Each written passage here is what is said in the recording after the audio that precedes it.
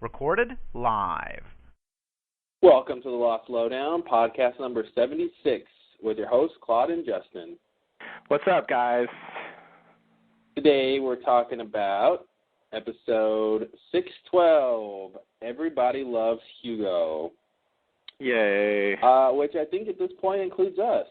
I think it has to, yeah. Yeah. It took a while. I was not a fan for a while. I would have said not me a few years ago. Just like Raymond. But yeah, he's definitely won me over. He's a surprisingly strong character these days. Mhm. It's blowing me away. He fucking blew up the Black Rock. Well, he also talk to dead people, I think.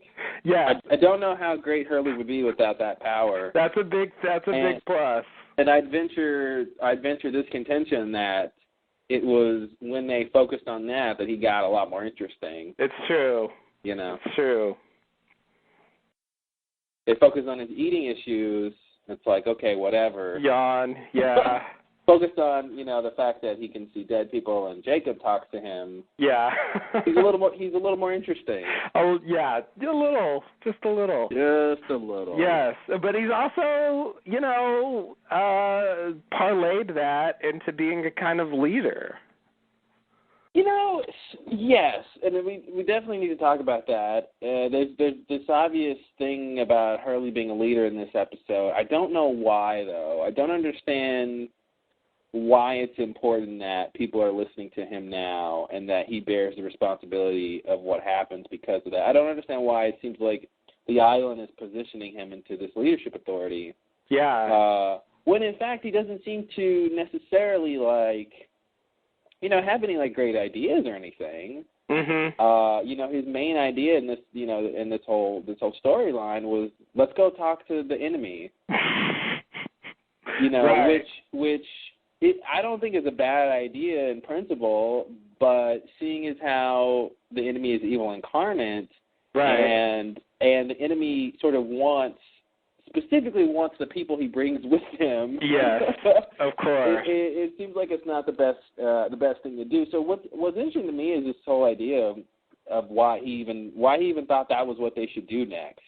Right. And I don't understand. It'd be different if he lies and says Jacob said do that, but of course that's not true. So anyway, that was what was interesting to me about this episode was how they position Hurley in this leadership authority, and I'm just confused as to why. And I don't mind it. He is good. He's interesting, trying to stand up to people and garner support and people's trust, and that's great evolution for his character. But it's also, I'm just like, why though? Why? What is it about Hurley that is this just a candidate thing or something? This is his chance to prove something with his candidacy? Mhm. Possibly. Yeah. Yeah. It seems like they're trying to make him at least seem more like a plausible candidate. Mhm. I see. So at the very least, it's showing his leadership, putting him in the leadership position, just so he's on the same page with Jack and some of the other people.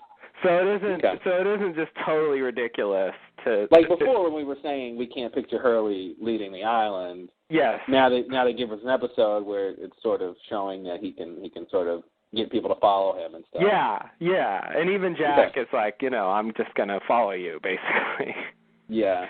And I tell you, all it takes is a couple years on and off an island, your fate intertwined with random deities and evils incarnate, and to get Jack, to whittle Jack down into being submissive and following people.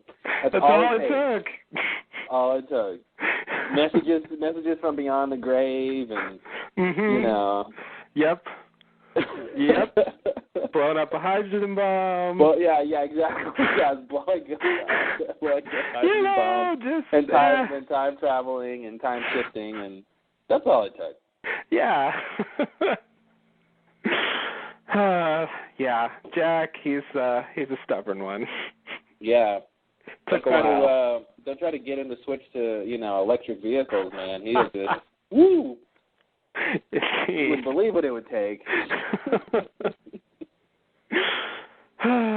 Yep. Like, Jack, paper's better than plastic. Oh, man. This will be a 5-year adventure trying to get Jack to be convinced that paper is better than plastic. I'm not using paper.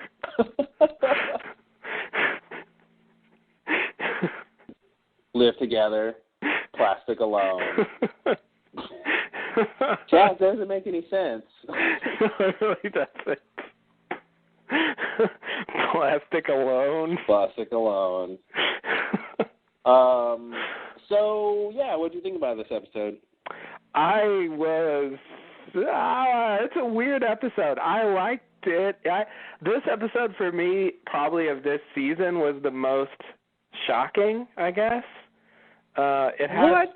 That's the most shocking. That you're the most shocked by this one. Yeah. I mean, what was more shocking? I don't know. I don't know. LAX? What part of LAX was more shocking? The beginning through the end. Oh, okay. I don't know. Alternate universe? Yeah, okay. Fair enough. Juliet surviving and saying it worked. Okay. Yes, LAX was very shocking. You're right. It's been a while. It's worn out in my mind. I see. But I guess I mean a specific kind of shocking though. In terms of something just suddenly happening and me not seeing it coming at all. Like Alana getting blown up? Like Alana getting blown up, yeah. The thing everyone else saw coming from a mile away? Everyone but me. So you didn't see that coming, really? Not in the least. So you didn't see Hurley saying the dynamite's dangerous, and, you've already They always say that shit. Okay, yeah. I didn't take it seriously.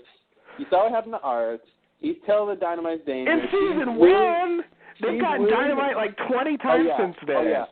Okay, and stuff that happened in season 1 has no bearing on season 6. True. I'm just saying, I've been conditioned to not worry about it. Okay, yes, we've talked about that. and she's throwing this stuff around in her bag willy-nilly. I know.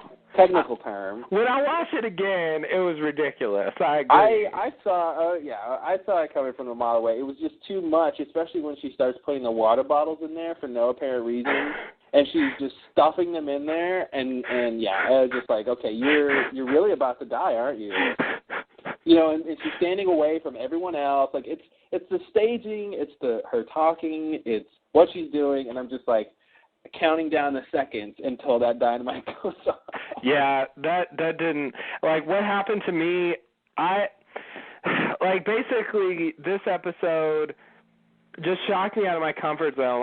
The way I thought the show was going was just completely turned around in this episode. And honestly, I wish I could have been surprised by that. That would have been crazy for her to just explode like that. Yeah, I'm basically just I think maybe I wasn't, the scenes on the beach, I'm sort of settling into. I'm very comfortable with them, and I'm just not thinking there's a threat at all. To me, I'm thinking the point of this scene is arguing about whether or not to go blow up the plane, and I'm just kind of listening to what she's saying, and I just got up to adjust the volume when she exploded. Oh, I see. And so I was like, holy shit, did that just happen? I was just going to adjust the volume, and Alana exploded. You made Alana explode. It felt like I made Alana explode. If there's one thing I know about life is that correlation equals causation. So. Yes. And so you made it happen. Yeah, exactly. I illustrated it, finally. Yeah, there it is. Everyone's been calling it a fallacy, but it's true. We all know it now. It's a truth-a-see. Thank you. Truth-a-see. Yes. Look it up, kids. Look it up, kids. I was floored. I really didn't think Alana would die like that. It just, I was prepared for her to be a major character pretty deep into, the story, and just having her blow up like that was really shocking me. I was like, oh shit, Alana's really just dead now. And I was really shocked. You're right. The way they play it out, it would have been obvious if I had been paying a little better attention to like the details. But at the time, completely shocked me. Yeah. Didn't expect it at all. I too like this episode. It was definitely weird, I think, just in terms of changing the dynamics of some of what's going on. You know, seeing Locke and Desmond interact and trying to figure out what's going on there. Yes, was interesting. You know, and the whole major thing with Hurley and Michael. Right. You know, we get the final explanation of the Whispers. Oh God. Motherfucking Whispers. You know, just when I gave up on the Whispers and time to give up. And said, oh, they're just the others whispering, I was hanging on to them being something until. Oh yeah, wasn't that the word that Carlton and Damon said? I thought they were the ones who said somehow on the official podcast or something that it was the others whispering. No, they didn't really say that. They said, you know, they a lot of times they come when the others are around, but they didn't specifically say they were the others whispering. Yeah, I thought we were done with that. I thought it was just like, okay, we're just that. I just thought that idea was done with. So didn't we talk before? I'm sure we talked about the Whispers, but didn't we? Yes. Didn't we hypothesize that it was dead people whispering? I'm sure we have, although I don't specifically remember. I mean, I know at one point during season 5 we talked about the possibility that it was the time travelers. Okay, I remember that. Yeah. But yeah, I mean, it seems like a kind of obvious explanation. It seems really, and I remember before I had a theory that this is not the exact explanation, but it was similar with the idea when Locke got his voice stolen. Right. That it was like, yes, you know, the voices of other people. Yes. I guess disembodied or something. Yeah. Exactly. But yeah, it's a very sort of obvious explanation, and it's a season 1 explanation. It's the island is purgatory explanation. Yes. You know, and I was really sort of floored that they're telling us that that's true. That basically the island is, you know, it's not purgatory, but it is sort of unofficially a purgatory. You know, it's a place where, you know, souls or whatever are trapped. Yes. They can't get off until, you know, maybe never or until something happens. Yes. That's crazy. It is. It's totally crazy. I think it fits with the idea that, you know, if the island wants you, it sort of wants you forever, and even if you die, you're not sort of, you know, the island sort of isn't necessarily done with you. Right. So it's interesting in that respect, but I never really thought they would tell us that this is a purgatory situation. Right. Yeah, me either. I was convinced for the longest time that there was something supernatural about the Whisperers, just because of the way they portrayed them. You know, basically based on that alone. It's just, you know, watching seasons 4 and 5, and several others, I went on the Lostpedia page and looked at when the Whispers happened and all that stuff, and I was just like, you know, I don't even know, given this explanation, I don't even know how to explain a lot of this. It works for a few things, but it seems like they've made the Whispers other stuff too. You mean this final explanation that didn't work for the examples that they listed, or you're saying before this explanation you could make what you thought work? No, this explanation. Not that it doesn't work. It's just a little weird. Why were the dead people chattering at this particular time? You know, there's various points when the Whispers come up, and it's I don't really understand what the. It basically should be, yeah. I mean, I think they really should. You know, if it was just a simple explanation, they really should only appear before an apparition appears or something. Right. But there are times what was it, the season 3 thing when what was it when Michael was leading them into the trap? There were whispers. Yeah, at the end of season 2.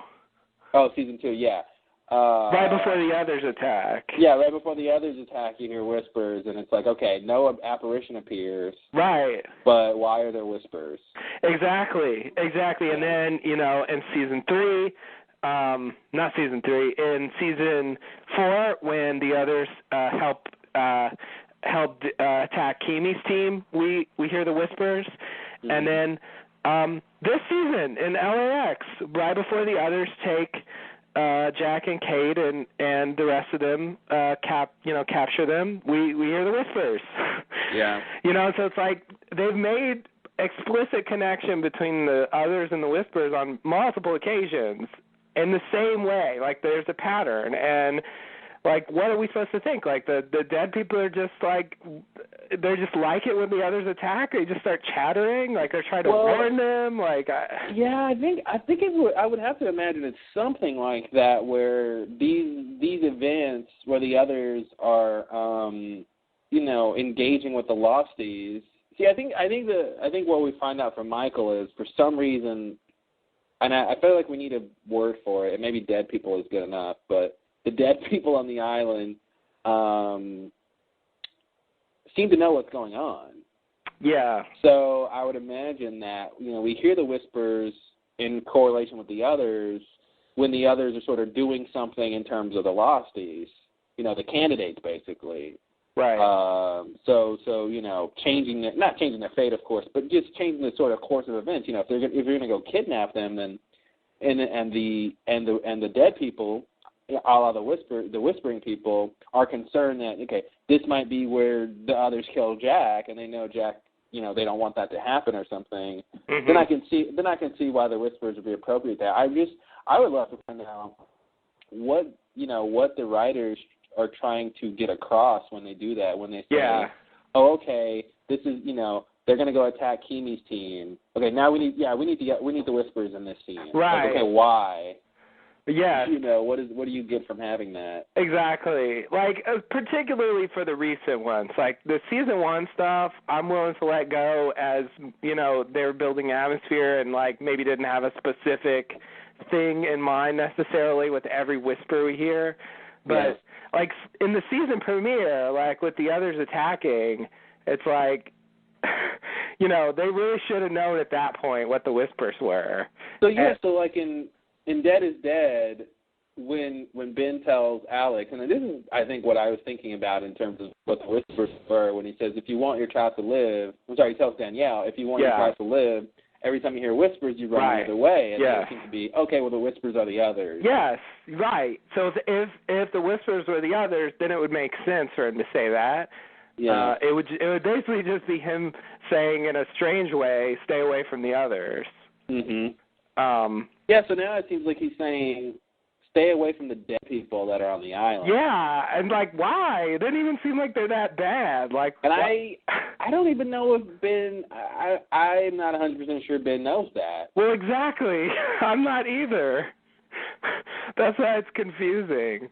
Yeah. It seems like, they have different versions. Like, we hear the whispers before Harper, here's the thing. shows up. I feel like there were two groups of others. There's two kinds of apparitions, and there's two kinds of whispers. And honestly, there's two universes. There's duality all over this show. Sure. And I feel like maybe it's not. I don't know if it's sloppiness or if it's just directed, that there's like this duality with mysteries like this. Yes. Where there's like two answers for for like these things. Yes. Yeah. It really comes across that way. I think the whispers for me are just what do I want to say about them? They're not. I mean, if we're supposed to believe that they're apparitions, sorry.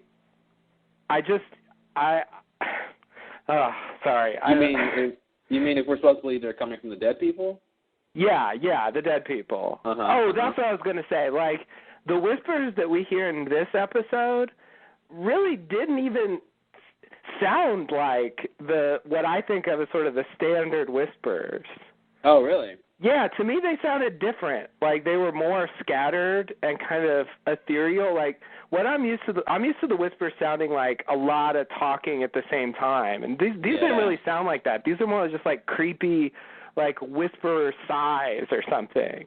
Mm-hmm. Like but single, not like a bunch on top of each other, you know? Like they play a little different. And I'd have to chalk that up to just sound design. Like the whispers in LAX sounded more like the standard whispers. Yeah. And so just, I don't know, like if they're going to tell us what the whispers are, it just seems weird that they didn't even present them the usual way. And so, yeah, you're right. It seems like there's two whispers. Which is just ridiculous, but, you know, I mean, so I guess, you know, this works for stuff like, you know, they hear the whispers when Christian appears on the boat and you know, I guess that somehow tells us that Christian is one of these island spirits who can't move on or something. Can we get that far from this? I think we definitely can get that far, and I would say that gives at least a motivation for Christian to do what he's doing, if he's not doing it just because, you know, Jacob or the Man in Black is telling him to, whatever side he's ultimately on. Yeah, that is confusing. Okay. What's the motive then? Well, the motive is he wants to move on as a spirit. Move on. Okay. Yeah, so he's trying to help. You know, he's trying to help or not help certain people to do certain things for whatever. You know, if he knows what the end goal is, then you know, I would imagine the idea is he's trying to help them make that happen. So, you know, ultimately he can move on. I think at the very least, like I said, it gives a motive for why he's around doing stuff. Okay, so he isn't necessarily like on Smokey's side. He's just playing a role. Like part of what Smokey's doing is what somehow has to happen for the dead people to move on. Well, I wouldn't say that. I don't know which really side he's on. I guess it would have to be Smokey's side. That's what it seems like, but right. But I would just say in general, without getting into specifics, I say in general, he wants to move on, and he is doing X, Y, Z.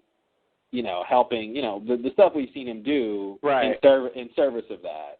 Right. Okay. But I just, you know, some of the stuff you see him do, it's just hard not to, you know, it's hard to see why he feels that that's going to help. Yeah, and so that's the thing. I can't really speculate on a sort of more detailed level in terms of his motivation, because I don't know if he's like he could be helping Smokey, but the way he's helping is ultimately going to stop him, and Smokey doesn't know that. Mm-hmm. You know? So I don't really know the minutia of what he's doing on that level, but I would say in general we got at least some idea of a motivation that I don't think we had before. I agree. Yeah. It seemed like he was under control of Smokey or something. Like he was just doing it because he's told to. Yeah, exactly. But still, like it's confusing to me. I find it really hard to envision, you know, getting to the point. I assume at some point Jack's gonna like confront, you know, Christian again, and I find it hard getting to that point. And Christian's just like, you know, yeah, it's, you know, Smokey and I, we're cool like that, and, you know, sorry. Yeah. Sorry, Mr. You know, candidate. Like I'm on his side. Like it would be weird if like his dad is just a Smokey henchman. Yeah. You know, like that seems like a weird place to go. Even though that's the way they presented him. Like I almost think they're just going to turn it around and somehow say, you know, I was just trying to help everybody or something. Mm-hmm. You know, and it'll be like, well, how did that really help? But you know, that's what they'll say. That's sort of what I'm expecting. Yeah. Because him showing up to Michael was totally useless, seemingly. I mean, it seemed like he did that for his own amusement. I don't know what good that did anybody. Well, that's for the audience. But I would say what's interesting is that he tells Michael he can go now, but it's really like you can go die now. You can go be a spirit trapped on the island now. Yeah, he really wasn't able to go. He really wasn't able to go, really. Yeah. So that's interesting. Yeah, that is interesting, because we just talked about that in the last podcast, like what happened to Michael. I guess that tells us that he's pretty much definitely dead. Oh, he's dead. Yeah, I was hoping he somehow got back to the mainland or something, but yeah, he's definitely dead. Yeah, but he just got trapped. Yeah, that makes it even weirder to say you can go now. But like appearing in Jacob's cabin and saying, "I'm speaking for Jacob. You got to go move the island," hanging out with Claire, you know, like. And then he just turns her over to Smokey at some point. Like, it's weird. Like, I can't imagine he would want that for Claire, you know, what ends up happening to her. Here's the thing, just in terms of moving the island, I feel like things could have, the way things played out makes sense, except for the fact that, you know, he tells Locke, you know, Locke was supposed to move the island, not Ben. And I feel like I feel like you know, if you take that out, if you put in the idea that Christian really wanted Ben to move the island because Ben would, you know, whatever, do it wrong, or, you know, basically Christian wanted the time shifting to happen so that some of the lawsuits would go to the 70s. Right. Like if he wanted that, I think how things play out makes sense, except for the fact that he sort of tells Locke that no, you were supposed to do it. Yeah. And it seems like, well, if Locke did it, then, you know, things would have played out differently. So it's weird in terms of that whole thing, in terms of what Christian was doing. Because I feel like all the other stuff might be able to be reconciled pretty easily, you know, but it's just like, you know, in terms of his overall plan, but it's just like that part of the plan, which seemed very important, right? Didn't go the way he wanted to. Well, didn't go the way he originally said it should go. Right. And then Locke, you know, then Ben turns it and Locke doesn't, and then he tells Locke, no, that wasn't supposed to happen. So it's like, it seems like if it was really his plan, he would have just been like, oh yes, that's what I wanted to happen or something. Yes. Right. Exactly. Yeah. Why even bother saying that wasn't the plan? Yeah. If it was. Yeah, and it seems like it was very important for them to get to the 70s. Yeah. Then the 70s. Yeah. But then, I mean, all the stuff about, you know, he doesn't deny that Locke has to die. He gives him, you know, Miss Hawking's name. Like, he, you know, he's the source of a lot of, you know, the stuff that really set in motion the, you know, the position that Smokey's in now. Yeah. You know, he also appeared to Frank and Son at the you know, barracks and said, you know, wait for Locke here.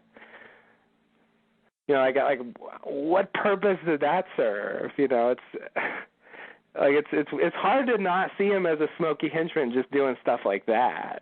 Yeah. Yeah, it's crazy. But so what's your rating for this episode? My rating for this episode, I would say this is a B episode. B? Yeah, slightly under the last two, but I really did like it. Yeah, I'd agree with you there. I think it's slightly under the last two. Another good Hurley episode. It definitely moved things forward. Like it really shook up the comfort zone for me of like where the show was going. Like I'm really, after this episode for me, it's kind of I don't really know where we go from here. Well, the whole blowing up the plane thing was a red herring, like clearly. Yeah. Clearly, but I didn't think so. It's just blowing up the plane to me was always such a, you know, non-final season idea. Right. Like somehow that's the only thing stopping Smokey from getting off the island is that, you know, blowing up the plane will just solve all the problems. Yeah, right. Yeah. And when they were talking about it, I kept thinking like, well, there's also that submarine. That's the thing. No one's talking about the sub. And you got to know that the sub is going to come into play again. Right. I don't even think they know there's a submarine there. Yeah. But it's like it's not the only way, guys. Yeah. Even if you blow up the plane, like there's, you know, if he can get on that sub, I don't see why he wouldn't be able to leave on it. Well, and I think they'd be in for a rude awakening when they even got to the Hydra Island and saw that, okay, Widmore's people are there. How did they get here? There's probably a sub or something here. Right. They would. I think Richard would have to rethink his plan once he's, even if he got over to the island with explosives, he'd be like, well, I could blow up the plane, but then there's also this other route, way for evil to get off the island. Right. Yeah. And a quick thing is I just got to say, Richard is so adamant about that they need to blow up the plane, yet what happened when he, that whole thing about him doubting everything he ever knew? And I know Ab Eterno was that episode. It renewed his faith or something, renewed conviction in Jacob, but at the same time, Jacob still never told him anything. Yes. And it was just like, I don't know. We'll get into it. But, yes. Yeah, I give this a B2. B+, but yeah. Yeah. Yeah, I mean, really, it's just because I gave the previous two B+, and I kind of liked them a little bit better. I feel weird giving it the same rating, but it is kind of a B+ episode in some way. Yeah. I feel that way about it because I did enjoy it. There was a lot, there's a lot to it. It was one of those transition episodes that still feels like, it feels like things happened. Mhm. And so I like that. Also, the sideways stuff was interesting. Yeah. Return of Libby. They didn't. Yeah, Return of Libby. God. Mhm. WTF. And they did not waste time in continuing to develop the Desmond plot from the last episode. Yeah. So, we find out pretty quickly that, what Desmond is getting up to. Yeah. Well, sort of. Nothing really happens, but they did move it along a bit. Because, he didn't do the thing he came there to do yet. And now he's in a hole. No, I mean in the sideways. Oh, the sideways. Sideways Desmond. Oh, that's not the island. Yes. Sideways Desmond did a lot more than Island Desmond. The sideways Desmond definitely, his plan is in the works. And he's that's really what I meant. Yeah. Okay. So Desmond on the island is a big question mark at this point. Yeah. I'm really not convinced that the thing didn't fry his brain. Oh man! I think Zoe was on the right track with that. He seems totally out of it to me. Yeah, it's a fine line. I don't know what to do with Desmond on the island, but Desmond in the Flash Sideways definitely seems like he knows what he's doing. Man on a mission. Yes, his brain is okay. All right, well, you ready to get into the episode? Yes, let's do it. All right, first scene. Everybody loves Hugo. We start with a familiar voice detailing the philanthropic life of everyone's favorite chicken baron, Hugo Hurley Reyes. We see the speaker is Dr. Pierre Chang, and he's honoring Hugo at a banquet, announcing the opening of a paleontology wing at the Golden State Natural History Museum. We've all been there. Oh, yeah. Chang announces Hugo as the Man of the Year, and everyone applauds. End of the first scene. So, Go ahead. Oh, they're really getting tight-knit about this museum connection. Like, who isn't connected to this museum at this point? Right. Jeez. What were you going to say? Yeah, no, it's so, first of all, just simple point, we get confirmation that Chang really is affiliated with the museum. Yep. So, presumably Chang is still Miles' dad, and, Charlotte works there, too, And I kind of feel like both Charlotte and Chang should be in the audience. At least not Chang, I'm sorry, Miles. Oh, yeah. Well, I guess he's a Chang in this universe. Probably. But yeah, I feel like Miles should probably be there, and Charlotte should maybe probably be there too in the audience. Right. Yeah, I would expect her to be there. Oh yeah, it's the paleontology wing. She better be there. Exactly. Yeah, it's even relevant to what she's interested in. Totally. Yeah. I forgot about that point. Yeah. This felt to me like the writer's tribute to Hurley. Mm-hmm. It felt like the stuff they had Chang say was like, they're their big final tribute. Like, here's what we think about Hurley. Yeah. And so I sort of like that. That was a nice way to start things, and I instantly recognized his voice, and I was like, okay, I think I know what you're doing here. Like this whole like opening montage, it's just he's just, like you said, he's a chicken baron, and he's just, he's just done so much with this fucking chicken empire. No one in the world has made the most fried chicken than Hugo Hurley Reyes. Yeah. Yes, and it's just the name Hugo is synonymous with charity or something. Yeah, it's interesting. It's interesting how charitable he is. Yeah, and so like I'm assuming he's donated money to the museum, and they're naming this wing after him, and it's just, we talked last week about how there, he was gonna have to have some problem, and they gave him a very simple problem, like everything is great. The only problem is, he doesn't have a woman. He doesn't have a woman. That's it. That's a woman that didn't breastfeed him. Seemingly, ooh, yeah. Ouch, Mom. Ouch. Yeah. So it's just it's weird to see a main character like this as this like tycoon philanthropist, and it's Hurley. Yeah. Like I don't know. This is strange to me. And like throughout the episode, like when they have his face on these posters and stuff in the background, and it's just like I don't know. They people just see him on TV. He's just so famous. He's this like fast food guy, and he's just strangely well known. What's strange is that he's the face of Mr. Cluck's, which I think is pretty interesting, because I off the top of my head, I can't name any fast food restaurant that has a human person who's the. I mean, obviously Dave Thomas. Dave Thomas, or something. That's the one that popped into my head. But he wasn't the Wendy's sort of character. They actually had a character that was the sort of advertisement spokes character or whatever. Right.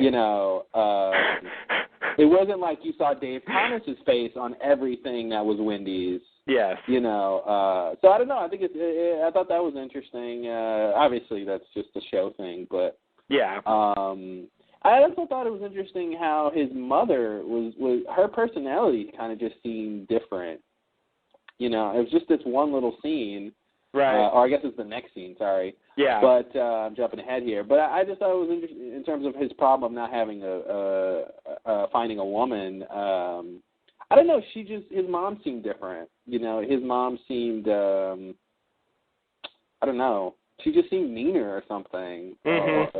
It seems like in the main timeline when Hurley has all the bad luck, she's the nicest mom there is. Yeah.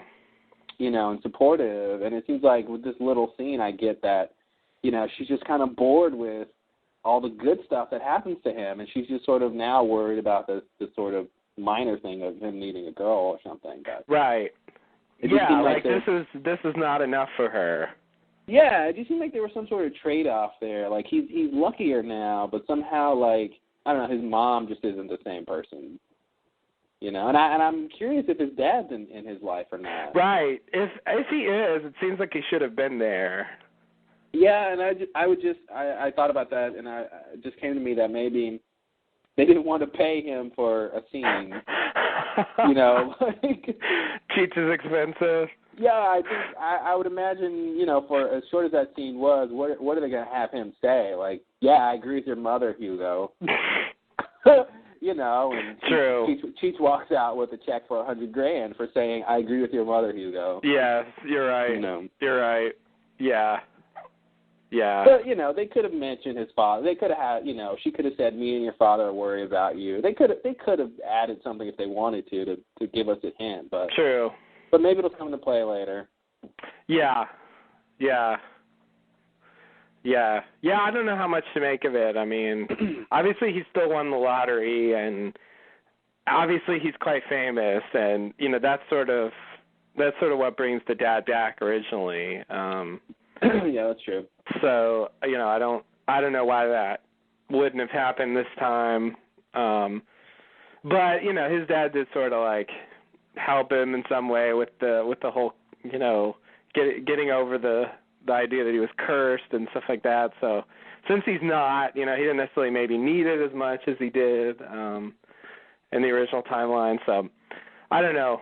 I agree. The mother just gets one scene, and so it's hard for me to really read her, and especially because she's playing a function there, which is to set up the plot of the thing. So I don't know how different she does come off different. I agree. Yeah. It's we still don't know if this Hurley, the Flash Sideways Hurley, won the lottery with the numbers. I have some information on that. Uh-oh. There is a confirmed, more or less, deleted scene from this episode. Ooh. where they show him. I'm not sure what the context is because the timeline obviously would be a little weird, but they actually show him getting the lottery check, like the press conference or whatever. Mm-hmm. And originally, like, Grandpa Tito was supposed to be in there, and because in the original, like, he dies when he's during the press conference. So that guy was credited, and they did film the scene. Like, I've seen stills with him, like, holding the check, and you can see the numbers on there. They're not the numbers. Yeah, that would be my assumption, was he didn't win with the numbers. Yeah, they're completely, not a one of them is one of the numbers. So my quick summation of that would basically tell me that Hurley was destined to win the lottery. And just in one reality, he was unlucky that he used these sort of ill-fated numbers. Right. That he heard from a guy in a mental institution who heard it when he was in a boat near the island. Right. Right. Yeah, that's the thing. Even if he's never even been in a mental institution in this timeline, so, he wouldn't even have had the opportunity to hear the numbers that way normally. Yeah. So there'd have to be some other way to hear him. And then since the island's underwater, I think the question's, up for grabs whether or not that guy even heard the numbers originally. Yeah, totally. So it's questionable. But yeah, I think you're right. That's the idea. He was just supposed to win the lottery, and now he doesn't have the destiny numbers. Yeah. So things are going well. Even, like, better than expected, seemingly. All right, next scene. Yes. So after the banquet, Hurley's mom laments more honors for Hugo and says he needs to find a woman. She has set him up with a date and insists he attends. All right, good scene. There we go. We already talked about all this. Let's move on. Classic exposition, yeah. Yeah. Next scene, we're on the island. Hurley is at Libby's grave and says he wishes he could talk to her. Other dead people have come to talk to Hurley, but Libby hasn't. Alana tells Hurley she's going to get dynamite from the Black Rock to destroy the gyroplane. It's the only move they have. Alana asks about Libby, and Hurley explains she was murdered before their first date. Alana leaves, and suddenly Hurley hears whispers. Michael appears and tells Hurley he's here to stop him from getting everyone killed. Then we have the intro, Lost. Ah! All right, so back at the grave. Oh, you're not going to do the next part? Oh, sure. Hurley, next thing, Hurley asks Michael why he should be trusted since he killed Ana Lucia and Libby. Michael tells Hurley that doesn't matter right now. How convenient. What matters now is that people will die if they try to blow it up, and it will be Hurley's fault since people are listening to him now. Jack arrives, and Hurley pretends he isn't talking to anyone. Jack tells Hurley to follow as they're all leaving. So that's that group of scenes. Okay. Let's see. First of all, like it came across like because when they go back to Hurley and Michael, Michael's like, are you gonna say something, or are you just gonna keep staring, or what's it like? It's something like that. Like it comes across like the whole time we were away, Hurley was just staring at him. Just staring, yeah.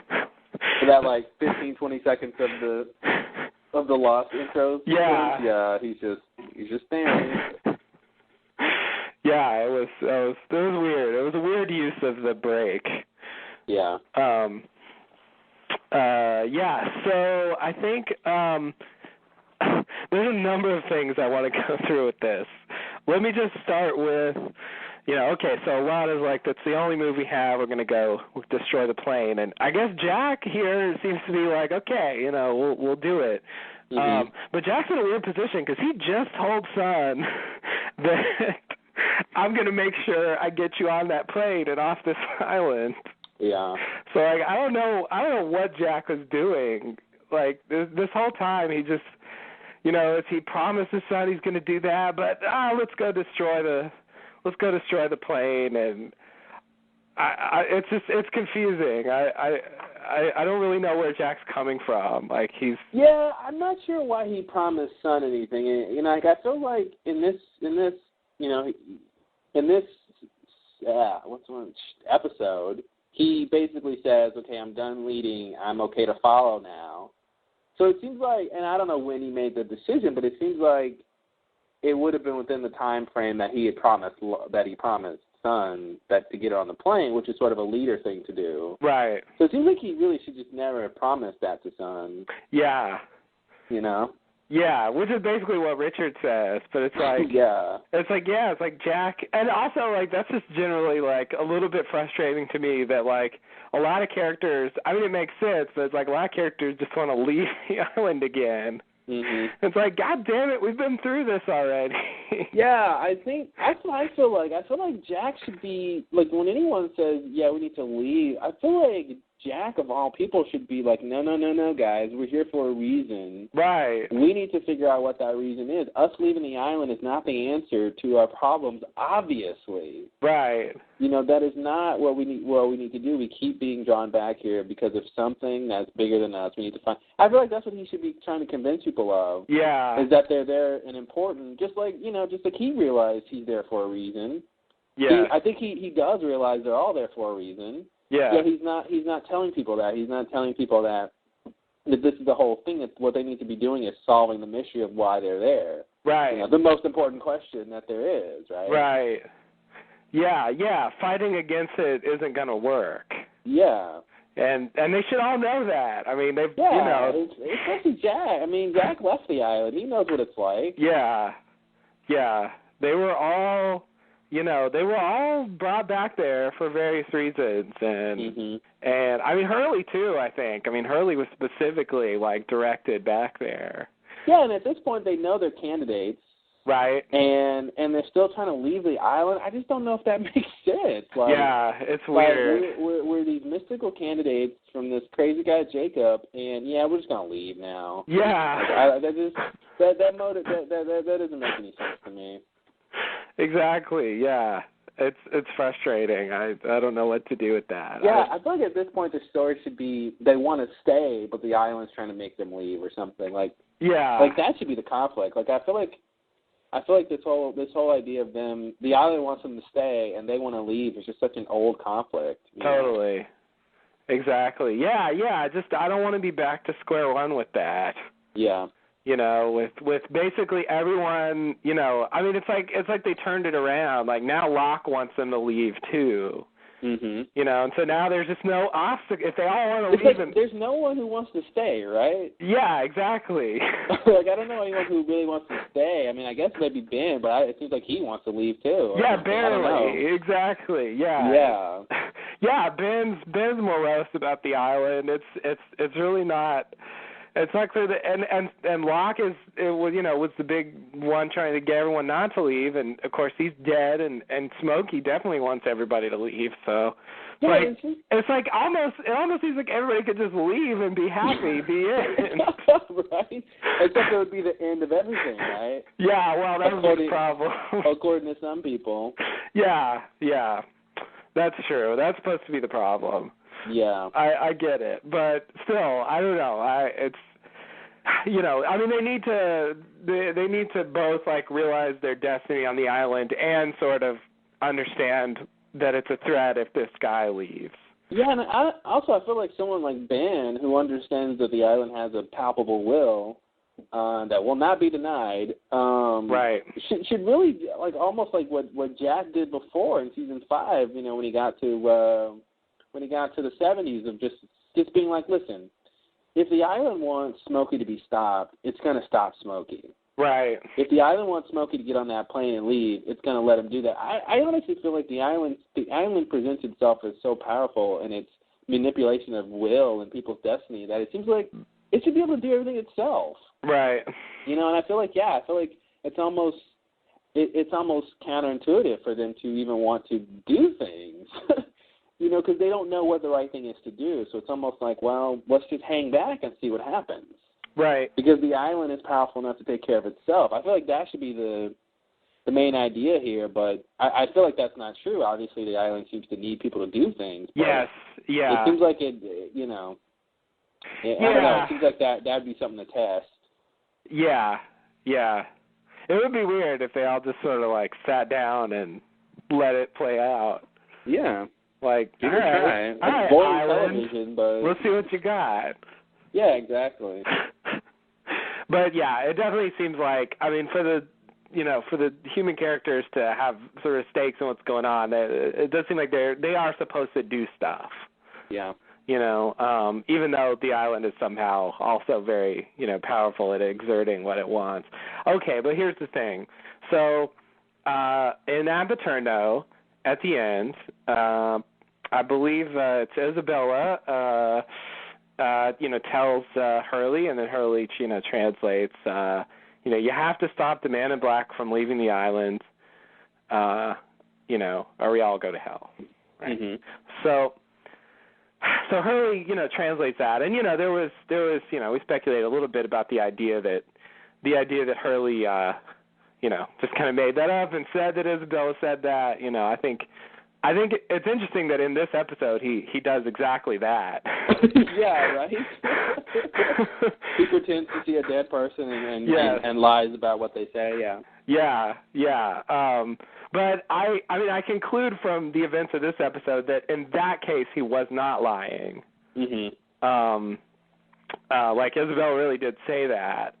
Although no one brings that up. Like it's sort of weird. Like, well, I guess my problem is if Isabel really said that, mm-hmm. then you know the ghosts disagree with each other. That's apparently. what I was going to say, because she says stop the man from getting on the plane, which is what Richard tries to do, and then Michael comes and says, "Hey, stop Richard from stopping the man." Right. So yeah, so it is strange, which I don't know. I don't know how to reconcile that. Like I said, I don't know how to reconcile what was going on with Isabella. That scene just seemed really weird to me. And even when Michael was appearing, especially the first time he appeared, I'm like, are you Smokey? Yeah. I know they said you can't look like anything else, but I just heard whispers, and you showed up, and I don't know what's going on. Yes. I agree. Like Michael comes off a little bit weird too. Like he's normal sometimes, but he's also got that kind of edginess that Smokey apparitions sometimes have. Mm-hmm. Where he's just a little bit scary. And I also, okay, so he says this line about how you're gonna get a lot of people killed, right? So does he mean you're going to get a lot of people killed just because, like, the dynamite's unstable and, like, you know, you're going to kill, you know, a lot of people? Like, you know, like, just carrying the dynamite over there, a bunch of you are just going to die from the like, is that all he really means? I don't think he's saying, you know, anything in terms of the finality of, you know, everything ending, you know, if, like, Smokey gets off, that whole you know, whatever happens when he gets off the I don't think he's referring to that. I think he's just saying you're going to kill the candidates, basically. Like, if you guys go over and get the dynamite, it's going to explode, and some of the candidates could die. Okay. That's what I think he's saying. Okay. Yeah, that's sort of what I thought. But yeah, it seems like there's stuff they could do. Like, I mean, of course, eventually, you know, Richard and Ben and Miles split off to go to the barracks and get some grenades and, you know, whatever else they have over there. It seems like there's other stuff they could do to, like, fuck up the plane besides put dynamite in it. Yeah. I mean, they could just, you know, hide the ignition key. Sure, that would be one simple thing. I assume planes have plane keys, you know. Probably. Like, I had in mind, like, the thing you always see people do with cars, like they remove some, like, vital part in the engine, you know, and then just, like, toss it in the ocean or whatever, you know. Yeah. Like, it seems like there's things they could do. You know, here's one thing you could do is you could bust a hole in the windows, and the cabin can never be pressurized. Oh, yeah. So that's one problem already, actually, because the cockpit window was broken. That is true. When it landed. So, I don't know how they're going to deal with that, if they're really going to fly that thing. Yeah, I don't know either. I mean, I guess besides trying to fly at, you know, hundreds of miles an hour with that wind in your face, they can fly low, I guess. Yeah. You know, and not have a pressure problem, but yeah, that hole would be a problem. What are they going to do about that? They're not flying that plane. I think they're really not flying that plane. I think the plane is going to get exploded or disabled permanently somehow. And I think the whole idea here was just that this wasn't the way to do it. Yeah. With this dynamite. But yeah, they're not. I just can't see them. Well, I mean, I can't see them flying that plane. There's a hole in the window. They can't fix that. Yeah. It's starting to seem like a big red herring. Yeah, and it's like plane. And of course, no one's talking about the sub. Right. Yeah. Yeah, and I think it's a red herring in that way. Yeah. Totally. Yeah, the fully operational, perfect working condition sub. Yeah. That could easily fit the people the Man in Black needs to leave. And it's probably a better way to travel, I would think.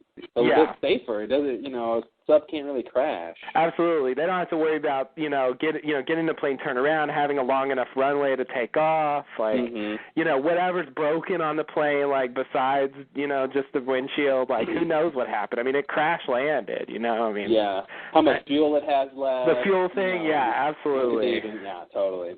Yeah, it seems like a very risky thing, and the submarine definitely seems safer. And he knows, Smokey knows, or should at least they have a submarine, and he does, he knows that. So it seems like that's more what it'll come down to. And I guess they just, since the plane was there, they felt the need to bring it up as a possibility. I feel like Frank should have chimed in at some point in this episode and said, hey, guys, that plane can't fly. Yeah. It's got a broken wind, or even him. Like, who's going to fly it if not for Frank? Exactly. Yeah, that's the other problem. Yeah. Although I feel like that's why Frank ends up over there. But, that's sort of Frank's purpose. Yeah. The candidates he needs because they're candidates, but, what's up with Frank? It seemed like Frank is just going to be there to fly the plane. Maybe they will try to fly it. I don't know. It seems really weird, though. I don't think they will. I think either Frank's going to die at some point, the island's done with him, or there's something else that he's going to do, but I don't think he's flying I don't think he's flying that plane. Okay. I could be wrong, but I don't see that. I think the plane is a complete red herring at this point. Yeah. So I'm not taking Michael's advice as, see, here's the other thing, Hurley's idea to go to Locke apparently doesn't really come from Michael. Yeah. It seems like he came up with that idea himself. Yeah, Michael helps him with it. He doesn't suggest that he not do it, but it doesn't seem like he says, here's what you got to do. Yeah. He really just says, don't go try to blow up the plane. So I guess what I'm saying is I'm not 100% sure whether or not Michael cares about, Smokey leaving the island. Yeah, I would have to imagine he does because everybody does. Yeah, okay. Everyone seems to have an opinion about that. So I would imagine he does, and it seems like he just can't say a lot. Like he can't really, he give Hurley too much info, and it's all about Hurley sort of, because Hurley's the one who figures out, I think I know what the whispers are, and he goes to look for Michael, and then Michael literally points him in the right direction. So I feel like that was some sort of test, So yeah, I think Michael can't really tell him too much, but I would imagine he doesn't want to, because he doesn't say don't blow up the plane. Right. He's just saying don't go get the dynamite because you're going to get people killed. Yeah. So I would imagine he wants Smokey to be stopped, but it's about the right way to do it. Okay. So I sort of agree. And the thing is, like, Isabella didn't specifically say to blow up the plane. Like, she just said stop the Man in Black from leaving the island. Yeah, that's true. So, that was Richard's idea of how to do it. So maybe that's just the point. Like, he just had kind of a foolish idea of how to do it. Yeah, that makes sense. That way Michael and Isabella aren't too far off from what they're saying. Yeah, because it is a little weird to have like different ghosts like saying different stuff and disagreeing. Like, can you have two ghosts at the same time and they'll like fight with each other over like what should be done? Like both of them talking to Hurley at the same time. Let's not have ghosts fighting on this show. I don't know if I can handle that. It's got too much on my plate already. I agree. It seems like somehow, like, becoming a ghost on the island just gives you a particular perspective. It seems like you get privy to this lot of information about what's going on, and I think, and maybe that's just, because the dead people can, maybe they mingle at some sort of, posthumous mixer or something. Right. Have a couple cocktails. Jacob should be there too. So Jacob could kind of fill them in on what's going on. Oh, Jacob is there. Yeah. Oh. So So that's well. Maybe I should talk about that later once we get to the whispers. But I think once we learn what the status of these apparitions is,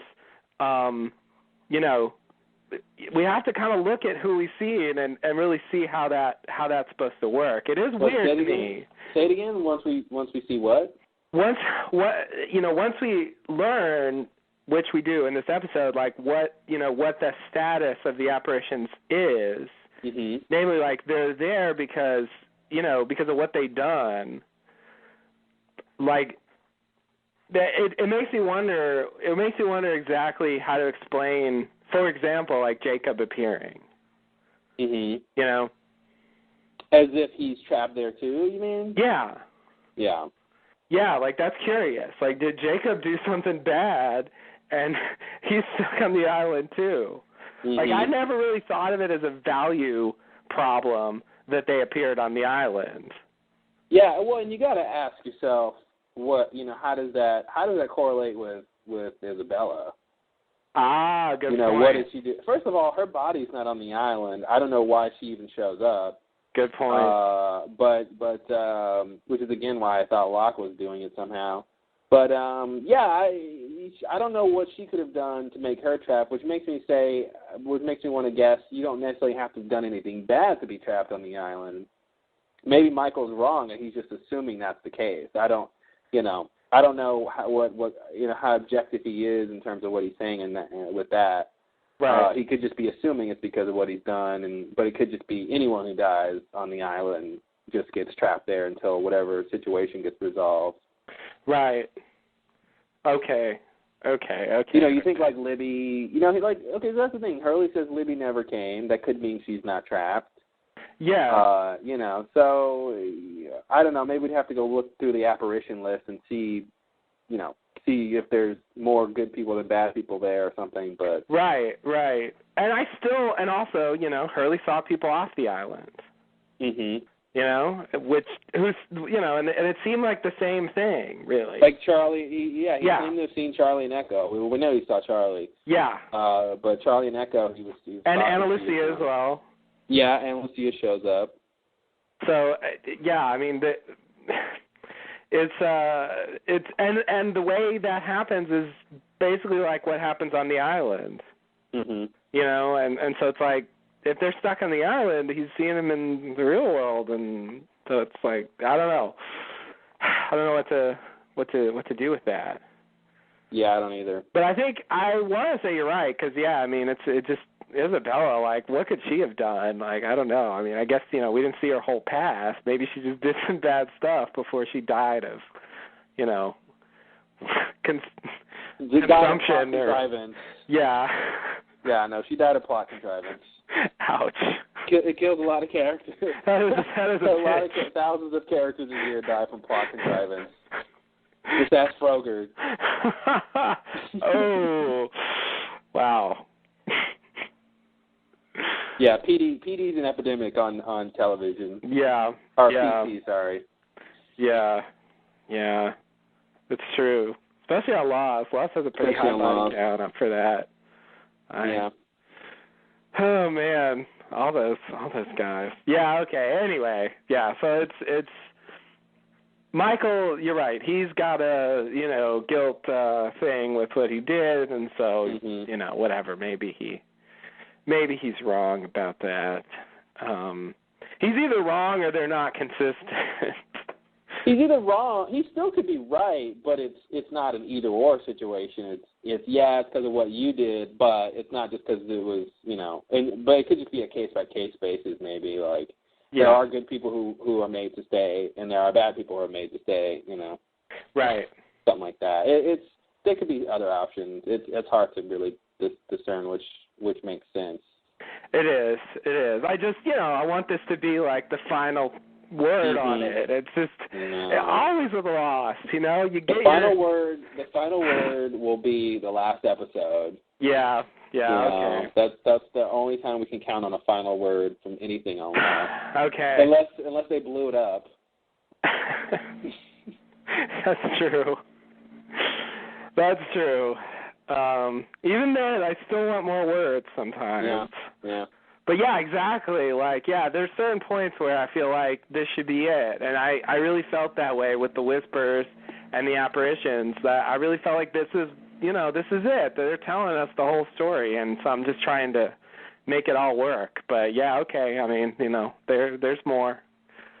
Hopefully somehow it'll all make sense.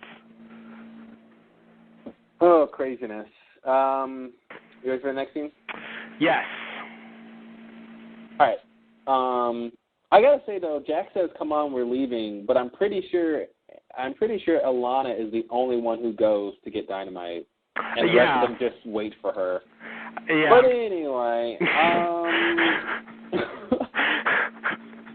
yeah, he's using that lesser known we, where it really just means Alana.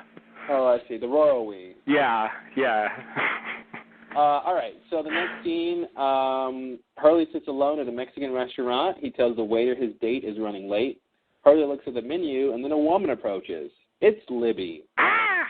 Libby tells Hurley she saw him from across the room. She explains that she knows him because she feels they are connected, like soulmates. She asks if he remembers her. Hurley wonders if he should. Dr. Brooks retrieves Libby and takes her away. Libby tells Hurley she meant everything she said. Hurley follows them outside and sees Libby get into a van from the Santa Rosa Mental Health Institute. Ooh. Boom. Ouch. Wow. Yeah, so Libby is back. Libby is back after 4 years. Wow. It's just so strange to be like, because I believe, our first podcast was about that episode, right? Where they died, where they got shot by Michael. Yeah, you're right. That was. Yeah, so it's a interesting little. Full circle, yeah. Yeah, full circle here. We're podcasting about the first thing we podcasted about. That's a good point. Fucking A, I like that. I like that because they basically get around to the picnic that they're gonna have. Exactly. Finally get that picnic. Oh my God. Oh wow, yeah, I didn't make that connection. Libby is so old school Lost to me. She really is. They might as well have the Swan Station show up to meet early. Exactly. wish that could happen somehow.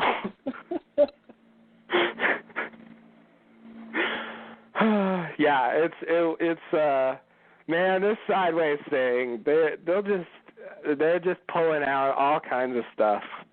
And even fucking Dr. Brooks from Dave, like they got his ass to Hawaii just for this. God. I can't believe they did that. It's so weird. And so I guess we sort of, it's weird. Also, like, she's presumably, okay, first of all, first things first, the stuff she says to Hurley, you know, definitely seems like it's connected to, you know, the stuff we found out about in the last episode. You know, she sees Hurley on TV, kind of like, you know, dancing Charlotte or whatever, and it triggers these memories, and I guess she thinks she's crazy. And so she, you know, puts herself in an institution. Yeah, I was trying to figure out what the timeline was supposed to be, because when she tells, I guess in this scene, is it this scene she tells him? Yeah, okay. When she sort of reiterates her story, she made it seem like she had just recently, you know, this just recently happened. So I'm just wondering how long she was in this institution. Yeah, that's a good point. It seems like not that long. I kind of want to say that a little time has passed, like maybe a month or something from the from the date of the flight. Oh, you think it's been that long? Yeah, that's what I want to say. Wait, I thought Desmond said it's been a week since Oceanic 15. Did he really say that?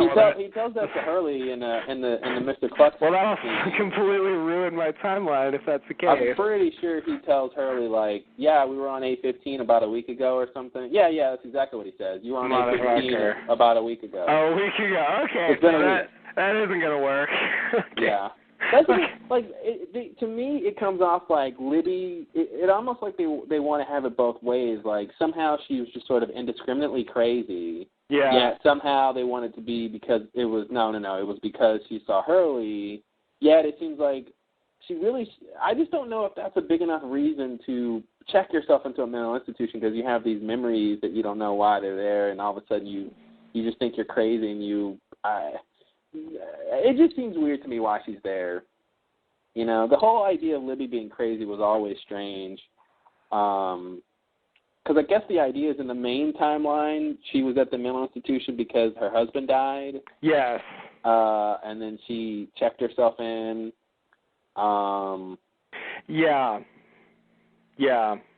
It's weird. It's also weird because, you know, when they do stuff like this, when something occurs in both timelines, you know, the thing I want to conclude usually is that it's their destiny to end up like that. Like, she was just destined to end up in the mental institution, you know, Santa Rosa specifically. And, you know, the problem with that is that she ends up there because it's an alternate timeline. Like, that just makes it kind of weird for it to be like a destiny thing.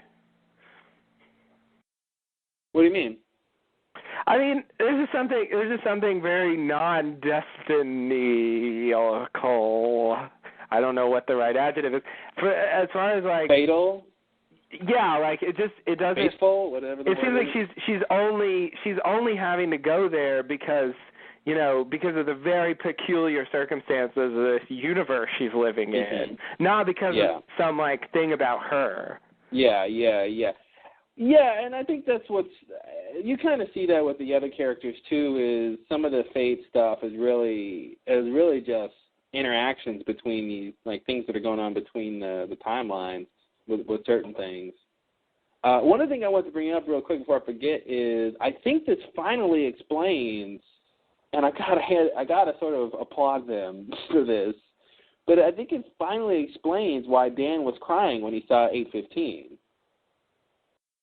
Really? Because I feel like it's a similar situation to when Libby saw Hurley on TV, and she gets these emotions of this, you know, this alternate life or something. And I feel like that was what was going on with Dan to a smaller extent he sort of sensed this, this strong connection with Flight 815, and I think to me that's the only explanation I can get of why he was really crying. I mean, obviously, the stuff in that timeline that happened was very important to him, with all the time travel stuff and come to the island and realizing he's got to, he's gonna die or whatever and all that stuff, or at least trying to get them to do the hydrogen bomb thing.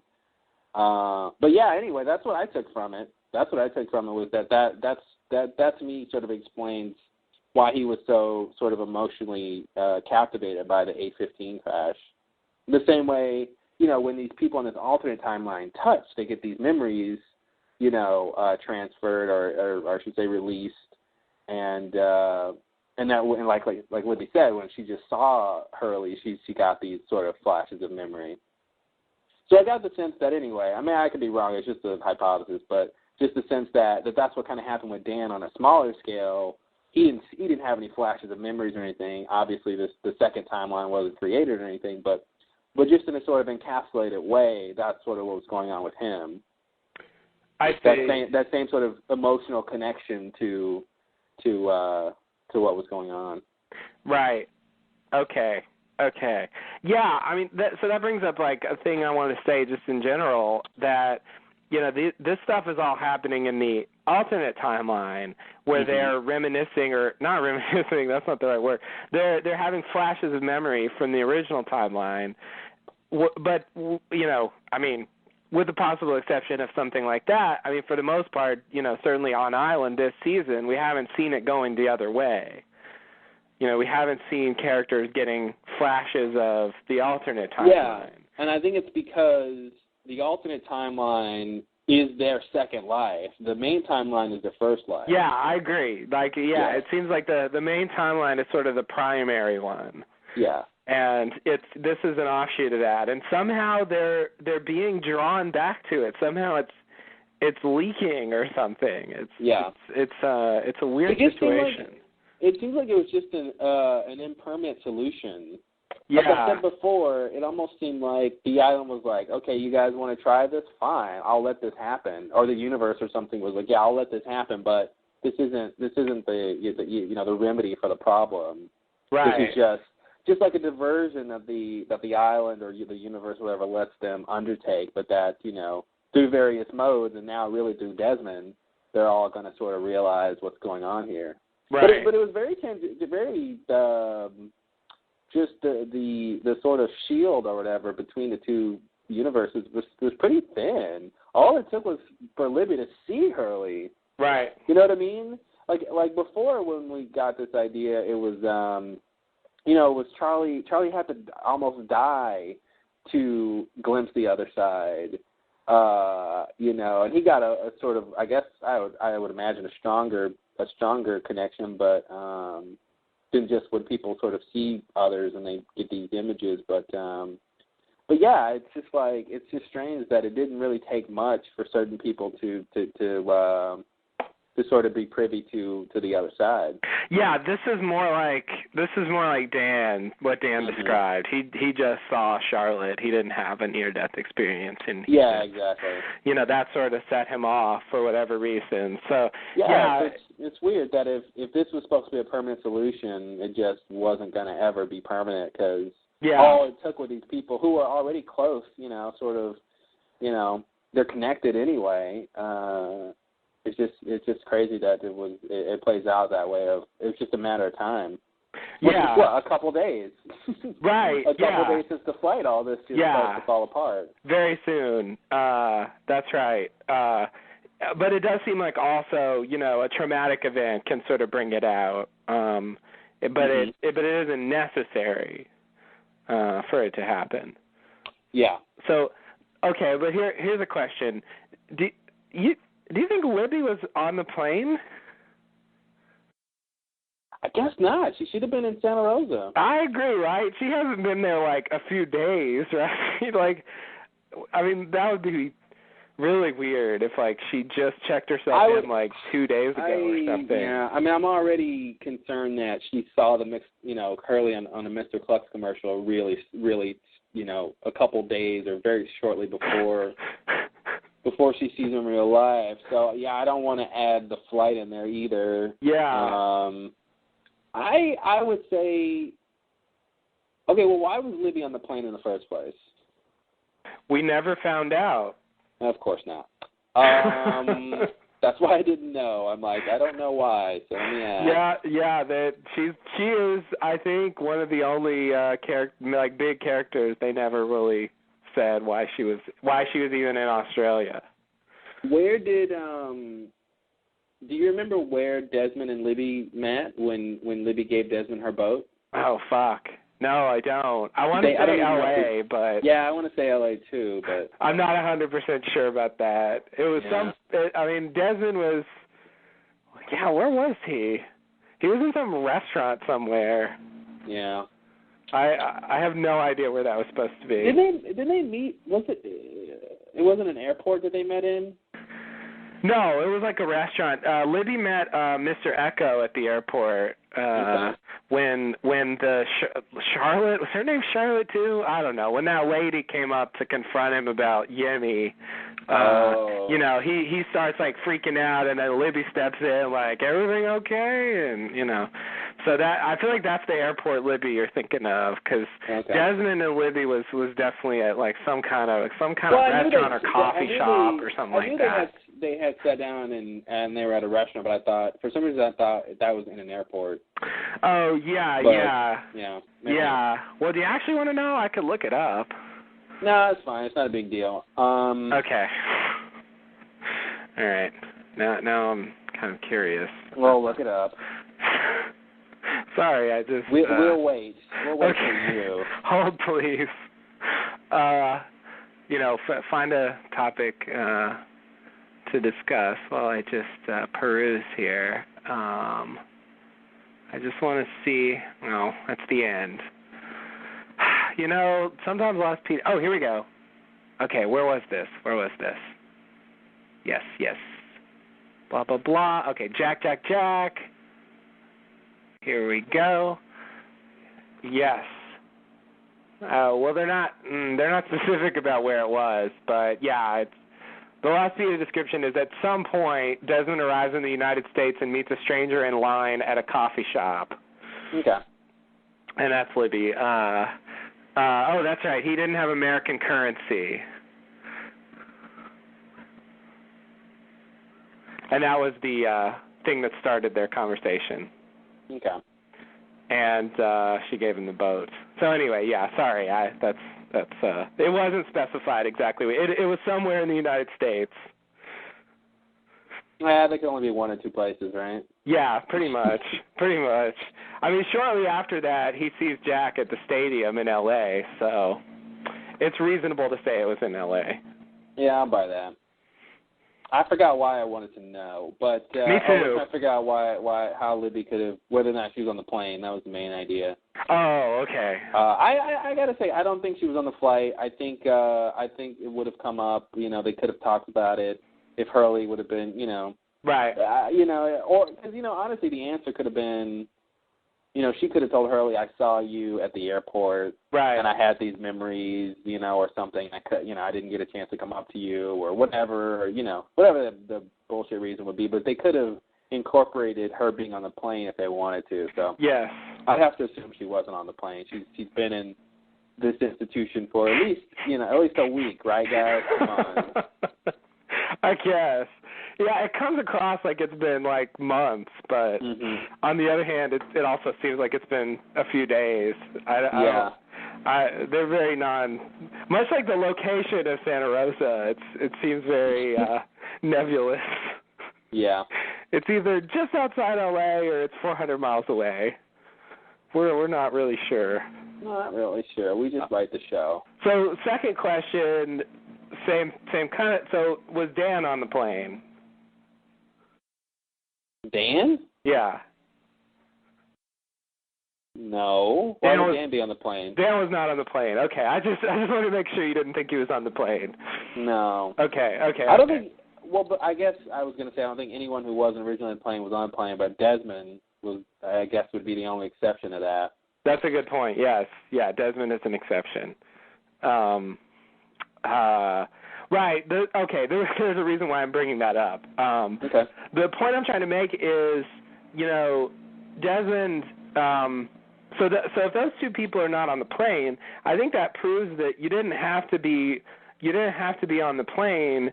Even Dan wasn't on the plane in the original timeline either. Mm-hmm. Okay, so you didn't have to have any connection to Flight 815 to get these memory flashes. I just want to make that point. Okay. Okay, and then to follow that up, I don't understand why Desmond specifically asks for the 815 manifest. Like, it seems to me like, just about anybody in this universe is up for grabs as far as having memories of the original timeline, and so I don't understand why he's, fixated on the people who are on the plane. Like, what makes him think that, we have evidence that those aren't the only, he talks to Dan, we have evidence that those aren't the only people who have this, these memory flashes. So I don't really understand. My only answer to that would be he got some sense that the plane was the clue he needed, or the manifest. The plane was the common denominator, even though it's not, or that he needed the manifest because of what he felt after touching Penny and all that stuff. Okay. Like he got part of the flashes that he got was some sense of A15 being important.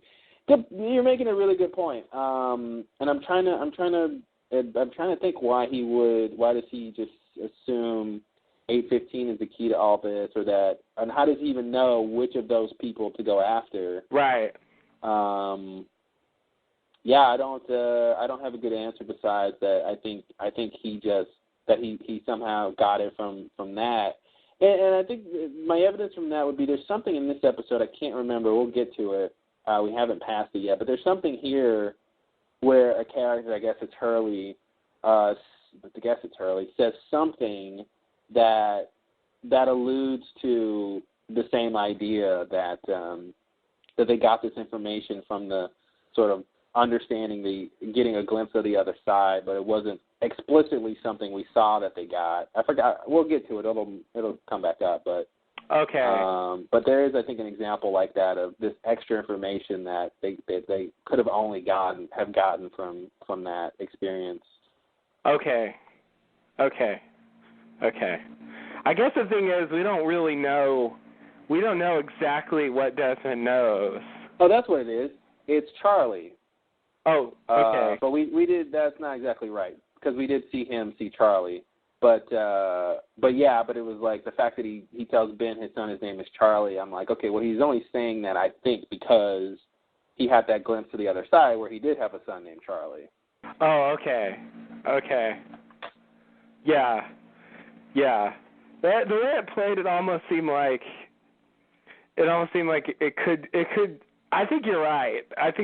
But it could almost go that he just quickly thought, the first name that popped into his head for a male was like this guy that he recently had this traumatic experience with. Yeah, it could be that, but the way he even, Ben asks him, "What's your son's name?" very fast to throw him off. Yeah. Because he doesn't necessarily believe him. And before Ben is finished with the question, he's saying the name. Yes. That's so true. I feel like that was sort of him. He was doing that because he knew he had this son named Charlie, and that was like, ooh, I get to answer this because I know the real answer, and it's important to me and all that stuff. And yes. I think you're right. It's just one of those things that, if we didn't know what we know, we could explain it away. Yeah. But yeah, that is what's going on. It sort of reminds me of what happened with Claire when she just kind of blurted out Aaron all of a sudden.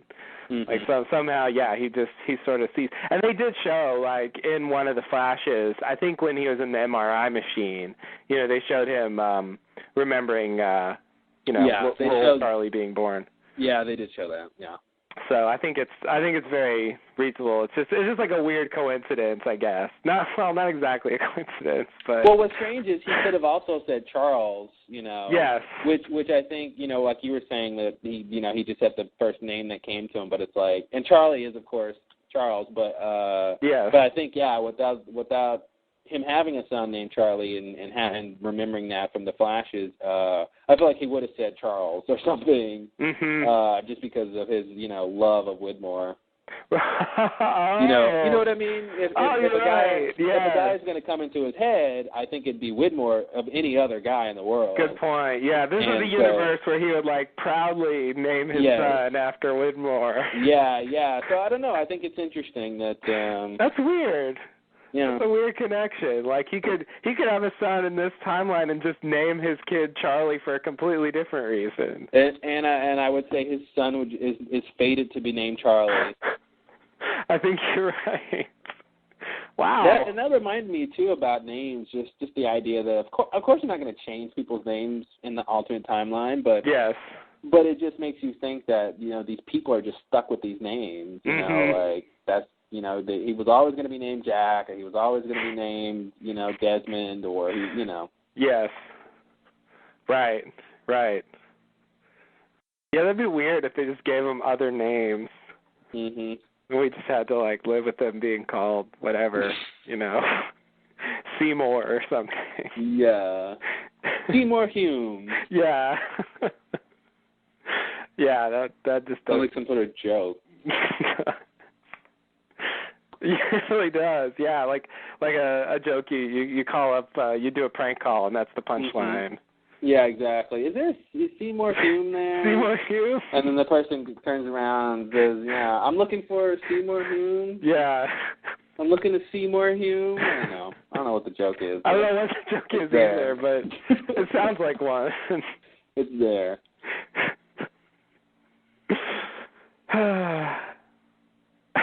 All right, I think we either solved something or we didn't. Yeah. You want to go to the next scene? I think so. Let's see. What scene are we on? Libby and Hurley at the restaurant? Yeah. Okay, and then Dr. Brooks comes in. Okay, right. Yes, yeah, we're done. I'm glad Rosalita was late, huh? Fucking A, yeah, Rosalita just Rosalita didn't seem to care. I guess it seems like she never ever actually came. Yeah. I guess she stood him up or something. But it just seems like to me, if you're going to get set up on a date with Hugo Hurley Reyes, you might want to show up as rich as he is. Absolutely. He's a catch. Yeah. I again, Claire, wake up. I don't know. She's just getting successful people all around her and not really paying attention. Yeah, she doesn't care.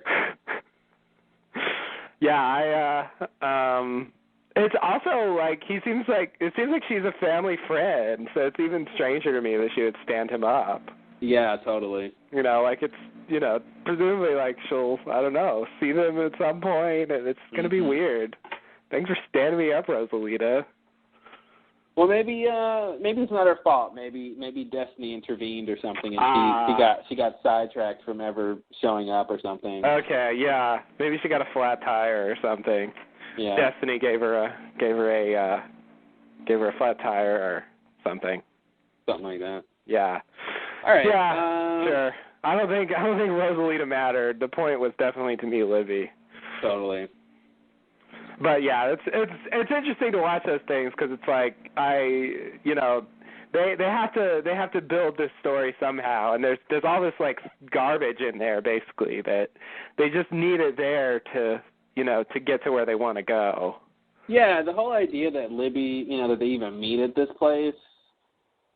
Yeah, it's weird. It's like the mental institution day out at the whatever Burritoville. They have or a day out, and they just, of all places to go, they decide to go to this middle of the road Mexican restaurant. Yeah. Which I think it's weird that Hurley is there too. I don't know what my expectation would be, but it just seems like he would go to a nicer place.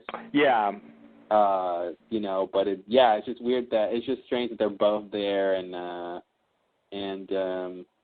it's just it's like their day out or something. Right. Which I guess they do that kind of stuff, but it's just Yeah. It's probably also supposed to be fate or something. Oh yeah. All right, let's go to the next scene. Okay. We're back on the island. Alana returns with 4 sticks of dynamite, enough to destroy the cockpit and the instruments of the gyroplane. Hurley doesn't think it's a good idea since the dynamite is so unstable. Alana assures Hugo everything will be fine. She has been training her whole life to protect them. Hurley, Hurley landed on so thick. And I'm totally oblivious to all this. Mm-hmm. And you're like, yeah, trust Alana. She's been training her whole life to protect you, Hurley. Those are my exact thoughts. Yeah, I know. Hurley wonders how blowing up the plane will protect them, as it would just make them stuck on the island with an angry smoke monster. Oh, it's such a great point. Alana starts to put water bottles into her satchel with the dynamite. She reiterates that Jacob said Richard would know what to do, and Richard wants to blow up the plane. Hurley wonders what if Richard is wrong. Alana begins a string of words that each more than the last foreshadows an explosive conclusion to the conversation. Alana sets down her satchel, and kaboom! Alana goes the way of the submarine.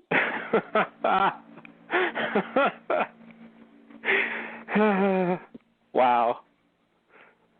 So, yeah, suffice it to say, we saw that coming. We can't even get dynamite. Yeah, exactly. Yeah, that's really what was missing from that. Yeah, I like that. She's like the submarine. Oh man, yeah, it's that shot of the dynamite's like extra juicy, like it's just got like crap flowing all over the place. Man, yeah, it's just like anyone who looks at that should be like, I don't want to touch this. Yeah, I know. They're really making it. I see how you could see it coming. I don't know. I just really didn't think they would do this. It's shocking to me that this is it for Alana. Like, damn. Yeah, like when she's saying this, and I'm like, okay, you're about to explode. I was wondering what are they gonna do with it? And I thought, like after the explosion and the dust is clearing, I was wondering if she was going to be standing there unhurt or something, and they were going to make some broader point about Jacob and his power, or I thought they were maybe going to go with that, because I'm like, okay, you're gonna kill her now, or at least the dynamite's going to explode. Now, is she going to die or not? Right. Yes. Yeah.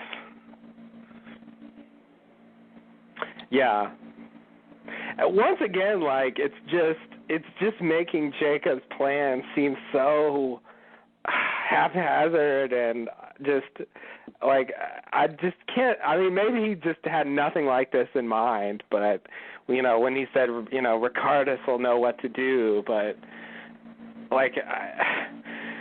Oh man. Well, that's what's weird. Is he said Richard would know what to do, and Richard wants to blow up the plane, but that doesn't mean that's what they're supposed to do. Right. And like Hurley says, what if Richard is wrong?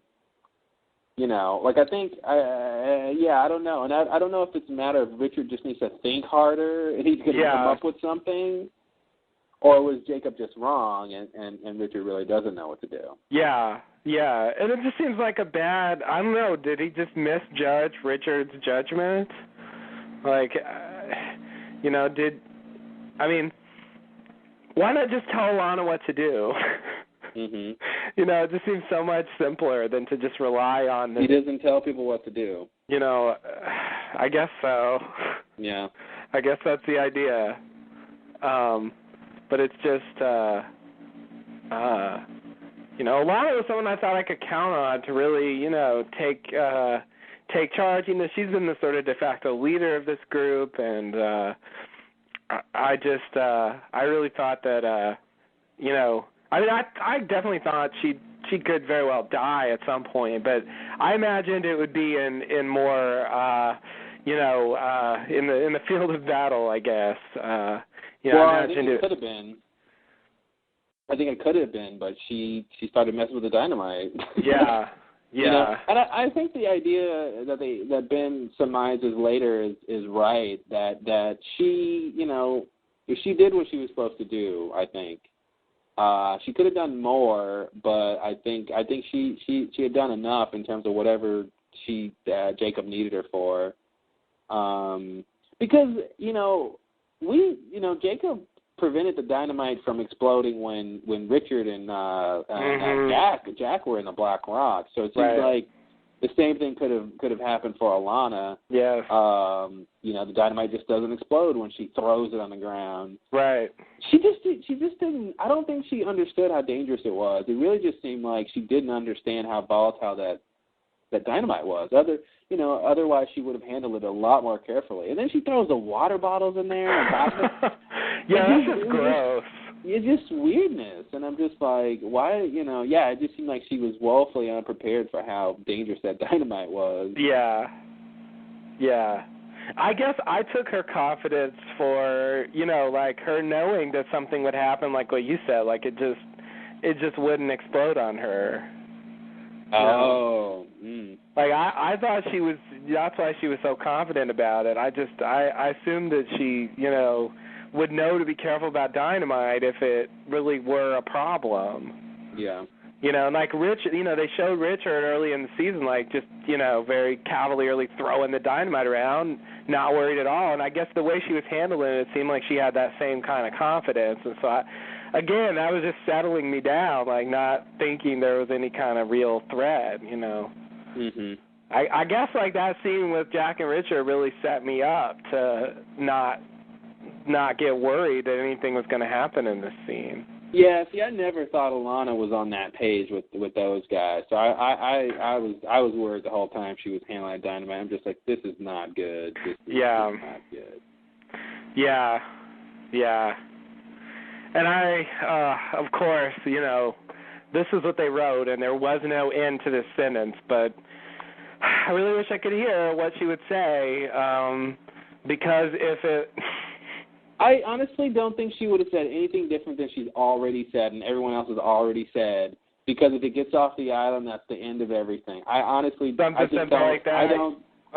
she was going to give any big answer to anything. I really don't. Okay. She seems to be reiterating the same thing she's been saying. God help us if it leaves the island. If it does, then it'll be the end, because that's all anybody knows. Yeah, okay. Like I feel like a lot of, even Richard, I feel like that's what they've heard from Jacob. It's the end of everything. Yeah. Blah blah blah blah blah. But I feel like they don't know specifics. It's amazing how much of this show is characters getting involved in these extremely dangerous situations and having to put their lives at risk for goals and outcomes they really don't understand. Mhm. That's been a thing in the show for a long time.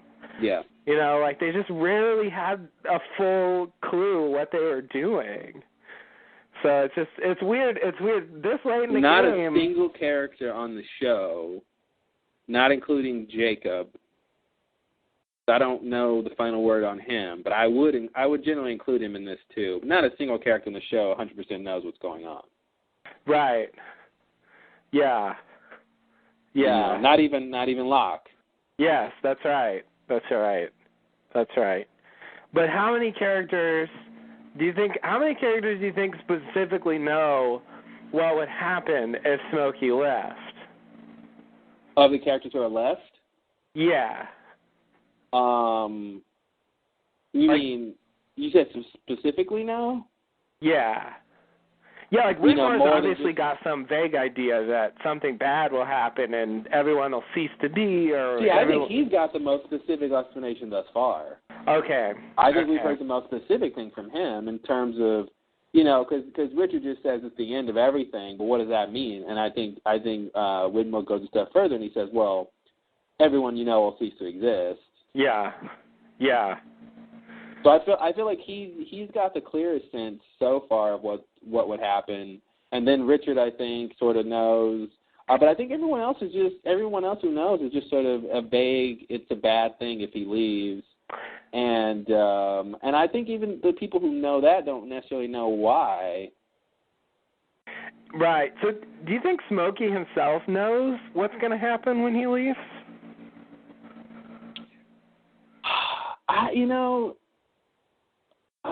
I don't think I don't think he thinks. Yeah, I don't think he would say. Obviously, he wouldn't say what they would say. But would he say something that's effectively the same? I don't. I kind of feel like the answer is no.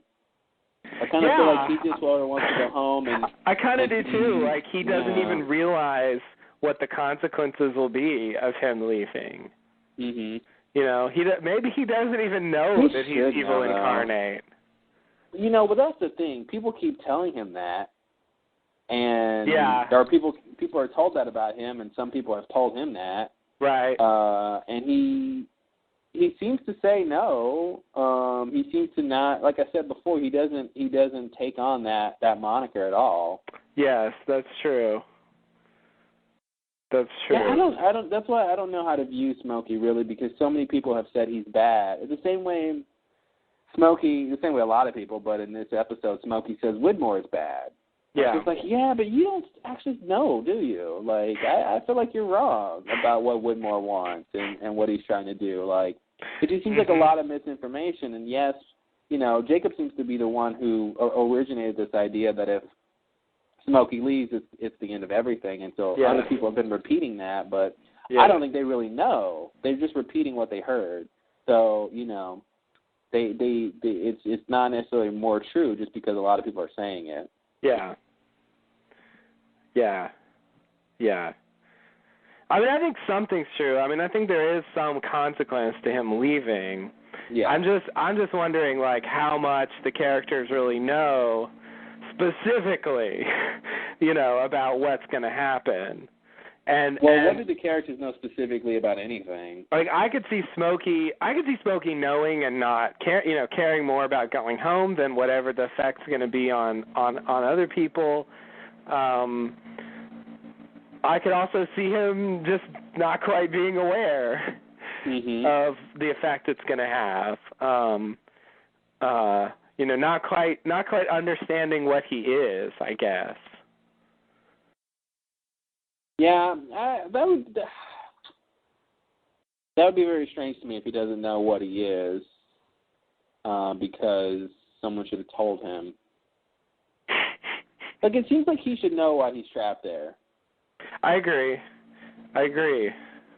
Even if he feels like it's unjust, I feel like he should know. That's why when Jacob talked to him, I mean, it seemed like there was an unspoken understanding, but like, just let me leave, Jacob. I wanted Jacob to explain to him why he wouldn't let him leave. Mm-hmm. It just seemed unfair to just say, I'm not going to let that happen and leave it at that. Well, but yeah, that just made me think he had already explained. Like, the first day Smokey's on the island, I feel like someone is telling him why he's there. Okay. Someone is explaining the rules. Someone is explaining candidates or something. And obviously this isn't literally someone who's explaining this, but these ideas are coming across to him that these are the rules, you can't kill these people. Whatever the situation or the standards are of being on the island, you're going to be trapped here forever. Whatever the main ideas are, I feel like have to have an origin that he should know. Yeah. And in the stuff we saw with him and Jacob, that was, a long time after the beginning of all this. Right. So I feel like, he didn't need to re-explain it. But, and also I felt like in that scene it was more like, I've been here a while, let me leave now. Yeah. Yeah, I guess it's just that we haven't seen that part where he gets that explained to him. So. No, that'll be in the series finale. Yeah. Ooh. Ouch. Yeah, I guess you're right. All right, well, R.I.P. Alana. Fucking A. Yeah. Wow. We hardly knew ye. We really, really barely knew ye. Yeah. We only got a tiny flashback of ye. And really, the story of ye, I don't even know if we'll ever learn. I'm really sad I said ye now.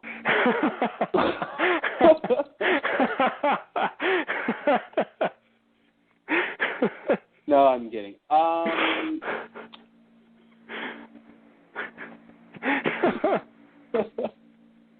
Look what I have started. Once I got off that ye thing, I couldn't stop.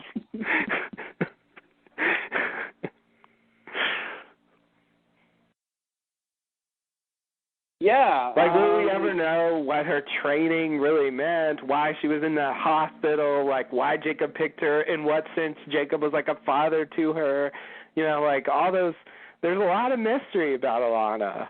Mhm. Well, hey, now that she's dead, she can appear to Hurley. Oh, yeah, that's true. That's true. That's true. She isn't. They won't necessarily not answer those questions, but still, though, it's pretty shocking. She was a pretty good character. I mean, for what she was, I enjoyed. From the moment she came onto the scene with the Ajira plane. It was her and Caesar, and Caesar was the red herring. Yeah, totally was a red herring. Yeah, Alana has been great. I mean, there's not a lot of characters who were just around for a little bit that make a huge impact, and she was great. The actress who played her was fantastic. Yeah. And yeah, you can't. I don't know. You can't say too much bad stuff about Alana. Yeah. Yeah. Yeah. Are we ever going to know what lies in the shadow of the statue? Jeez. Just saying. Is the answer really just that fucking Latin phrase? Like, that's it? I don't know. Wait, what's the answer? He responds in Latin? Yeah. What did he say? What was the translation? It's something like, he who will save us all, or he who will protect us all, or something like that. Yeah. I just think that means Jacob. Seemingly, yeah, that is what it means. It makes sense. I think we're done with that, but... Okay. I think you're right. It was just weird that she was going around asking people that. Like, I guess that was just like code for Jacob's allies. Well, yeah, it's a huge secret that Jacob lives at the statue. So, yeah, okay. Which I think Richard and, her knew or something. Okay. I think that's what it was. It was really just a big secret question. Okay. And so the answer has to be coded somehow. They don't just want it to be Jacob. I think if you said Jacob, you'd get a pass. It would work. Okay. I think it's probably his phrase is the correct, maybe there's a correct response, but I honestly feel it's sort of a loose question in terms of the response it's trying to get. Yeah. I think if you said Jacob, you'd be fine. Yeah. Okay. Yeah, I agree.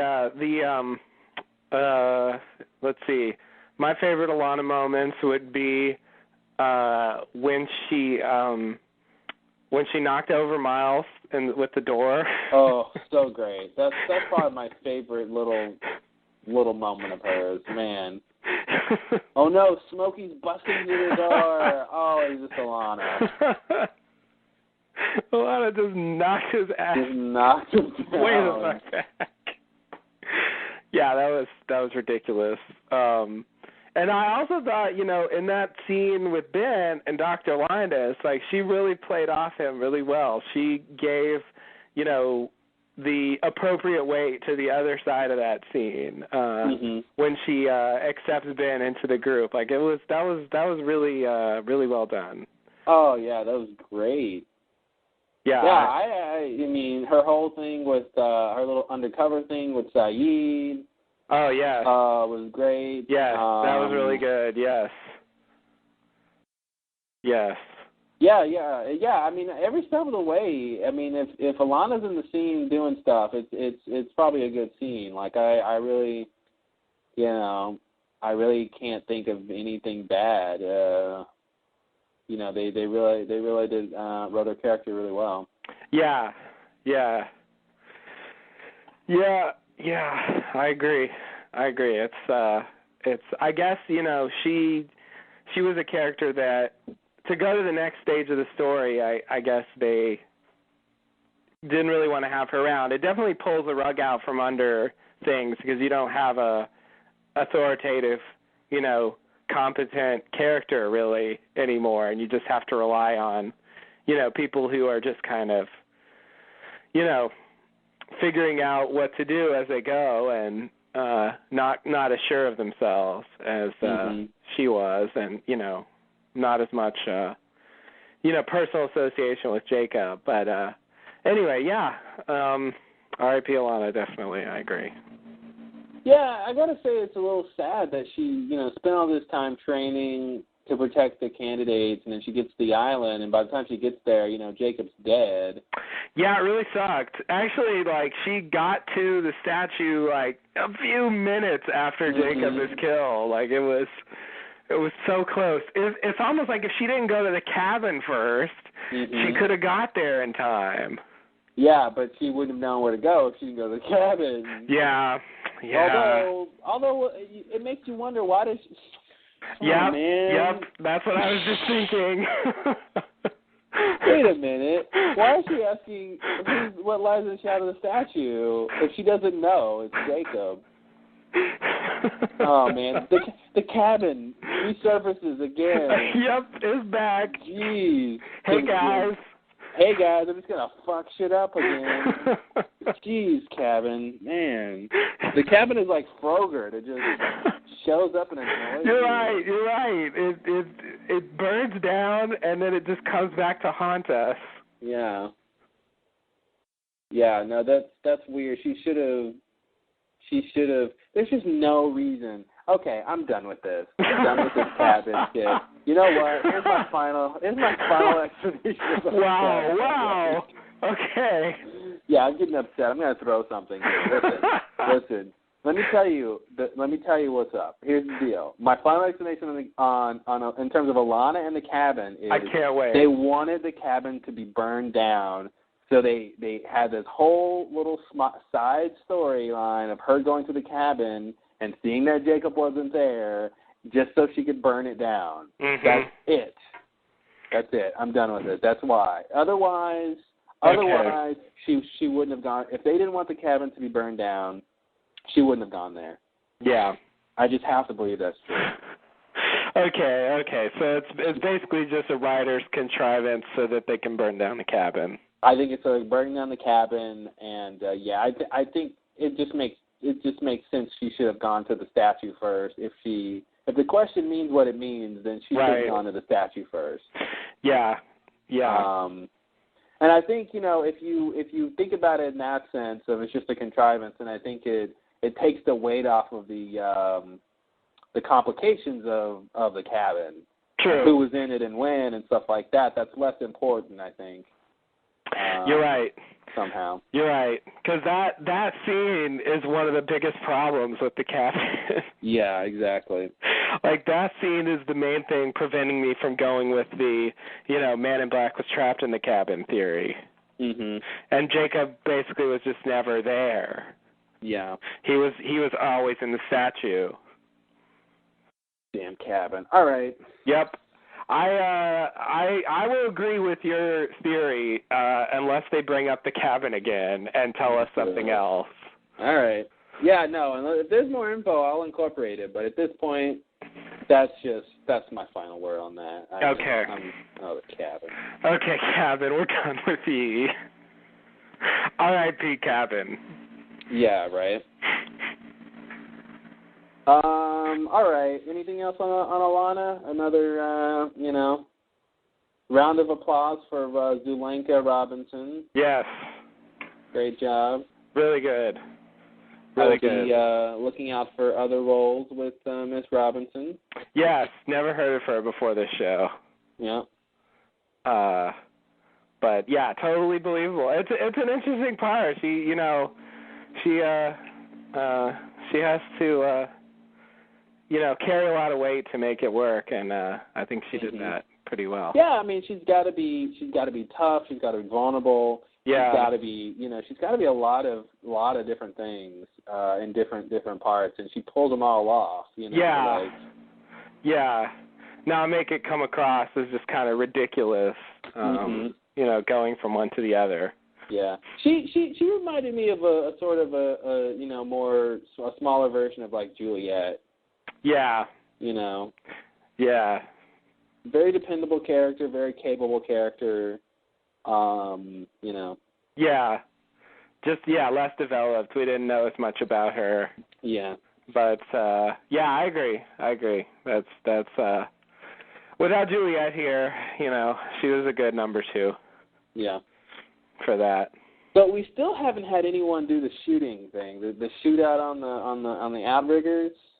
You're that right. Whole scene, I really thought Alana was part of that. Yeah, looks like not.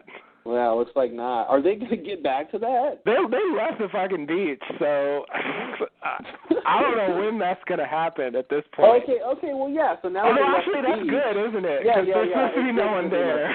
Now that they left the beach, then I forgot. Then the other time traveling group can show up, and yes, and then I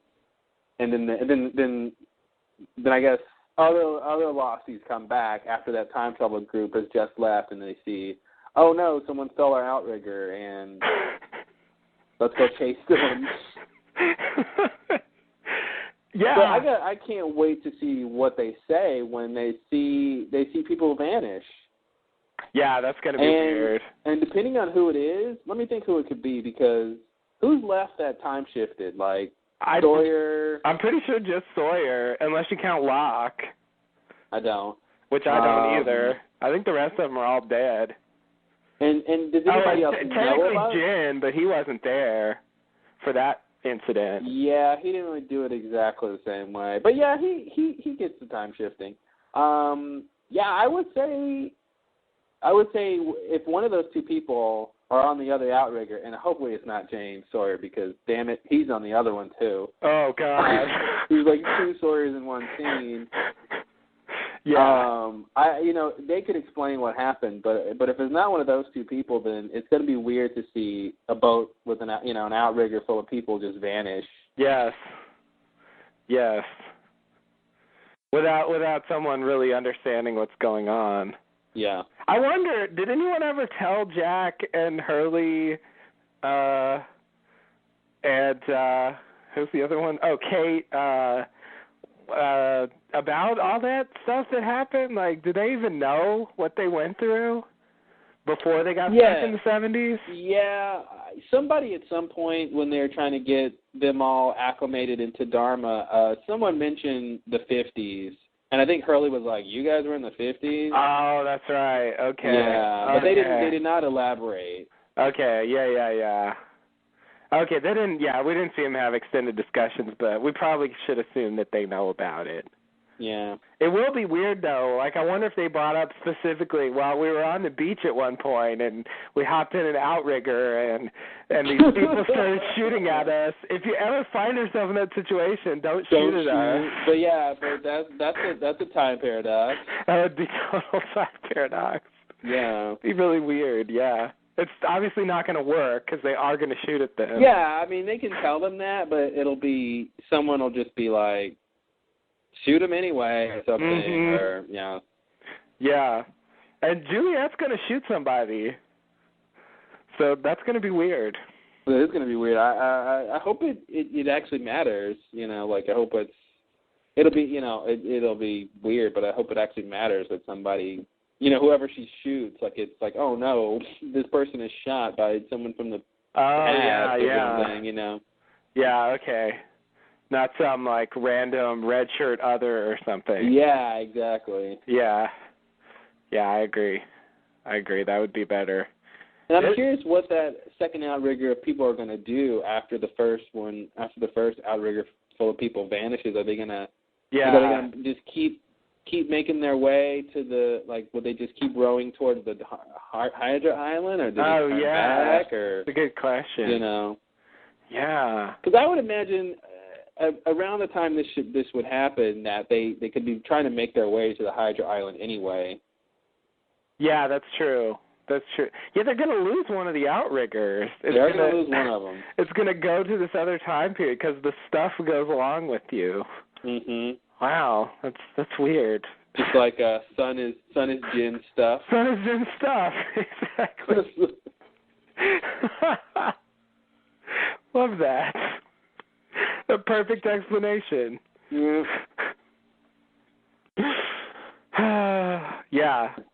Yeah, I guess that's the idea. I'm still very with where they end up in this episode, I still don't quite see how it's going to happen. Because it doesn't seem like anybody's headed back to the beach.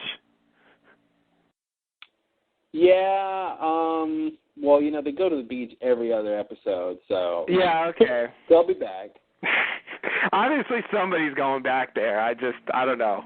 It's hard for me to imagine them, showing up at Locke's camp and then, let's go back to the beach to get an outrigger. It's like, Locke already has one, obviously. It's just, I don't know.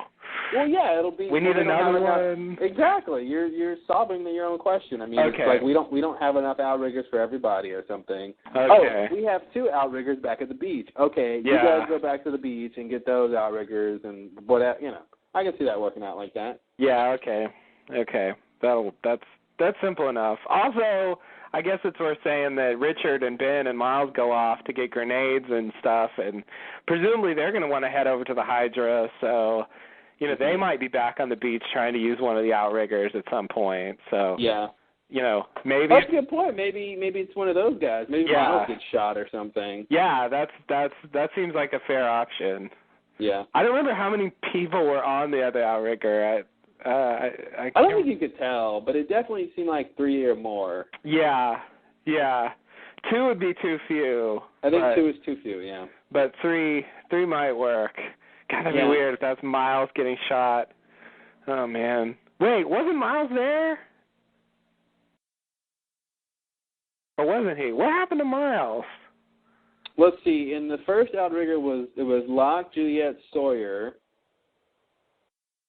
Where was Miles? Miles should have been with them, huh? Miles should have been with them, I think. But for some reason, I don't remember him being there. No, I'm really foggy on what was going on. What were they trying to get to? Why were they going over to the Hydra Island?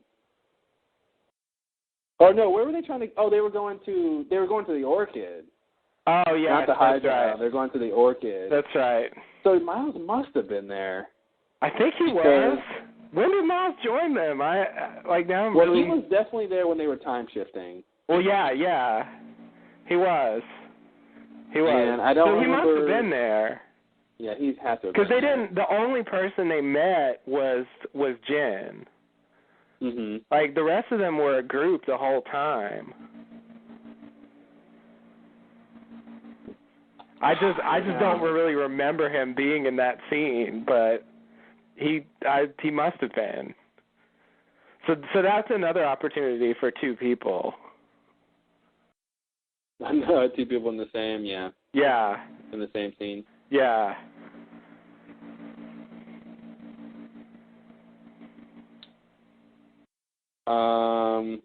Yeah, I was trying to see if I could look it up here. Who was Oh, there? yeah.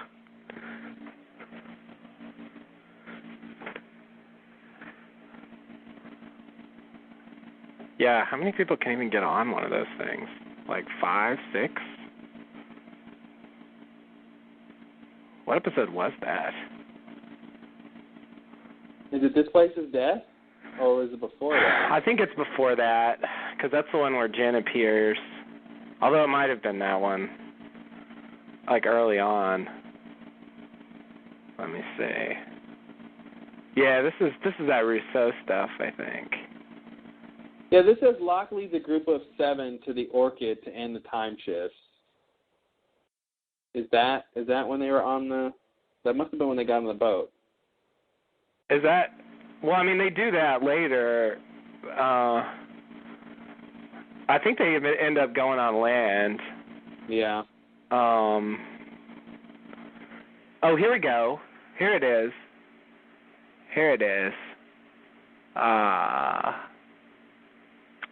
Yes. Okay, here we go.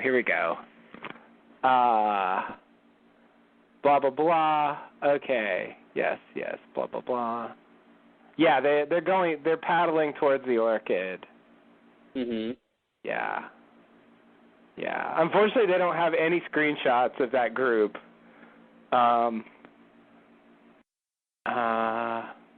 But they are talking about Miles being there in the previous scene with them. Yeah, I would imagine, he had to have been there.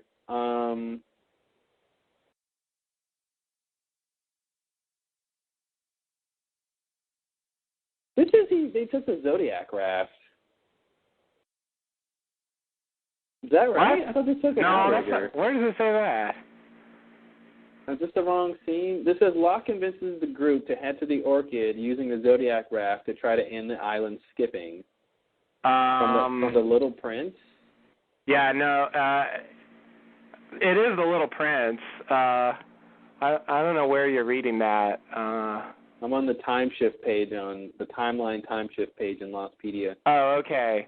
Yeah, the Zodiac. Oh, that's right. The Zodiac goes missing when they come back. Yeah, disappears. That's right. Okay, I'm sorry. Yeah, they wanted to use the Zodiac, but it wasn't there when they got there. Yeah. It was just the two outriggers. That's right. Okay. Yeah. Exactly. I'm trying to find an image of the people in the outrigger, but it's surprisingly difficult. Mhm. Like there's this one shot of Juliet like aiming her rifle, but that doesn't really help. Like they never have the image I want in these things. Like I always click on all of them and it's never the one I want. All right, I'm busting out the video. Uh-oh. We're going to solve this. Yeah, I insist on seeing this. So okay. this says Miles along with Juliet, Sawyer, Charlotte, Dan, and Locke find two outriggers. So that's the group. Okay, that is the group. Yeah. Here we go. Oh yeah. Miles is so there. There he is. He's Miles is like right in front of Juliet. Okay. Yeah. And Dan and Charlotte and Locke and Sawyer. We had everybody but Miles. He's just not playing a big role. Like he's basically just rowing and ducking in that scene. Yeah, I forgot Charlotte was there too. Yeah. Yeah. It's before Charlotte died. Yeah. Oh. Yeah. Sorry. Okay. Well, that's solved. Yeah. So there's at least two possible doubles. Also, I guess Locke, which would be weird in a different way. Yeah. Yeah, they could have it where the original Locke sees the new Locke, the Man in Black Locke, some weird time travel way. Yeah, that would have been crazy if, like, instead of sending Richard over there to talk to him, he just went over there himself. Yeah, Locke's head would have exploded. It would have. You're like me, but confident. Oh. That's what he would think. Yep. Yeah, anyway, I'll comment on that later. Get to that scene. Speaking of scenes, you want to move on? Sure, I do.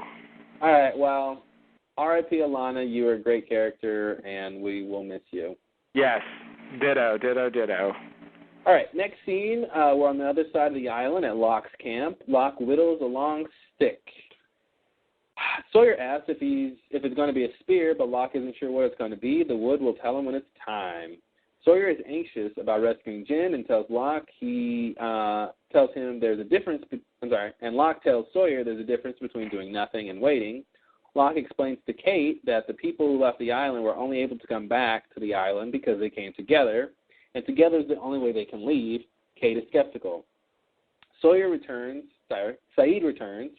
and Sawyer asks where he's been. Saeed doesn't answer and instead asks Locke to speak with him in private. That's the scene.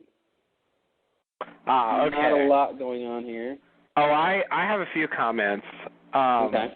First, I really feel like I don't want to make too much. Again, I'm not. Oh God, I have a hard time starting sentences.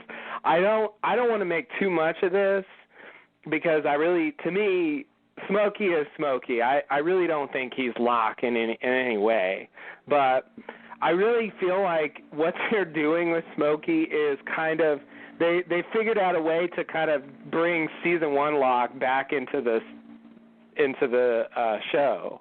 Mm-hmm. Like this little bit here where he's like carving something, and Sawyer's like, what are you doing? And he's like, I'm waiting, and the wood will tell me what it wants. And it just seems like season 1 Locke stuff, basically. Yeah.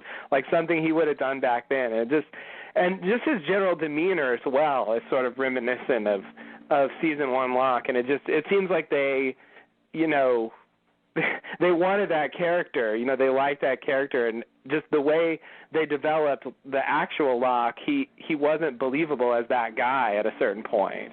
Mm-hmm. And so he just went in a completely different direction, but they sort of found a way to bring back season 1 Locke without actually having it be Locke. Yeah, I don't understand. I mean, I definitely think that's true that they, there's a concerted effort, obviously, to reflect various themes and characters and storylines in season 1 now. But I'm really interested in terms of why does Smokey really take on that Locke persona?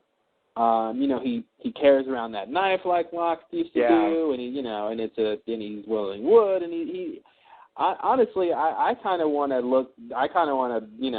jump to conclusions and sort of assume that there is something going on here in terms of him and Locke. That whole thing about don't tell me what I can't do and all that stuff, and it just seems like there is this strange evidence that the Man in Black is displaying specific characteristics of John Locke. Now, I don't know what that means, but I feel like that's true, and I feel like if we see another 1 or 2 more scenes like that, I think they're telling us something. I don't know what they're doing with that. I don't know if it's just as simple as they kind of want that season 1 Locke to be back. But it's just like, to me, that seems like an insufficient answer only because it's not Locke. He's not going to be doing the things Locke was doing. He's not going to have that same he can pretend to have that same mystique and do some of those things, but it's not the same because he's not John Locke.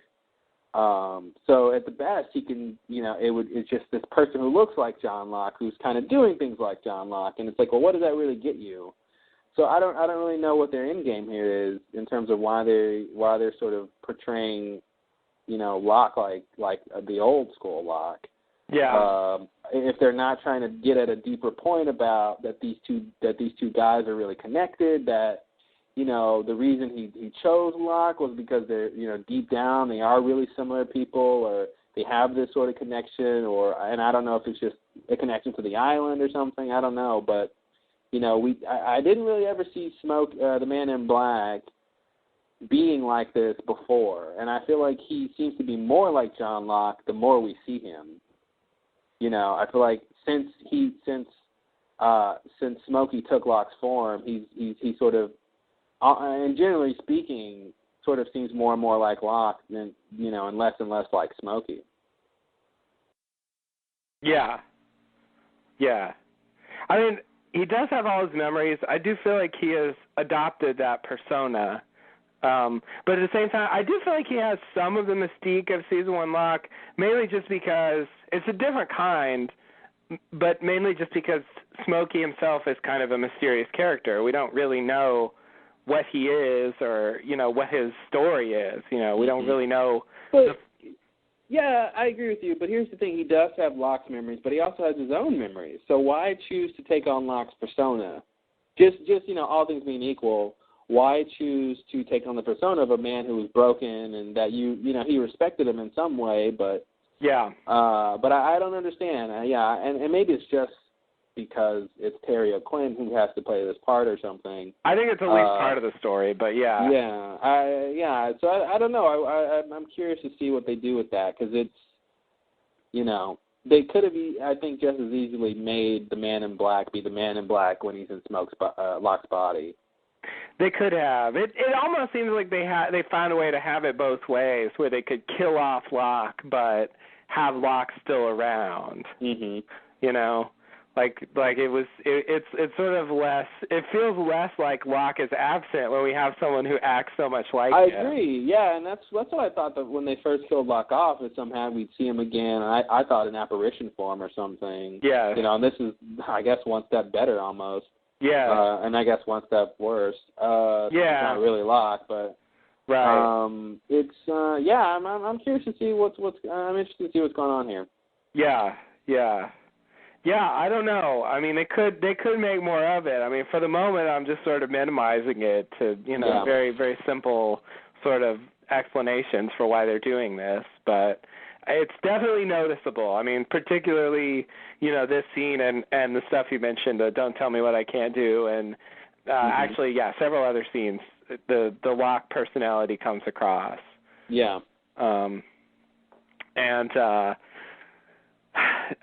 It's interesting. I guess maybe I would throw in the idea that he's stuck this way is somehow tied to that as well. Like him being stuck in this form is somehow forcing him to have this Locke part of him. Well, then the question would be: is he conscious of that or not? It just seems like if he doesn't normally whittle wood, then he should be like, why am I whittling wood right now? And if he says, oh, it's because John Locke would whittle wood, does he just say, okay, that's fine with me? I enjoy whittling wood now because it just seems to me there would be a partition between John Locke and the Man in Black, and it kind of seems like there is no partition really. Yes. And I think that's an important point if that's true. Right.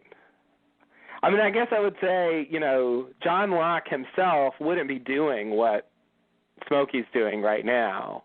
Locke didn't want to leave the island. Locke didn't want to go home, So I think they have very, if Locke were actually around, I think he'd be doing something different. It's definitely not 100% Locke or anything like that. It's not even like 50% Locke.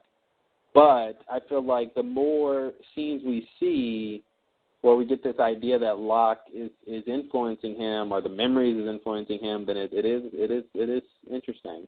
Yeah. It's almost like he's bleeding through, and also, they have that substitute episode where they show Locke's flash sideways, along with a sort of Smokey-centric island story, just encouraging us to make the connection between the two. Yeah. And that was the episode where he says, "Don't tell me what I can't do." Yeah. So it's very noticeable, and so I agree. It seems like there should be something to it, but I for the moment I'm speculating it's nothing too big. It's why does he even have Locke's memories? Well, they kind of needed from the way they wrote him in season 5, they kind of needed to say that he had Locke's memories, which isn't really a great explanation, but yeah, okay. The way he acted in season 5, like if they didn't say he had Locke's memories, it would be a problem. Yeah. And also like to pull off fooling the audience, it was better that he knew what to say. From Locke's memories. But there's not a good reason in the show why he has Locke's memories, right? Right, yeah. I mean, the best I can say is that, at a certain point, I think Smokey scanned Locke, and, that's when he got his memories. Yeah, but he would have he remembers Locke dying, so he would have had to... He got even more than that. Yeah, good point. Yeah, somehow it seems like assuming the persona gave him the memories, and there doesn't seem to be a great reason for that. Yeah, I agree. Ouch. But I don't know what else to do with it. It's hard to explain.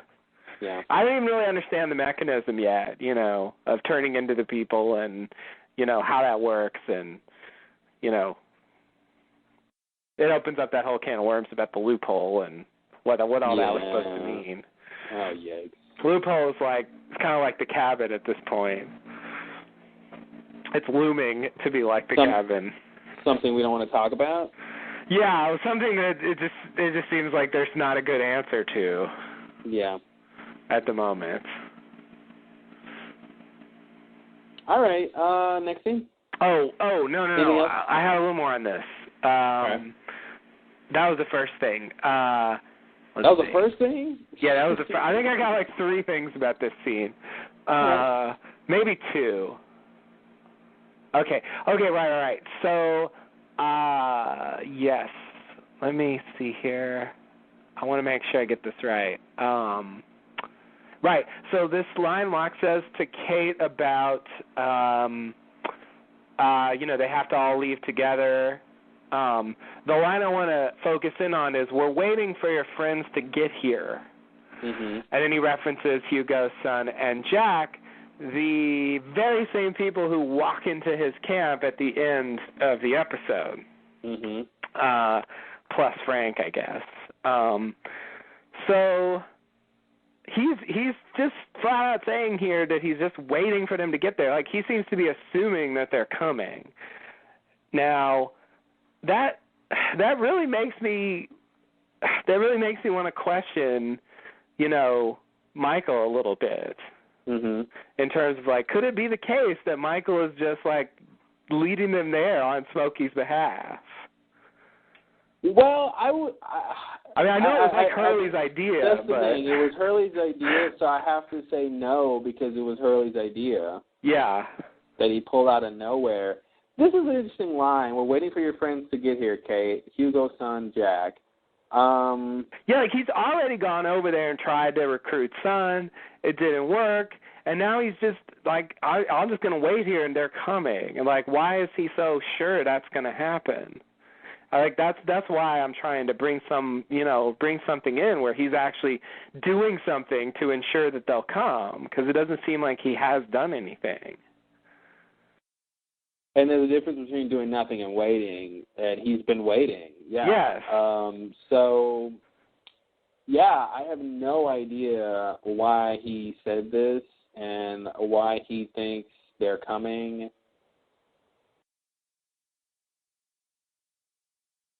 Yeah, I don't know. Yeah, if Michael had just said, you got to go see Locke, then I would totally believe that, that Smokey put him up to that somehow. But yeah, since it's Hurley's idea, that makes it harder to say that. Even though Hurley didn't know where he was, without Michael's help, he wouldn't necessarily have found him. Yeah. But still, Edward Kitsis and Adam Horowitz wrote this episode. Yes. I don't know. That's a weird line to me. And, Jack has another, there's a couple weird lines in this episode that just aren't quite on point. So yeah, I don't know. I don't know if it's just a writing thing or not. Like, they wrote that Locke says, we're waiting for your friends to get here because they know that they're coming later. Oh, okay. And so it's some weird, like, mistake in the writing to sort of foreshadow that. I kind of want to chalk it up to that. Not just thinking through, like, the character consequences of him saying that. It's just, yeah. Okay. Because really, it boils down to, that's the only way we're going to get off this godforsaken rocket. And Kate says, well, I don't see that happening. So I feel like they were trying to get to the point of Locke saying we need to all leave together, and then Kate saying, well, I don't think they're all going to want to come and leave. Yeah. Yeah, I'm really floored by that line. It's such it stands. I didn't even notice it. You noticed something I didn't. Yes. Oh my God. Yeah. Holy shit. I have to hand that to you. I did not. This line didn't stick out to me. Whoa. No. Wow. I didn't think. Well, what's the line? I didn't think of that. Yes, I didn't think of that. I didn't think of that. Okay. I have no reason to think that's going to happen again, so I just want to appreciate that for a second. Let's all take it in and enjoy it. Woo. Momentous. Actually, it's happened before, but I remember once or twice. You I wouldn't say it's never happened before, but still, it's my line that I didn't notice that. Yeah. So, it's nice to have noticed something. Okay, well, anyway, yeah, it only bothered me the second time when I was listening carefully. The first time it sort of blew by me, like many things, like Alana dying and all that. But, yeah, I think I agree with you. This team, Eddie Kitsis and Adam Horowitz, I think they're a long-standing duo. I think they've been on the show since season 2 at least. And their record is kind of spotty. They've done some good ones and some bad ones, I think. They're okay. They're hit and miss, I think. Yeah. And so I guess I guess this just could be a kind of goof up on their part. Yeah. I don't know. I don't know why he would say we're waiting for them to come. And really, you have to wonder why didn't Locke try to go talk to Kate and Hurley? Yeah. I'm sorry, Jack and Hurley. Why didn't he go try to tell them, hey, I want you to come with me? Yeah. He never approached them. Yeah, exactly. Yeah, and he keeps going up to people when they're by themselves. I don't see why not. I mean, I guess when Alana was there, maybe it was different, but I don't see why not just kind of go right to the beach, go in front of everybody, give them your speech. Yeah. What's Alana going to do? Shoot him? Yeah, exactly. It won't do anything. Exactly. Yeah. He doesn't seem to have anything to fear from her, and so I don't see why not just make your pitch. Yeah. Some of them definitely want to leave, and it's very odd. He's doing it clandestine style, somehow he has to sneak around them. Mhm. And it's very strange. That made me want to say he couldn't kill Alana, but doesn't seem like that's true. Because he did the whole thing with Ben, where he told him there was a rifle and told him to shoot her, and it just seems like it would have been simpler just to kill her himself. Yeah. Didn't work. Didn't work. So does he even know it didn't work? Yeah, I don't know. I guess the fact that Ben didn't show up, he should be worried about that, I guess. I guess so, yeah. He should have expected Ben to show up. I mean, maybe we're supposed to think that, that prompted him to send Sawyer over there. Enough time had passed that he realized Ben wasn't coming. Yeah. I guess. I don't know. Smokey's weird. Sometimes this, he seems, and again with the Richard scene at the tree, he just seems omniscient. He just knows where and when things are happening. But then that doesn't seem true, really. Most of the time, he just seems like he knows, what he observes. Yeah.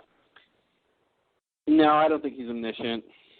Oh, I don't either. But it's just this line, makes it seem like he is, because it's exactly what happens. And there doesn't seem to be any reason he should think that. Yeah, that's why I kind of want to I'm trying to figure out a different way to read that line. He's sort of just meaning, we're waiting on them to,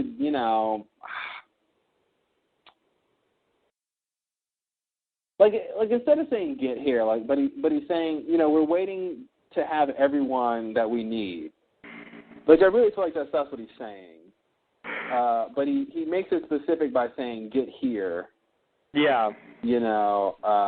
And they showed there, if he and Kate were having this conversation somewhere else and he had the same line, we're waiting for your friends to get here, and then, then Jack and Son and Hurley show up at Locke's camp, then it wouldn't be the same thing, because they don't actually go specifically to where he says here. Yeah. He is. Yes. So I feel like it's just sort of too specific, and it's making it seem like there's a connection, because I feel like there shouldn't be a connection. Right. And it makes it seem like there's a connection because he says get here, when really I think he's just trying to say we're waiting for everyone in the group to be, at the same place, same time, or something like that. Right. Yeah. I don't know. That's the best I can do with that. Okay. Quick thing, this whole thing about they were only able to come back to the island because they were together, I'm still kind of confused about that. I don't want to dwell on it too much, but that whole thing with Miss Hawking, and you got to recreate things and put these shoes on Locke, and I mean, was all that really necessary? I mean, didn't Jacob want them to come back? I don't understand. I don't understand why they had to do that stuff.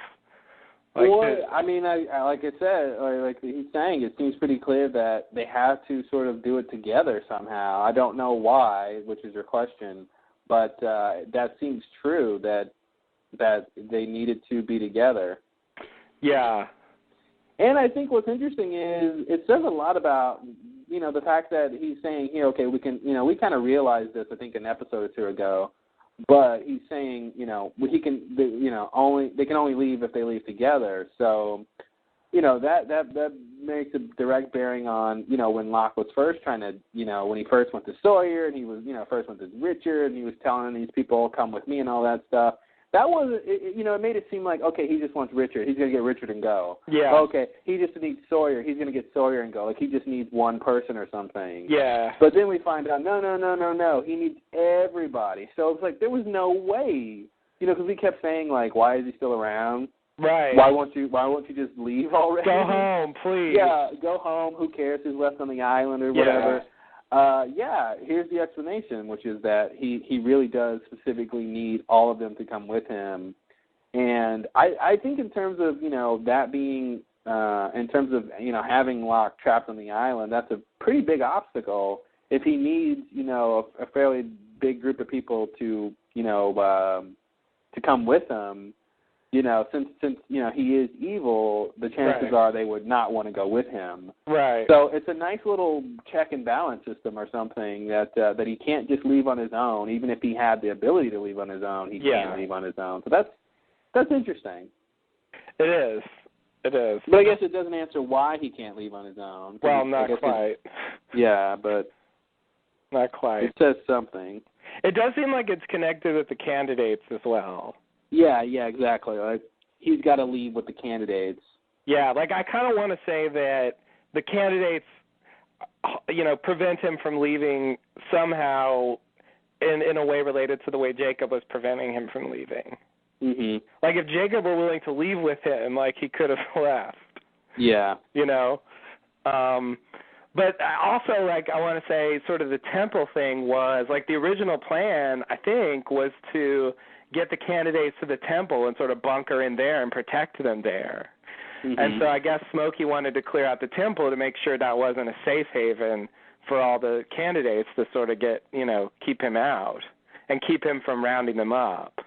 Yeah. So I think that's what that is supposed to be. Like he just wanted to make sure the temple wasn't a place that they could take refuge. Yeah, that makes sense.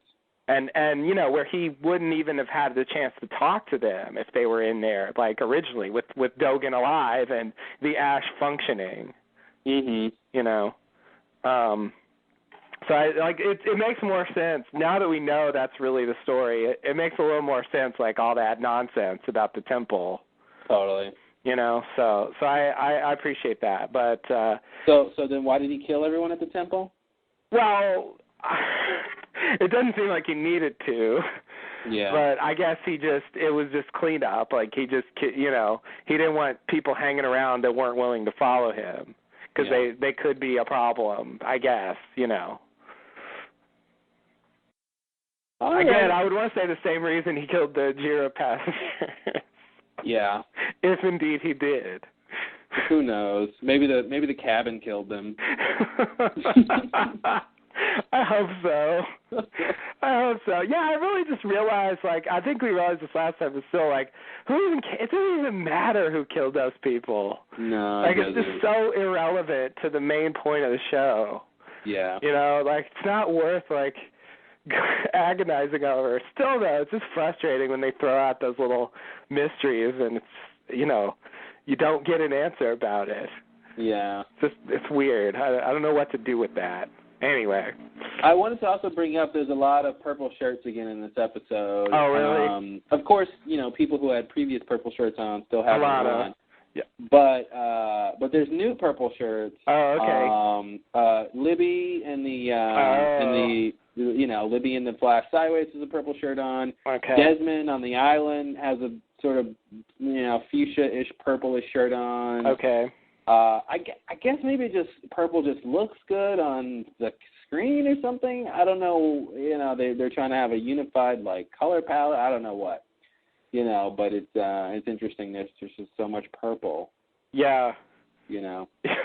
It seems like someone new got in charge of costuming, and they're just really into purple. Yeah. This is the purple season. Yeah, that's really strange. I don't remember ever noticing a lot of color uniformity in earlier episodes. Believe me, I don't spend my time trying to figure out which color has the most prevalence in terms of what the characters are wearing. Dr. What's his name? Dr. Brooks looks like he's got a purple shirt on. Really? Damn. Yeah, he's got a sweater vest on top of it, but it looks like his main shirt is purple. But yeah, I don't know, a lot of purple shirts. Purple's a bold color, you know. I don't often get the chance to wear purple myself. Yeah, and there's a lot of shades they're using. You know, some light purple, some sort of purple reds. You know, reddish purples, bluish purples. It's not all the same shade. It's not all. Definitely not all the same shade of purple, but it's just sort of a general purple palette. Okay. Yeah. I wonder if that just looks good against the green jungle or something. Yeah, well, they do it off-island, too, but... well, you know. That's why I feel like I think you're probably not going to see a lot of people ever wearing green shirts on the island. Yeah. It seems like a mistake, but... Yeah. Anyway, so you're done with this scene? Nothing else? Yeah, I am. You got a lot out of that. Yeah, sorry. Don't apologize. That's what we're here for. Okay. Believe it or not. You're right. I take back my apology. Next scene, Locke follows Sayid through the jungle. Sayid tells Locke that everything went fine. Widmore did not see him, but his men did. Sayid tells Locke he didn't see any point in killing Widmore's men when he found what he had come for, which was what they were hiding in the submarine. Sayid pulls back some brush to reveal Desmond tied to a tree. Locke sees Desmond and is intrigued. Like, what the hell? Yeah. Well, so Locke clearly didn't know about Desmond. And I feel like clearly doesn't know why Desmond is here. Yeah. It's not like, oh, Desmond. Oh, no, that's my, my one weakness. The Scottish man. Yes, you're right. That is not what that look is. Yeah. No, I've given that look before, and it doesn't look like that. Yeah. Again, it's weird. Like after all the weirdness of the last episode, again, I just Desmond's brain is fried. It's a possible theory I'm working on at this point, but he's ready to do Widmore's thing. Sayid shows up. He's like, all right, lead the way. And so Sayid takes him and just ties him to a tree, and he's got no problem with that. Again, I'm glad we're sort of on the opposite sides of this a bit. Not that any one of us is taking claims to Desmond's state of mind, but I like that you're sort of thinking his brain is fried. I'm thinking he's really just convinced of something, evidenced by what he experienced. I think Locke hints at what's going on with Desmond later when he says, "Why aren't you afraid?" Yeah. And I think that ties into Desmond's confidence, and I'm calling it confidence. I don't know what the word should be. I don't know what it is, but his confidence that things are going to work out, or that it doesn't really matter what he does from moment to moment because there's this larger thing playing out here. I feel like he's got this sort of confidence that you don't ever get for most people, because most people aren't Desmond. Right. And, realizes all this other stuff. But I really feel like that's the explanation to me. And I think, that kind of, because if his brain was fried, I feel like he'd be a little more spastic maybe. But he's really just sort of calm and serene. And I feel like it almost seems to me like he got a lobotomy or something. Yeah, and I feel like the calmness and sereneness is more of a sort of a confidence or something, or clarity of the situation, and not just like he doesn't have the mental faculties to like be afraid or to to decide not to do things or whatever. Yes. It's just coming across that way to me. I want to believe what you're saying. To me, nothing Desmond says here is really convinces me that he has a clue what he's doing. Well, here's the thing. He tells Locke. Oh, is that the next scene? Yeah, it's the next scene. He tells Locke, I have no place to run. Yes. which I think says something about the greater circumstance here. Yeah, so when he told Widmore, like, I want to do what you talked about, like, he doesn't care about that anymore. Like, that would be one place he could run to. Like, if he's actually interested in that, or was he lying? Like, I don't know how to take this guy. He's weird. Yeah, I want to believe that he's got this idea that it's either all going to play out the right way or something. I feel like something is motivating him. I don't know what it is, or demotivating him, maybe. Yeah, that's kind of what it seems like. He doesn't seem motivated to do anything. He seems like he's just go with the flow guy. Like, whatever comes my way is cool with me.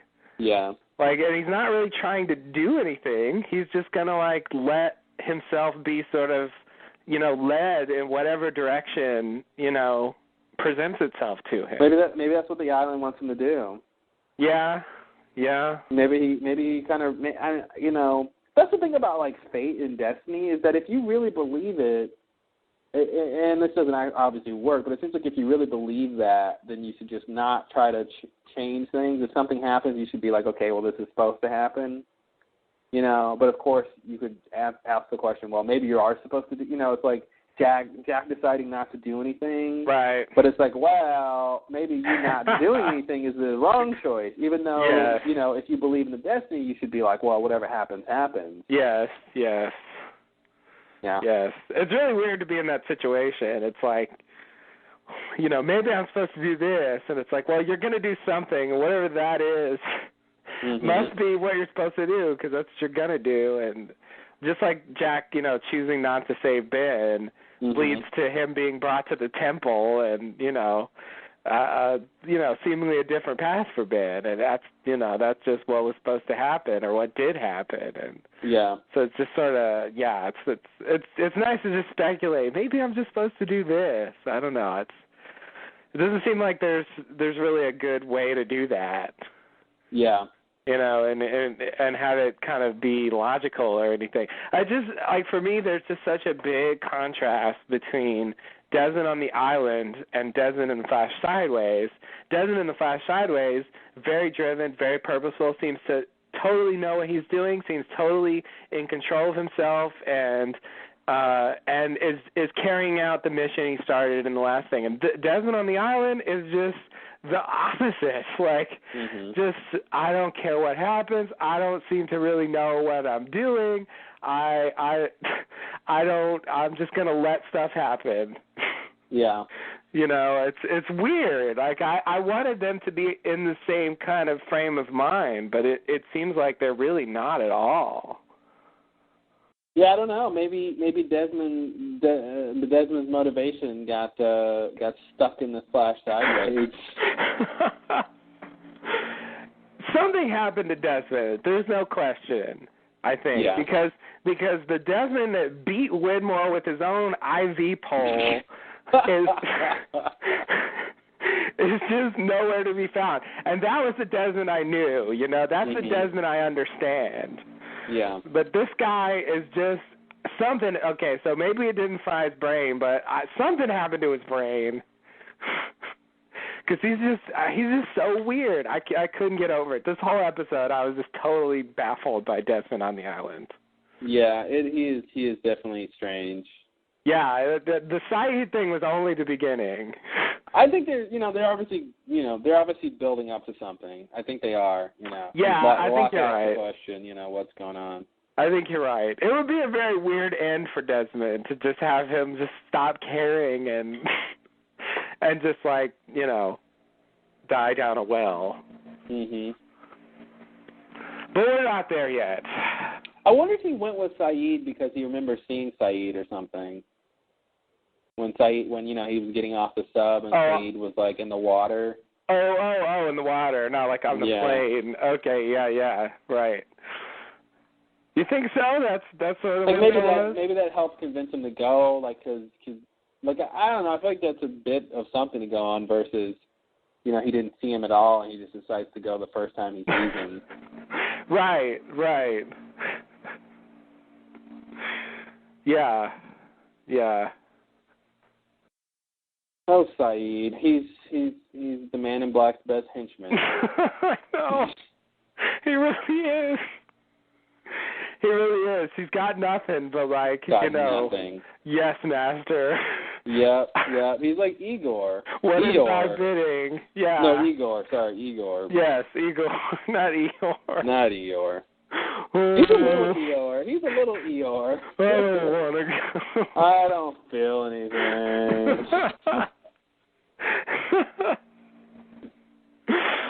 You're right.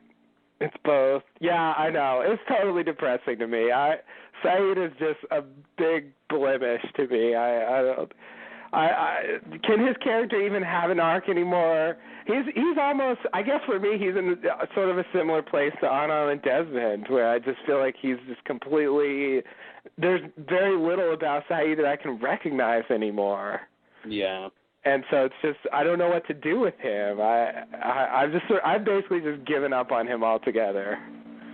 Don't give up on Saeed. He deserves more. I would say they're going to do something with him interesting. He'll have a final moment that'll be worth it, I think. Yeah, I hope so. He just has to play the role, I think, at this point. I mean, at a certain point, you got to have these sort of characters who have to go do things, and he, Locke needed someone to be able to order around to do things. So, they wrote it where it's Saeed, but I think something interesting will happen because, it's, I'm still trying to figure out why does Saeed even listen to Locke. I don't understand where the allegiance is. I agree. I don't see it either. And also, like, there's a big contrast between him and, well, forget about Claire because that's a different can of worms. What? I have. Oh, good. Okay. That was easy. Yeah. But like, say, Sawyer, like Sawyer's kind of like a nagging puppy where he's just, go do something. What are you doing? Wah, wah, wah. Like, just like whining at him constantly about, like, getting it out, saving Jin, whatever. When's all this stuff going to happen? Saeed doesn't seem to care. And I guess I feel like, Sawyer seems to be behaving more normally, like he's expecting sort of, for Smokey to follow through. And I guess it doesn't even seem like Saeed cares or even remembers that he's supposed to be getting something. What do you mean getting something? Like, Smokey promises him, like, whatever he wants, Yeah, it seems like Saeed's not even, realizing he's supposed to get off the island too, or something. Yeah. Like he doesn't feel anything, so. Yeah, and so then, like, if he doesn't care about getting that, like, there doesn't seem to be a really good reason for him to care to do what Smokey wants him to do. Mhm. Like it's, I don't get it. Like it sort of works because Saeed is the kind of character that you can buy going on those missions. Yeah. That's sort of like the best thing about having Saeed do it. Like when he does those like covert missions and jumps out and like, knocks out 3 people or something, it's sort of plausible. It kind of makes sense. Like sending Claire to do that would be weird. Yeah. But yeah, I want to chalk it up to the claiming, and that somehow gives him this allegiance to Smokey, or makes him want to follow Smokey's orders. But then I'd have to bring Claire into things, and I don't want to do that. You just have to. Yeah, you have to wonder. You have to wonder why the allegiance or specifically I was going to say you have to wonder why, or if Smokey is aware of that allegiance. Does he know that's why Saeed is doing what he wants to do? Yeah, it kind of seems like he might not even know. Yeah. Like I wanted to say he knew, but yeah, it's coming across like he doesn't. He knows Saeed is reliable, but he doesn't really fully understand why he's so willing to follow everything he says. Yeah, like it doesn't seem like if you told him, hey, do you know hey Locke, you know about the claiming and people get claimed by you? What? Yeah. Yeah, is it possible, is it possible, again, just like the idea of him getting off the island, I want to say it's possible he's just not even aware that this is an effect that he has. Yeah, someone needs to tell him, someone needs to give him some information. It seems like it seems like somehow people just thought he was evil, and he doesn't even know why people think that. Yeah. Exactly. I wonder if he forgot or something, somehow, the memories of what he did or why he's evil or something just aren't there anymore. There does seem to be a disconnect. I mean, he's not El Diablo, he's not just this evil force that knows he's evil and likes being evil and just wants to corrupt people. Yes. He's whittling wood. Right. Right. And he seems to have his own personal motives. It's not just about creating havoc. Yeah. He seems like an individual, not an abstract force of evil. Totally. So it's weird. Now Jack is the one I think most in the position to really explain what supposedly happened to Saeed and Claire and somehow tell Locke about this effect that he has on people sometimes. Mm-hmm. So maybe somehow that'll happen. Yeah, I don't know. Because presumably they're going to talk to each other. In the next episode. I know they got other stuff to talk about that might be more pertinent, but I would like to at some point, because this is the sickness, this is a big thing, and I wish it made sense to me. Mm-hmm. It's still just totally confusing. Yeah, because this is not even how we saw Robert behave. Right. When he was going to try to kill Rousseau, he seemed like he felt things. Yes. Yes, he did. And also, that whole thing about how he's it's a security system. Mm-hmm. Why did he say that? I don't know. That's a different issue maybe, but it still bothers me. I guess. Yeah, and I believe that, he says it's there to protect the temple. Yeah. But it's from what we know about Smokey, he's not trying to protect the temple. Not at all. Not at all. Yeah. The temple was a place that he was barred from, seemingly. Mm-hmm. Mm-hmm. So it's quite the opposite. It seems like he lived in those little caverns or would hang out there, near the temple. But yeah, I wanted to say that Robert got that idea because he had the sickness and somehow that made him understand Smokey. But since he's wrong, it's is he just making stuff up? It's very strange. Yeah, I guess he's just lying to Rousseau to calm her down. Oh, okay. I guess that's the idea. Is he just says that maybe he thinks it's true. I don't necessarily think he thinks it's true, but okay. But he's just trying to deceive her into thinking it's not. He says it matter of factly, so you kind of want to take it as an answer from the show. But I guess at this point I have to say he was just sort of lying to to make her. To just give her an explanation of what it was that isn't too scary. Right. If he said, that Black Smoke is evil incarnate, it might be a different, situation. That's a good point. And he may not have actually known what the smoke was. And he may not even know what it was. Because I don't get the sense Claire or Saeed have a clue what Smokey is, really. No. So, being claimed doesn't necessarily mean you know what he is, so... Yeah, I guess that works. It's also I feel like it's also a continuity thing. They're trying to explain why Rousseau said that. And that's the big thing, is that's where she got it from. Yeah.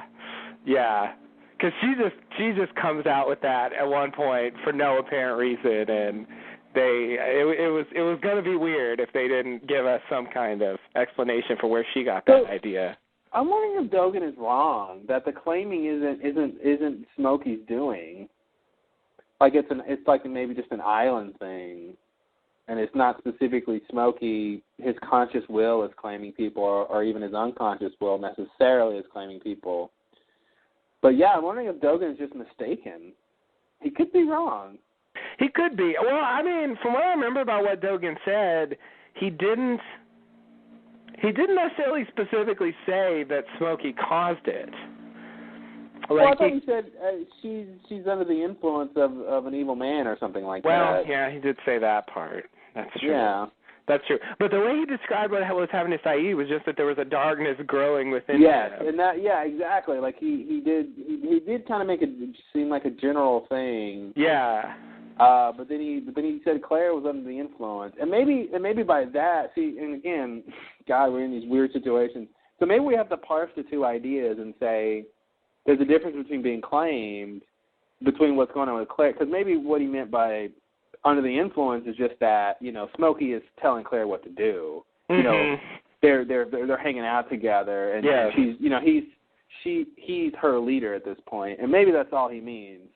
Yeah. And we can't necessarily take that to reflect on the claiming process. Right. Yeah. So I guess I would want to say that somehow the claiming thing is somehow the island is this cork that keeps in the evil, and claiming is when someone on the island like catches the evil within them, I guess. And when that happens, since Smokey is seemingly the incarnation of the evil, he has influence over them. But it's not necessarily that he is causing it or that it's really him doing it. I mean, that's a little weird, but that seems like that's what's going on. Yeah. Yeah, I guess I want to believe it that it's a bit more, it's less directed and more general, this whole claiming thing. Yeah. And that I think that makes more sense, because that way people can be claimed that Smokey doesn't have to know about it, he doesn't have to be over there doing it or anything like that. It's just sort of better, but it makes me wonder about about good people or something. Like, is there a good version of the claiming? Like when somebody dies, can the good side claim them or not? And a goodness growing in them?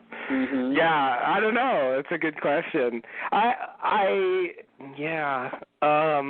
Also, like, I feel like the terminology, like, claiming makes it sound like someone's doing it, you know? Yeah. Like, it makes you want to attribute it to someone, because it just seems odd that you're saying claiming when it's this, like, general phenomenon. You know, I think that's why, like, choosing that term suggests that there's a conscious will involved.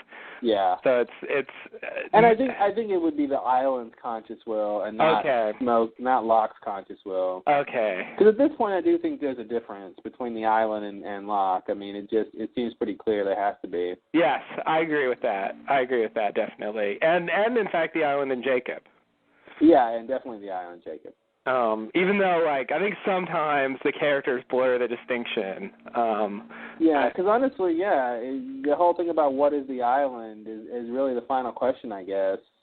Yeah. What is it and why are they all there? It's the big, connected question, I think. And that's the one they haven't answered yet, and that's kind of, I mean, if you think about it, the whole progression of the show, Season 1 is them getting there, trying to figure out the island. Season 2 is getting into Dharma with the hatches. Season 3 is about the others. Each season is progressively getting closer and closer to the central mysteries through the other people. Then we finally get Jacob and the Man in Black to be characters. Yeah. But it doesn't end with them. Yeah. It really ends with the island. Yes. And what it is, and I think that's what we're hurling towards right now. They're major forces on the island, but the island isn't just them. Yeah, the island's not them. Yeah. I think, Season 4 seems like it's about sort of the island's will and what happens when they leave. Yeah. And it's sort of illustrating the pull of the island somehow. And how the whole thing of their destiny and how it's not just we need to get off the island. It's that you're here for a reason. Right. Yeah. That the island really won't just let them go home.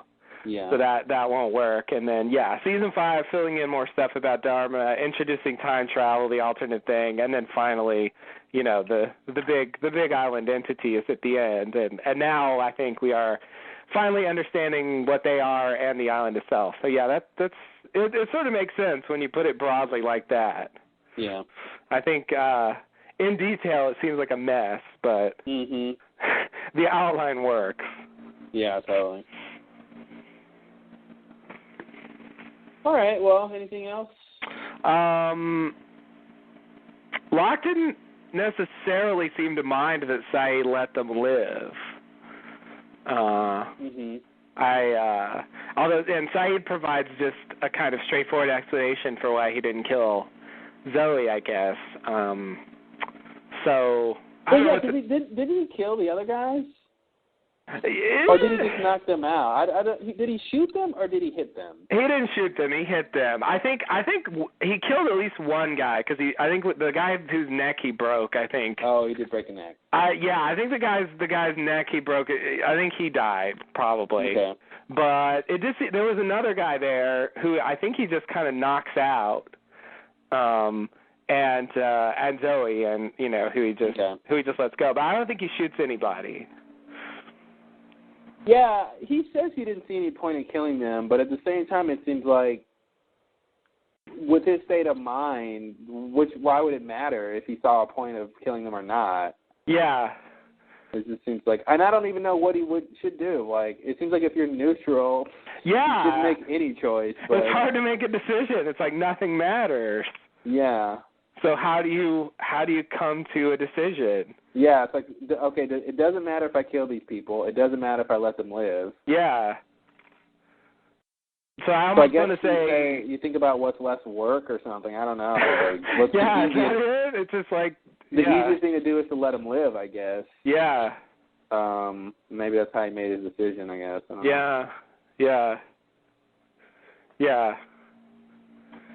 And I love how he assumes that Desmond is what they were hiding in the submarine, even though they're right. Yeah, he didn't really see that they were hiding him. He just saw that they were bringing him out of the submarine. Yeah, and somehow he just instantly knows that this is the big. Yeah. This is the big deal, and he could be. I mean, he could have been wrong. He could have been. Yeah. Oops. Yeah, it's one of those things where since we know he's right, we don't even question his decision to take Desmond. Yeah. Because all he did was show up and take Desmond. He just assumed that was the thing to do. But it's interesting when you think about it. Like, he really shouldn't have thought that. No, you're right. Yeah, like, I imagine if he got there earlier, like, seeing them unloading, like, giant amounts of equipment, like, thinking that's what they had, Yeah. Like, that's sort of I was thinking it was some kind of, Sawyer didn't know it was a person. So yeah, you're right. He knows. That would be interesting if they did lock in that room with the coils and they blast him with electromagnetism. I wonder what would happen. It's a good question. I'd love to see that. Oh man, I would too. I'd love to see that. Yeah. Is there? Do you think he would be? God, I have no idea what would happen. I don't know. I have no clue what would happen.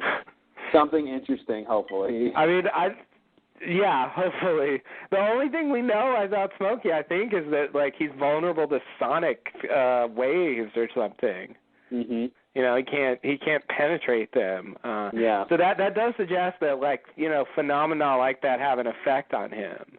Yeah. Not that sonic waves are necessarily that much like electromagnetism, but just and since Widmore did specifically seem to say that Desmond was what he was going to use against Smokey, that does make me think that somehow the electromagnetism has some effect on him. Yeah, well, and of course, Smokey even talks about it later. Yeah. With Desmond at the well, yeah. Exactly, yeah. I got to say, electromagnetism has been almost a character on the show. You're right. Season 2 or something. Yeah, you're right. I didn't really think, when they introduced it back then, I really didn't think it mattered that much. I didn't think they'd still be talking about it in Season 6. No. I thought it was really, to me, I thought the point was Dharma.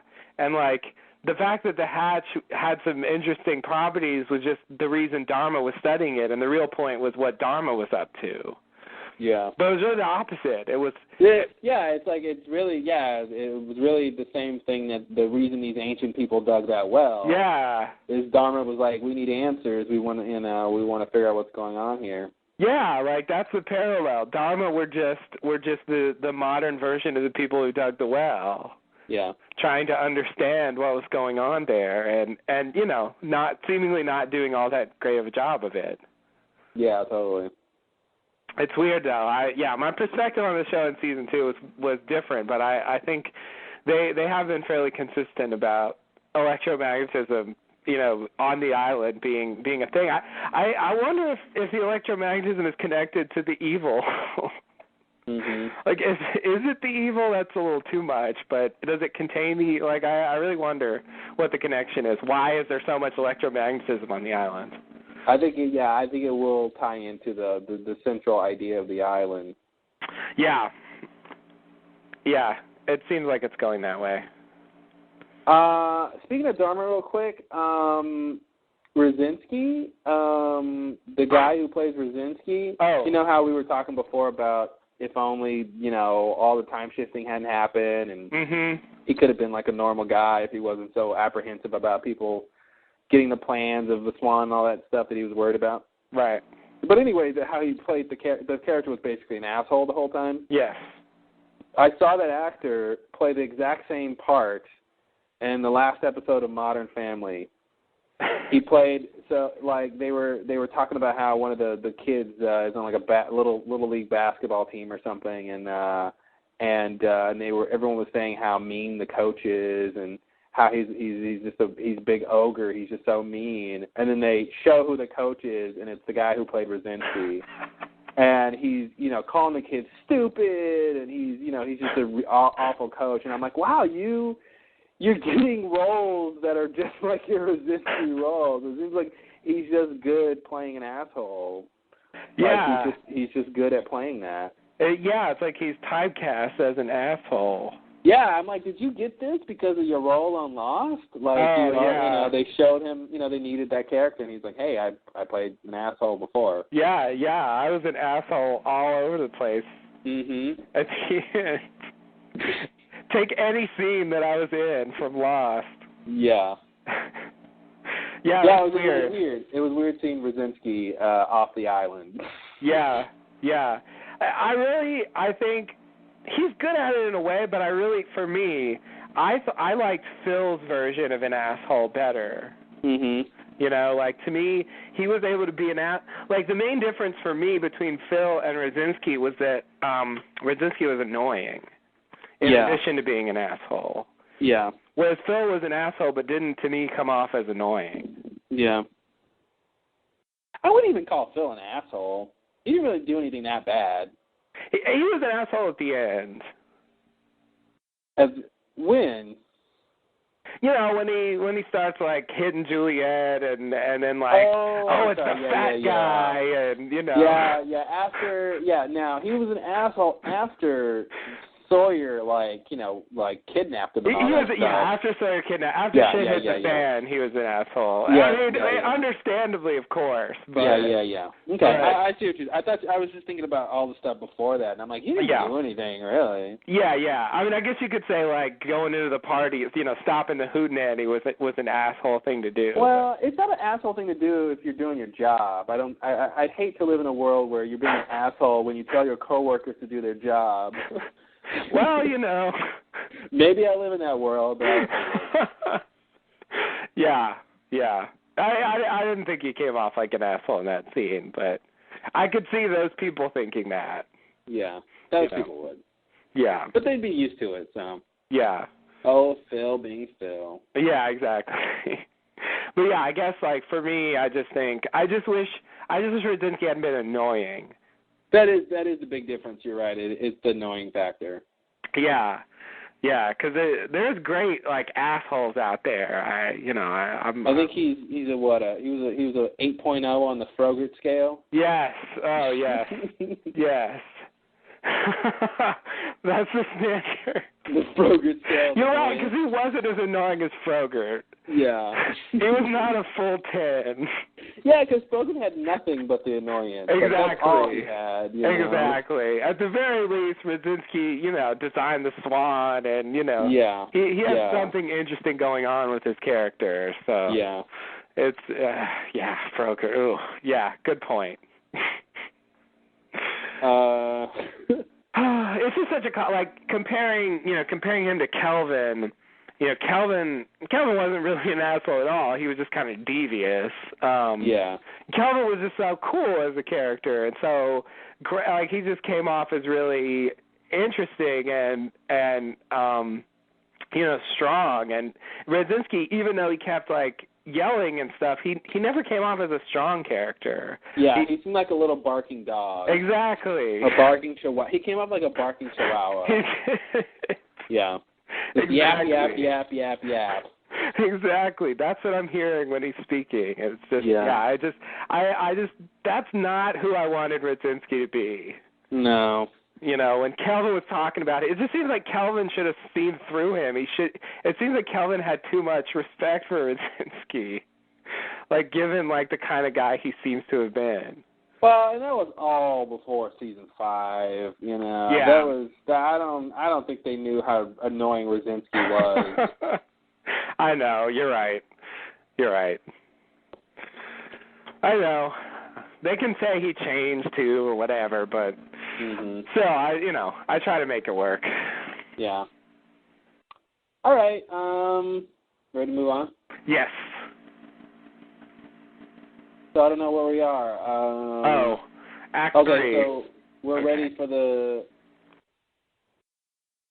So Locke saw Desmond. Okay, so next scene, we're back at the beach.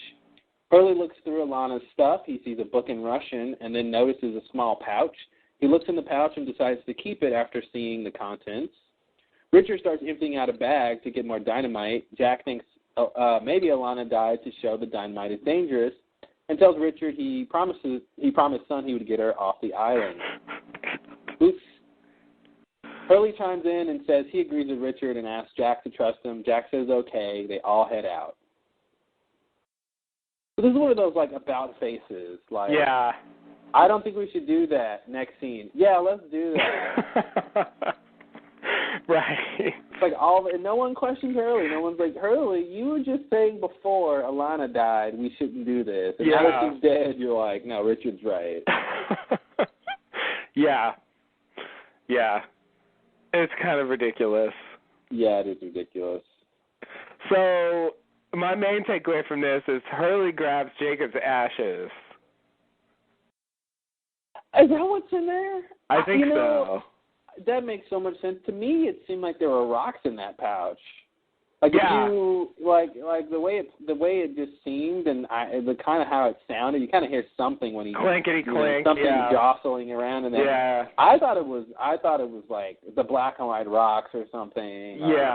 Something like that. But the ashes is good. I don't remember what she put it in, but it was a pouch exactly like this. Yeah. Why would he take his ashes, though? I don't know. I don't even know that he knows what they are. Yeah, he shouldn't even know that's what Basically, from the fact that it's Alana's stuff, and she had the ashes. And it was in a pouch like this. The sound design was a little weird. I agree. It didn't seem like the ashes were that chunky, but I think that's what it's supposed to be. The last few transcript seems to think that's what it's supposed to be as well, for whatever that's worth. I think that's what it is. So I'm assuming that I really have no idea why he grabs this, but I'm assuming it's going to come into play at some point, the fact that Hurley has this. Well, yeah, and I'm glad, too, because we were wondering what she was going to do with him anyway when she grabbed him. Yeah, it kind of seemed like the only purpose they were going to serve was exposing Ben. That's the only thing they've done with them so far. So, and I guess I thought that was enough. For me, I was like, okay, that's why they did it, But since they have Hurley apparently grab him here, I'm assuming he's going to, My best guess is that they're going to be some kind of weapon against Smokey. Well, yeah, I mean, he might, maybe after they talk or something, and, when Son says, I don't want to leave the island, or writes down on a piece of paper, I don't want to leave the island. Of course. Had to make that correction. It might escalate, and it might be a situation where Hurley needs to use that ash to protect them or to encapsulate Smokey for a second. And you know what? Considering that our theory is that Hurley is the one who broke the ash in the first place, the ash around the cabin, then maybe, I don't know, maybe that'll come back up or something. Maybe he'll use it, and then someone will be like, "How did you know how to use that?" or what it did, and he'll have some explanation that'll tie back into the cabin or something.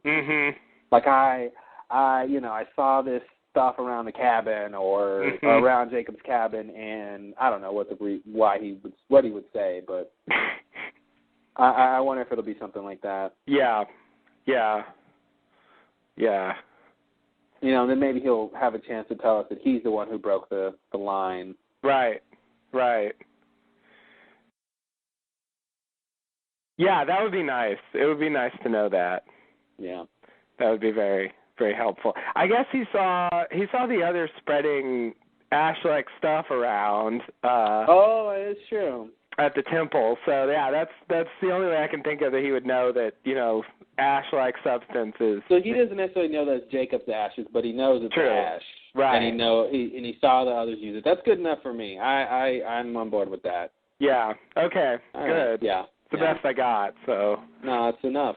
Okay. Okay. Good. Yeah. Otherwise, yeah. Jack, I promised Son I'd get her off the island. Okay, Jack. Why did you do that? Jack, that really just seems. I guess it just feels like they wanted that scene with Son, and that's what Son wanted to hear, not Jack's speech about destiny and how they had to stay there. And now they just have to write around that. Yeah. It's it almost is just like habit, I think, for Jack to promise to get people off the island. Yeah. I think he's just used to doing that. Yeah, I guess so. He just fell back into his old habits.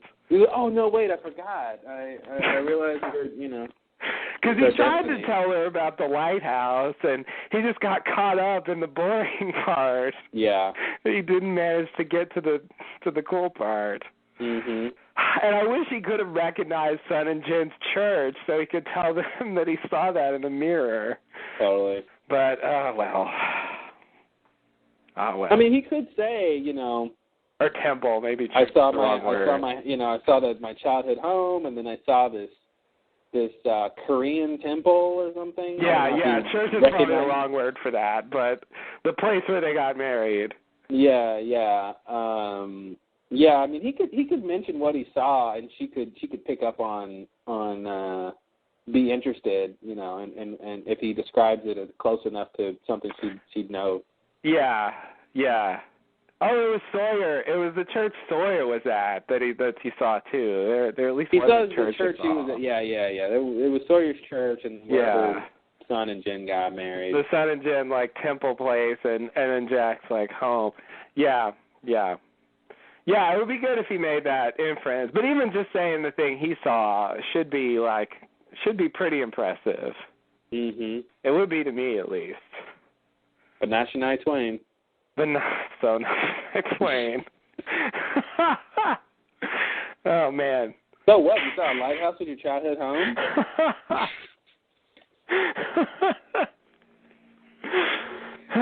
I'm Canadian. That doesn't impress me, man. She's just so not impressed. She's not. That's not going to do it. Not going to do it. A whole song about not being impressed, ladies and gentlemen. Thank you, Shania. You're like the universal example of not being impressed. Yep. I love that. All right. Anything else with this scene?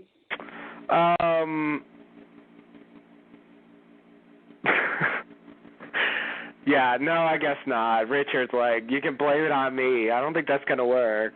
Yeah, exactly. I blame it on Richard, okay, son?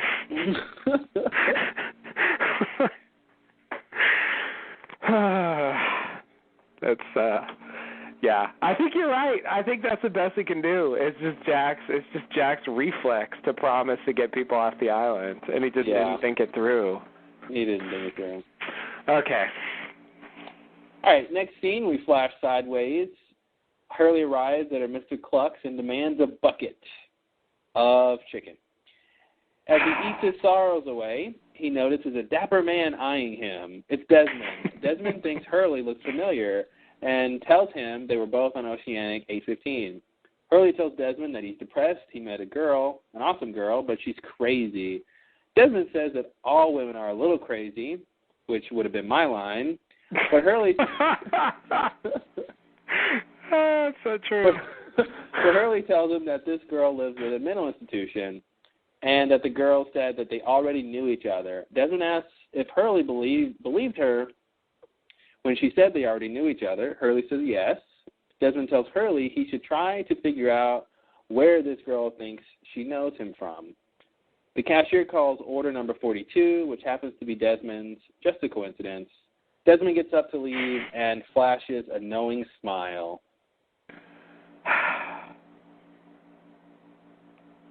Yeah, when Desmond said that line, I really was like,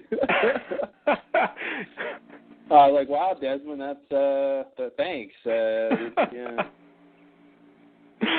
You read my mind, Desmond. It's a great setup. She's crazy. They're all crazy.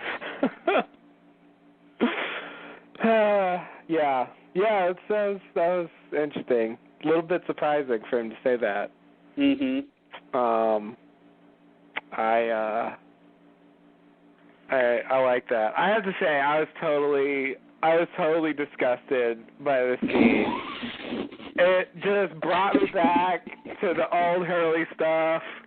Yeah. When he says, "Give me a bucket," I'm like, oh my God, don't say the word bucket. Yeah. In relation to food, it's just you really don't ever want to have a bucket of food. It's just not usually what food comes in. Yeah. It's a bucket. I hate it. It's so bad. Like name one good thing that comes in a bucket.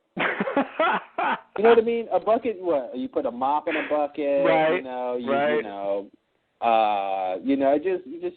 don't ever get good stuff out of buckets. Yeah. No. Buckets are what you put like nasty stuff in. Exactly. Normally. Yeah. And it just putting food in there, and just the idea of filling a bucket with food, and then I'm just gonna eat this bucket full of food. Oh. Eat it all the way to and by the time you get to the bottom, it's cold. All the grease is down, and and it gets all the moisture gets trapped. It gets all soggy and gross and greasy, and just and you see like this pile of chicken bones, and I'm just like, oh God, I just wanted to vomit. It's awful. It's definitely a callback to the peanut butter, scene. That's what it reminded me of. Tub of peanut butter, and he gives us a reason why he eats when he's depressed. Yeah. Which you think, being the luckiest man alive, he'd be a little slimmer, but we'll take actor factors into account here. That's a good point. But, it'd be weird if they just got some other actor to play Hurley in the flashlight way. No, obviously they would use CGI to make him look slimmer. Oh, okay. Come on. Okay. 21st century. I forgot. It's the computer age. They just green screen everything. Yeah. Okay. That would be really weird. Yeah, they wouldn't do that. So what else was I going to say about this? So Desmond's obviously not here by coincidence. Originally I thought he was somehow, but he's just not here by coincidence. No. It's interesting he's ordered 42, which is of course a number. Yes. Whose number is that though? I think it's Quan. Okay, Quan. Yeah. Yeah, and so he basically tells him to go.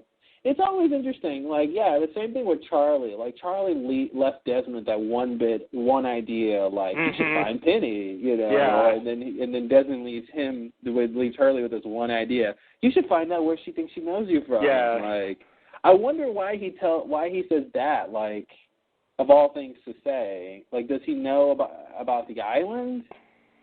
Like, is he expecting, you know, her to tell Hurley that she knew him from this island? Like, I'm wondering, why didn't he say, like, you know, you should find out how long she thinks she's known you for? You know what I mean? Like, some other little tidbit for him to go talk to Libby. Right. I see.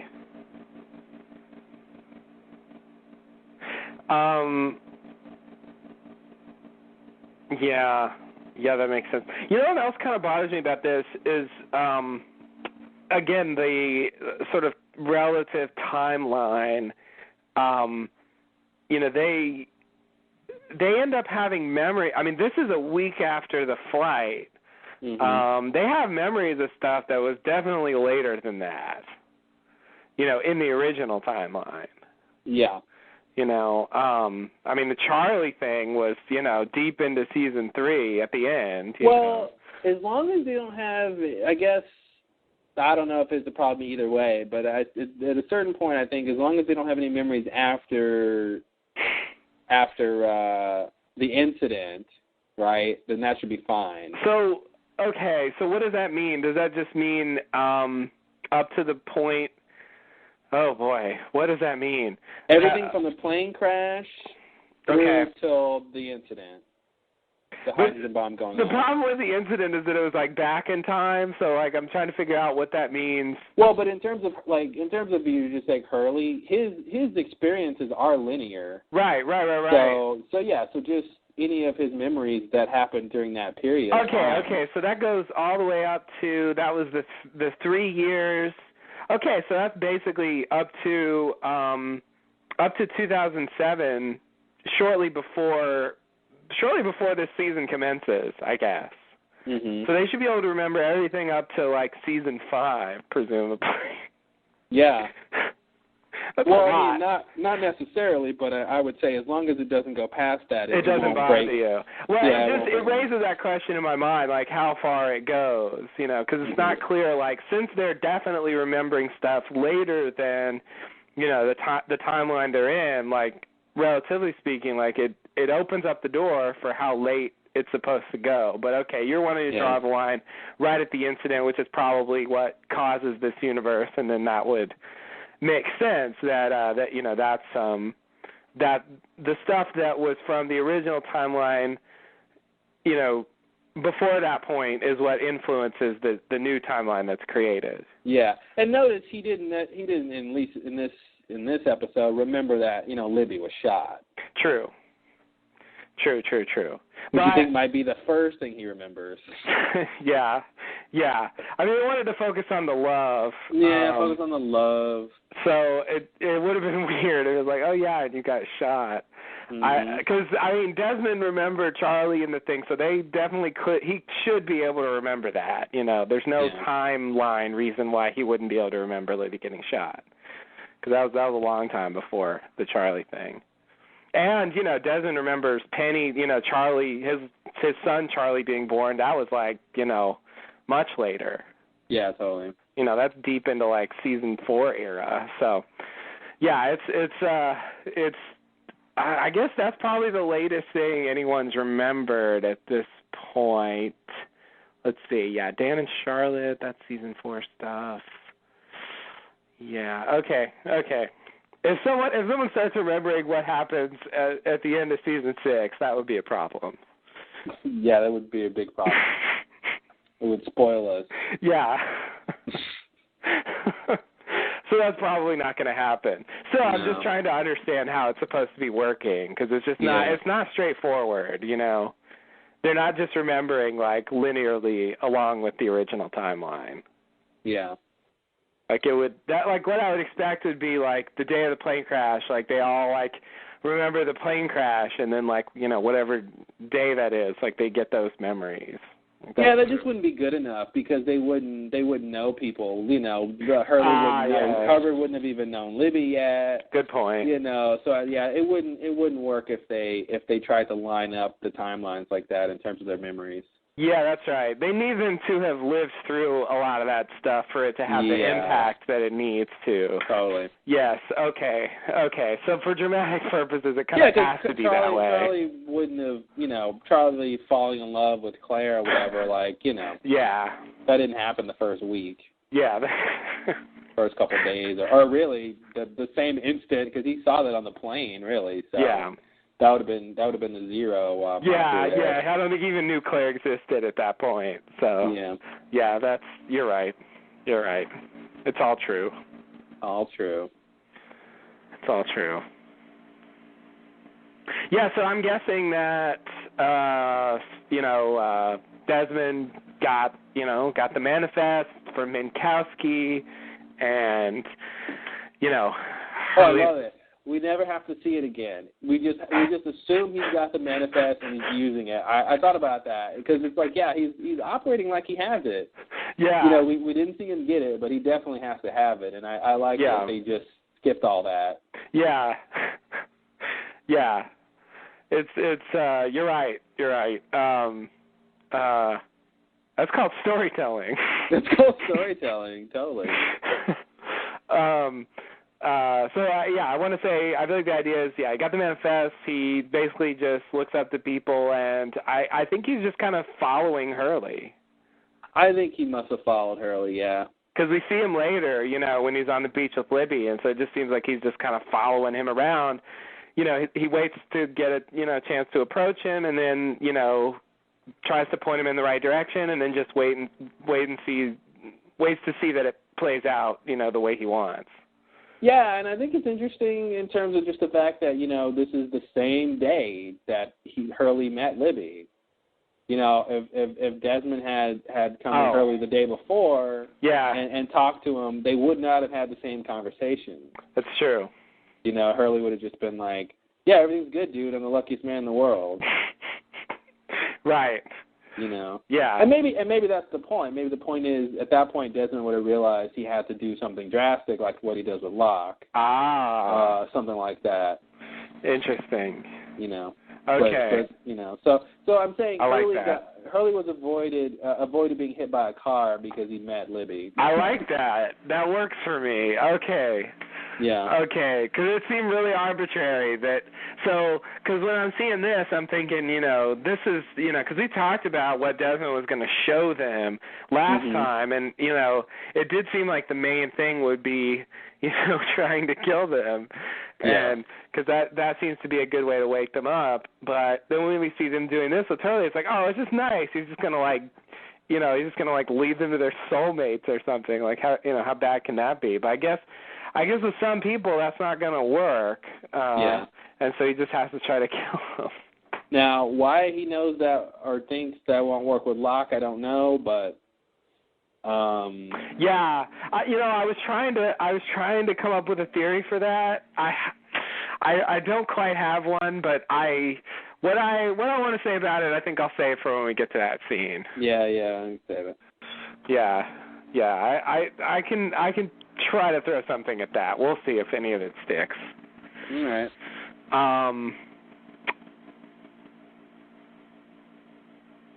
Yeah. So the fight was a week ago. God, there's a lot going on. That's a lot. That's just a lot. Mhm. Like I really had the impression like that, that banquet museum, event was I just imagine that being a lot later. I imagine that he had been back for a while, and I also imagine Desmond, getting to this point later as well. Yeah. No, that's the thing. This alternate universe really started coming apart very quickly. Yeah. Yeah, it's interesting. And it's also kind of interesting if Charlotte went on that date with Sawyer, Oh, yeah. If things had worked out, Charlotte could have invited Sawyer to the banquet as their date. Oh, yeah. And Sawyer could have been there. Oh, man. And then Miles would have been there, and then it would have been, it would have been the whole thing. They probably would have double dated. Absolutely. Yeah.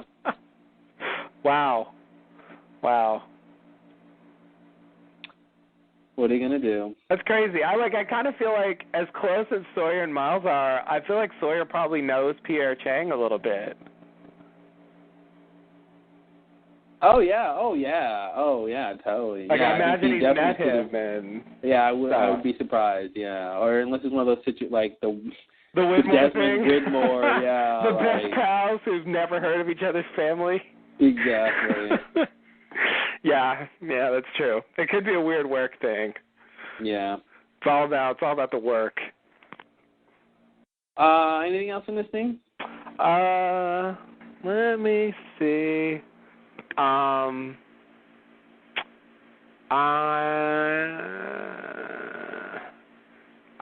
don't think so. I think that's it.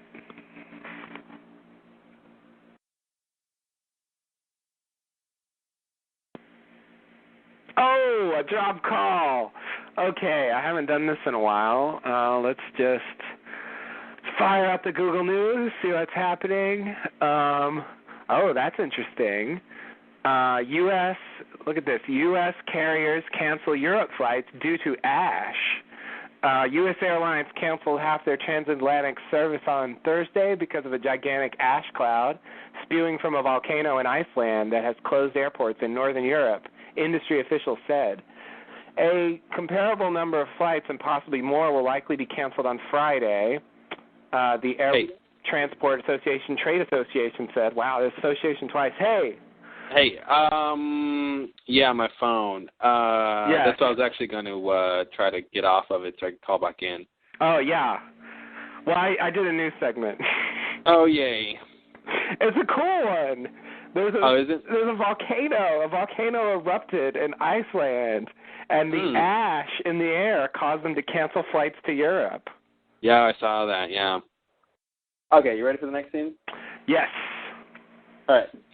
So, next scene, we're back on the island. Locke interrogates Desmond. He apologized for Saeed tying him up. Desmond doesn't mind and reiterates that he's got nowhere to run. That's weird. Did he really say he didn't mind? That's what I wrote. Anyway, Locke thinks it's the best argument. We'll come back to that. Locke thinks it's the best argument against captivity he's ever heard and lets Desmond lose. Locke asks Desmond... Sorry. Can I finish this scene? Yes, Mr. Chuckles. I'm sorry.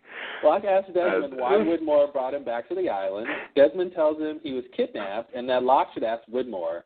Saeed confirms that he found Desmond under armed guard. Desmond tells Locke they blasted him with a large amount of electromagnetism and he knows what it was because of experience. Locke asks Desmond if he knows what Locke is. Desmond says he does. He's John Locke. Locke tells Saeed to go back to the camp and tells Desmond that there's something he wants to show him.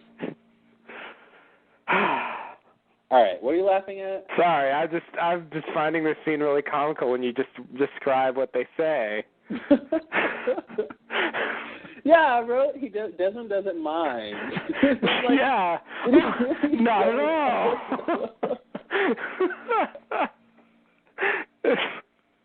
No worries, brother. I kind of rather like to be tied up. It's just weird. That's the best argument against captivity I've ever heard. Yeah, and that's actually he actually says that. Yeah, I know. No paraphrase. I know. I don't know. It didn't stick out as much until you repeated it. I'm like, wow, what a bold statement. Yeah. So what Desmond says is, he says, I don't blame him. Not, I don't mind. Oh, okay. He says he doesn't blame Saeed for tying him up. Okay. No, I think that was the difference. I'm like, did he really say, I don't mind? I don't mind. And it's like Desmond is being crazy, so it's possible. Yes. He did say something equally as crazy, which is, I don't blame him. Yeah, that is weird. Thing to say, so. Yeah. Although, as I explained to him before he left, I have nowhere to run to, brother. Yeah, exactly.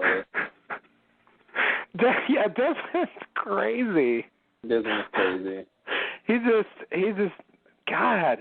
He's out crazy in Claire at this point. Yeah. Claire was crazy too when we first saw her. But, yeah. But he is kind of wacko. Yeah. Yeah. This is so strange. Of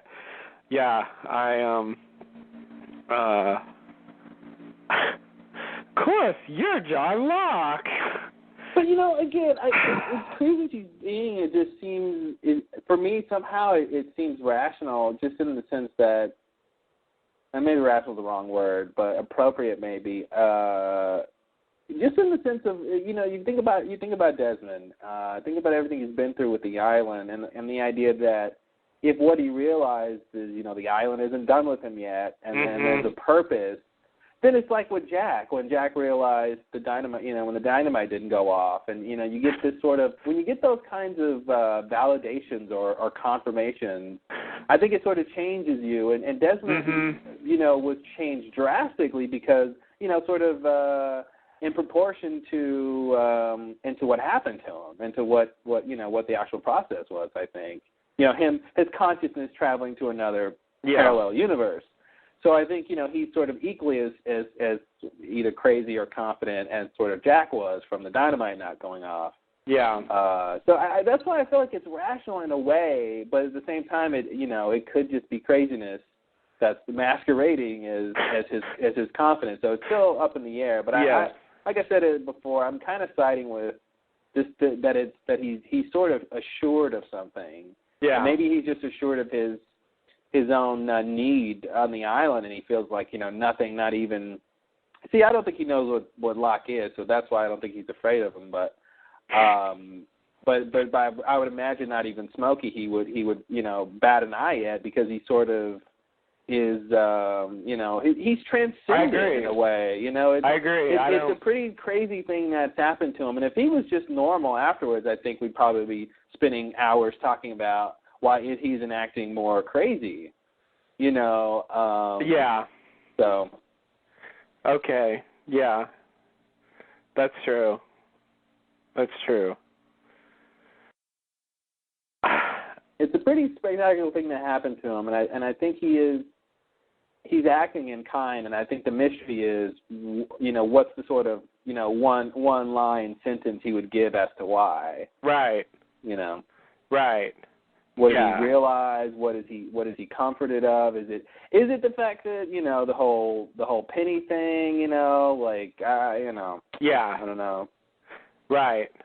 I think it's something like, he had that short conversation with Zoe where he said something like a lot can happen in 20 minutes or something. Mm-hmm. And so I think that's the whole. No, you're right, and that's a good point to bring up, because he lived that whole time period. Yeah.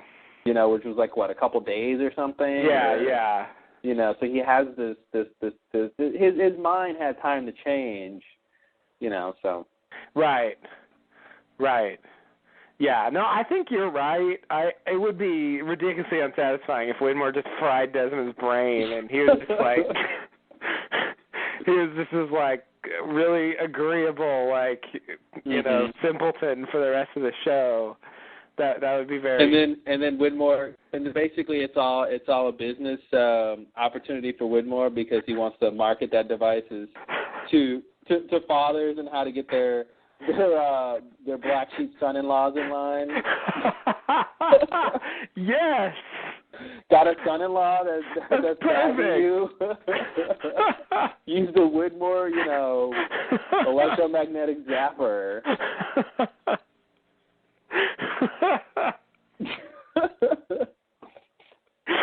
Your son-in-law will start fulfilling his purpose in no time. Exactly. Oh man, yeah. Maybe that's his big business deal. Widmore Labs. Oh yes, finally Widmore Labs comes back. Yeah, it's Desmond's the first beta tester. Oh God, yes. They're in beta.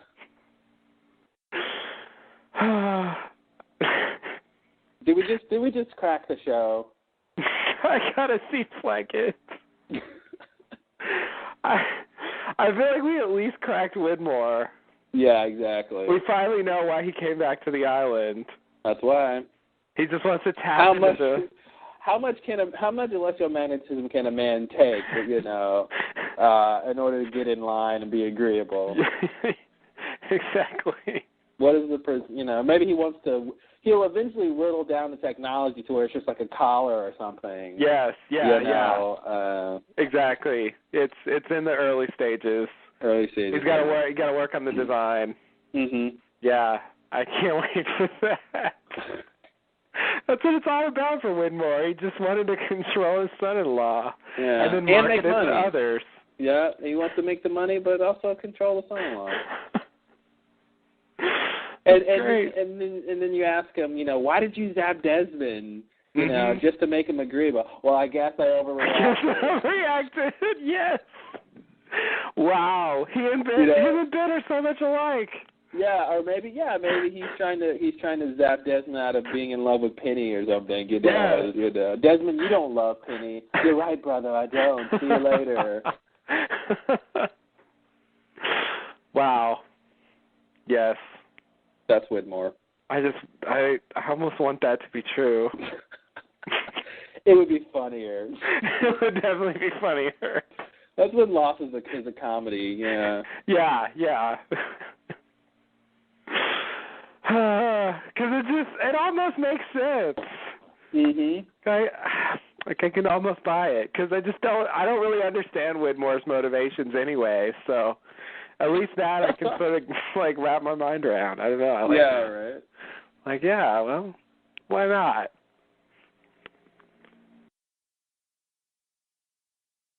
All right. What you got? Yeah. Okay. So let's see here.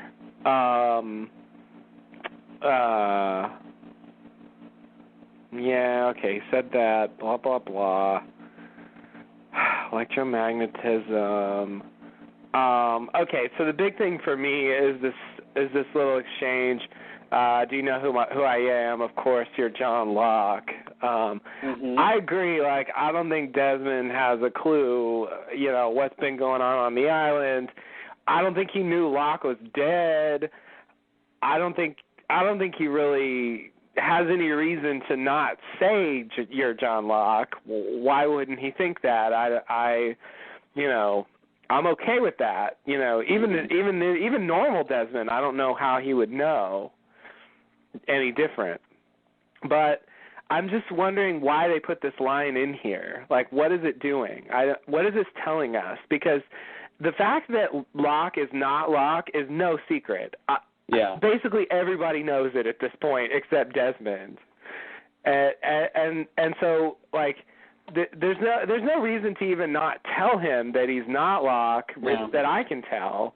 Well, I have the answer for you. Oh, you got the answer. Okay, good. And it aligns with my theory that they're doing something with making Locke, making the Man in Black be John Locke. I would throw that in there with that whole idea that they're Locke is overpowering him, or I don't know what they're doing, but this idea that Desmond sees John Locke.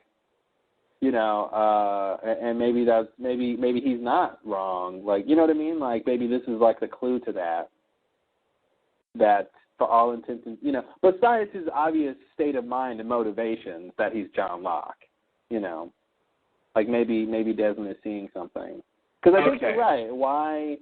What would be the point of them saying something that's just obvious?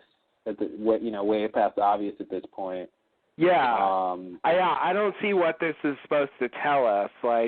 Is it just confirming that Desmond is clueless about Locke? Is that, it sort of does that, I guess, but it just seems like for the audience, it's the opposite of what Sawyer's reaction was. Which is, whatever you are, I know you ain't Locke. Well, see, and that's the thing. Sawyer was a people reader, so it made sense why he would pick up on that. I think Yeah, I don't know. I think there is something going on with this whole identity thing or something. I'm not sure what they're doing with it, but yeah, I mean, I think in a previous scene when somebody was like, when he was like, "Do you know who I am?" or there was some question about who he was, and the person said like, you know, they thought he was Locke or something. I forgot who I'm thinking about. Hope I'm not making this up. And then they said, you know, "You're John Locke," and he was like, "No, I'm the smoke monster." Oh. Didn't he tell that to somebody? Pretty recently. Ugh. I'll give you a hint. It was in the jungle. Oh, yeah. It was by that tree. Remember that tree? That tree! With the tree, yeah. Yes. Mm-hmm. And the grass and the brush. Right. The grass and the brush. Oh, man. Yeah. Wow. Yeah. I didn't need all that. Yeah. Yeah. I'm thinking the scene you're thinking of is when he tells Sawyer, "I'm that smoke thing." Oh, is that what I'm thinking of? That's the closest thing the other thing that's sort of like that was the scene with Richard, although that wasn't Locke, where when the man in black tells Richard, you know, "I'm the black smoke." Okay, but hasn't Locke in the last couple of episodes, hasn't he told someone besides the Sawyer scene, that could be what I'm thinking of, but I thought he told someone who thought he was John Locke that he wasn't.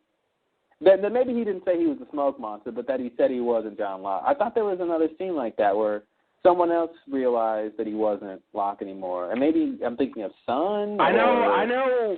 Yeah. Sun definitely knows that he's not Locke. Frank?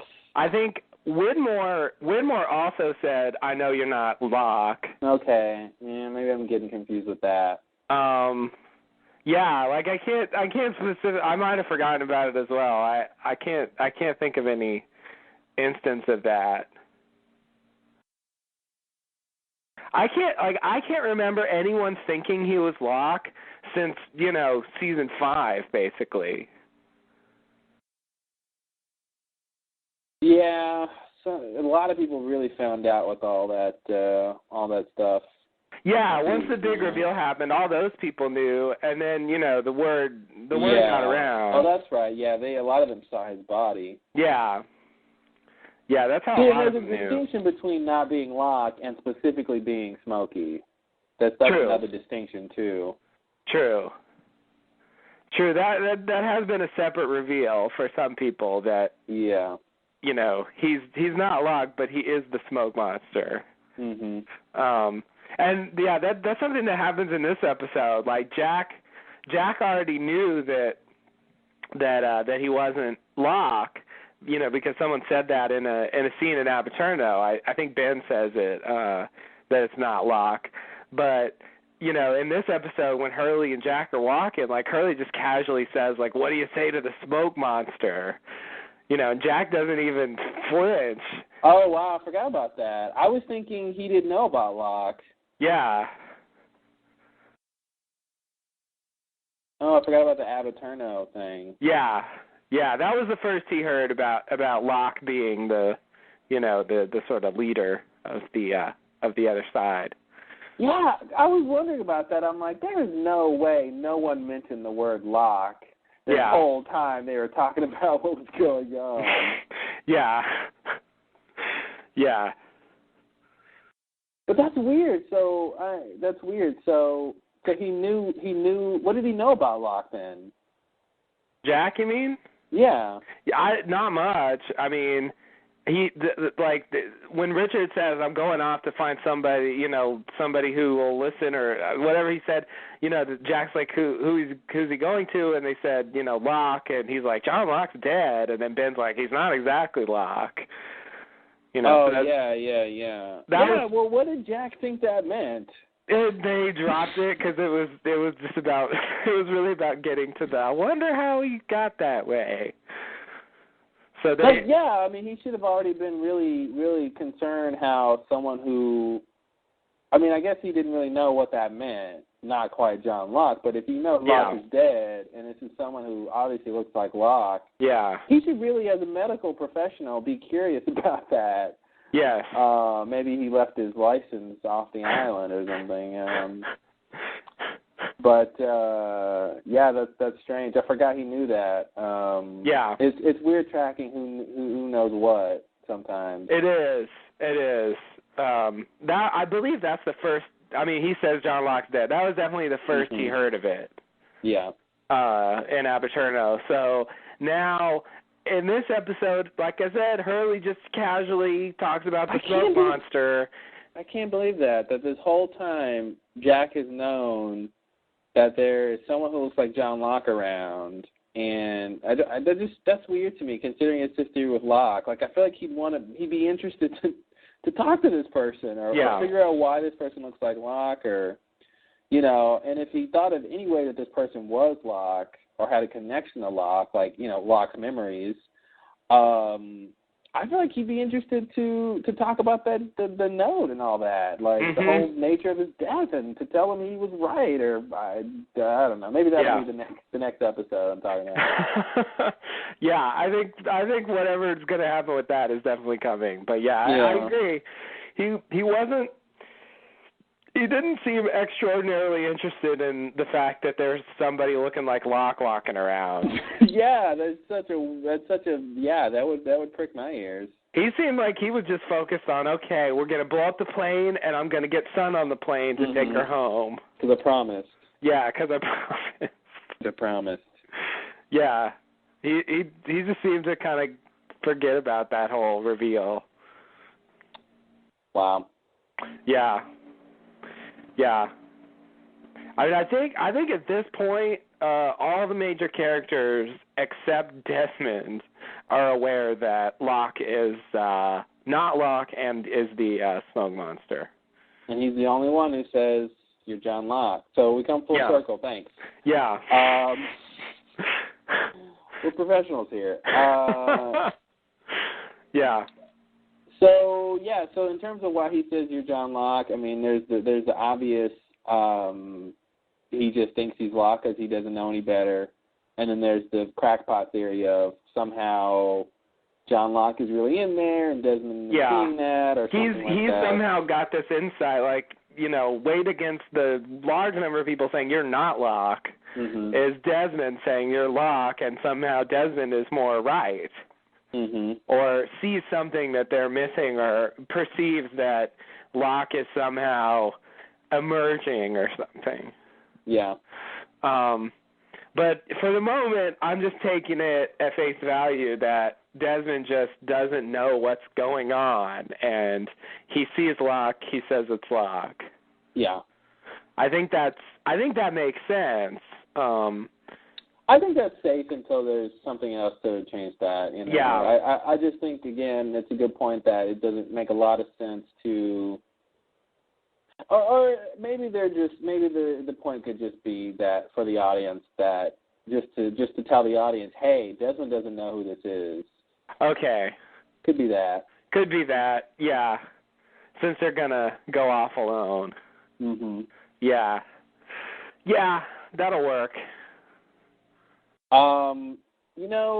He says Desmond tells him I have nowhere to run, and so Locke tells us the best argument against captivity he's ever heard. I think a better argument might be I have no legs. Sure. I don't know. Maybe. I don't know. And then, but I would think, in terms of the Man in Black being trapped on the island for eternity, he might have come up with a better argument for against captivity. It's like out of 1,000 millennia, this he's never thought of I've got nowhere to run. That's a good point. You think he's the man whose existence is defined by being captive. Right. Commenting about, the best argument about captivity. It's such a strange coincidence. It's like, I don't know. That's weird. Yeah. A very, very, I don't know.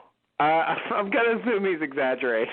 But it's almost like he, he has been in the position to argue against captivity. Yes. You know what I mean? And so it's very it's very interesting, that connection of how this plays out of him. You know, like if Saeed was there cutting him loose or something, it'd be different.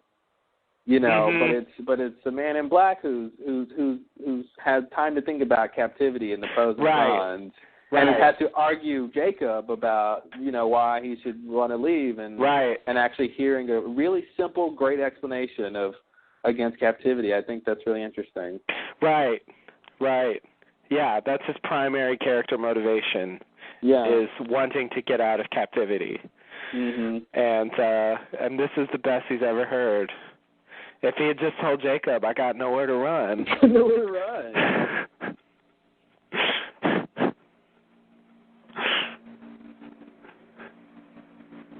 Yeah, this is a weird scene. It is a weird scene. It doesn't help Saeed standing there like a zombie. No, it doesn't.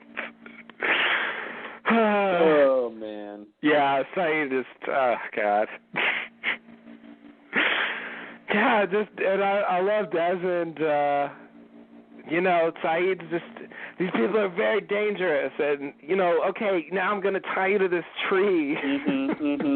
As dangerous as you, Saeed? Yeah, I know. It was ridiculous, and I don't know. It doesn't seem like he sees any problem with that at all. Yeah, I don't know. Something, yeah, that day. Lead the way, sir.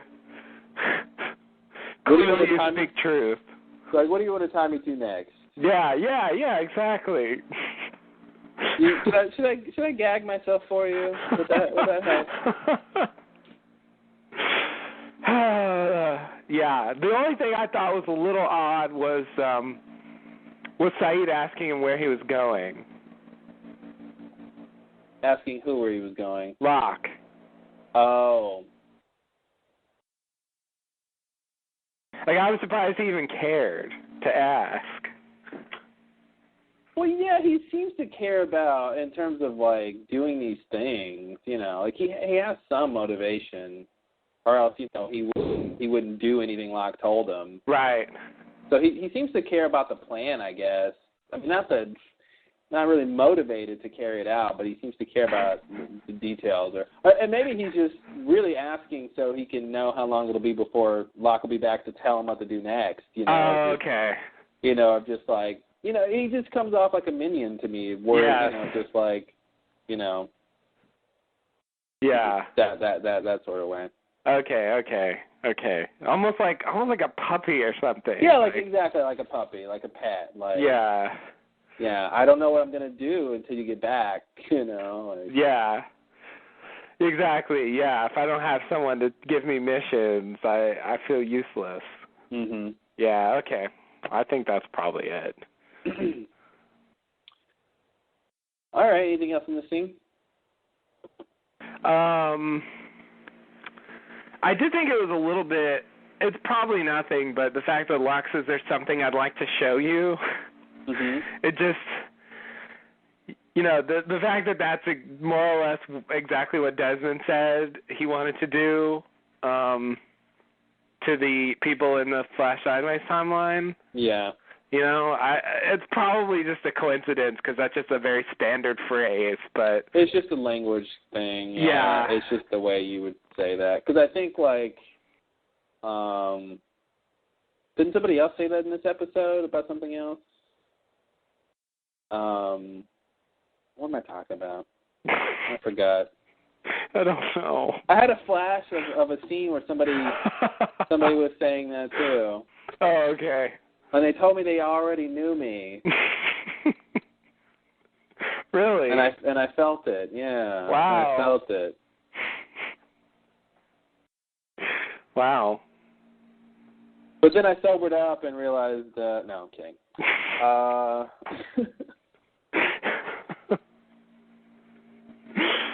Yeah, I think it's just an unfortunate coincidence. Okay. I agree, but like the idea that he pushes him down the well so that he'll like see the other timeline or something. I mean, that's just ridiculous. I don't believe that for a second, but anyway. Oh, is that what people think?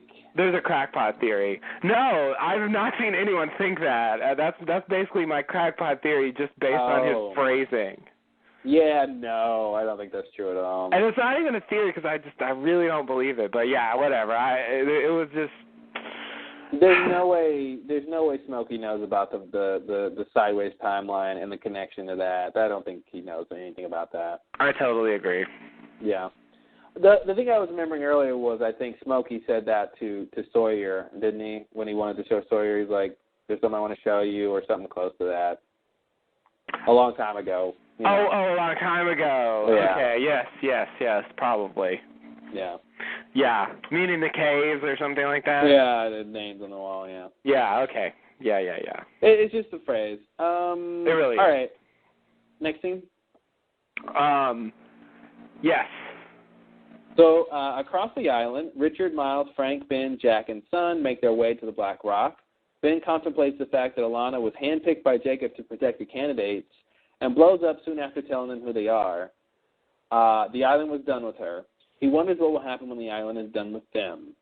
The group arrives at the Black Rock. Richard tells them he doesn't want anyone else handling the dynamite, then notices that Hurley is missing. Hurley comes screaming and running from the Black Rock, telling the group to get away, and kaboom! The Black Rock explodes like Alana in the submarine. Richard asks why the hell he did that, and Hurley says he's protecting them. Surprisingly, Hurley's clothes were not wet. They weren't wet. I was looking for that. I like that. It's things that blow up for... Exactly. Yeah, exactly. This one's a daily double.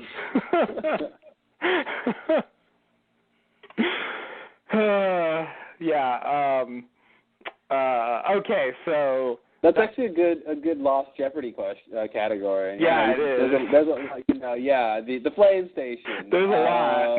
There's a lot. Yeah. The Swan Hatch, I'm sorry. Technically, it imploded. Exactly. Oh, man, Alex Trebek would love to make that correction. I know. Oh, no, I'm sorry. You're too stupid. It was actually an implosion. Yeah, that's... oh, man. You could easily fill up 5-6 questions on what blew up. Yeah. Things that blew up, I should say. Things that blew up. No questions on Jeopardy. So the obvious thing to say here is the thing that it's a long, I think, Lost Lowdown tradition that to observe that they blow up stuff when they're done with that shit. They're done with it. Goodbye, Black Rock. Goodbye, I don't think we're going to see you ever again. R.I.P. Black Rock. Yep. That's it. Yeah. We're done. We're done. They showed us what they wanted to show us with the Black Rock, and then they blew it up. They blew it up. It's so... that's their move. That's what they do. Yeah, no, they really just blow things up when they're done with them. As soon as when Hurley was gone, I'm like, oops. Yep. Oh, Black Rock. Yep. We're that late in the show. We're done with the Black Rock. Yep. They've told us what they're going to tell us about it. And it's just not even a destination anymore. Yeah, there's nothing left to go to. Like, you won't come back there anymore.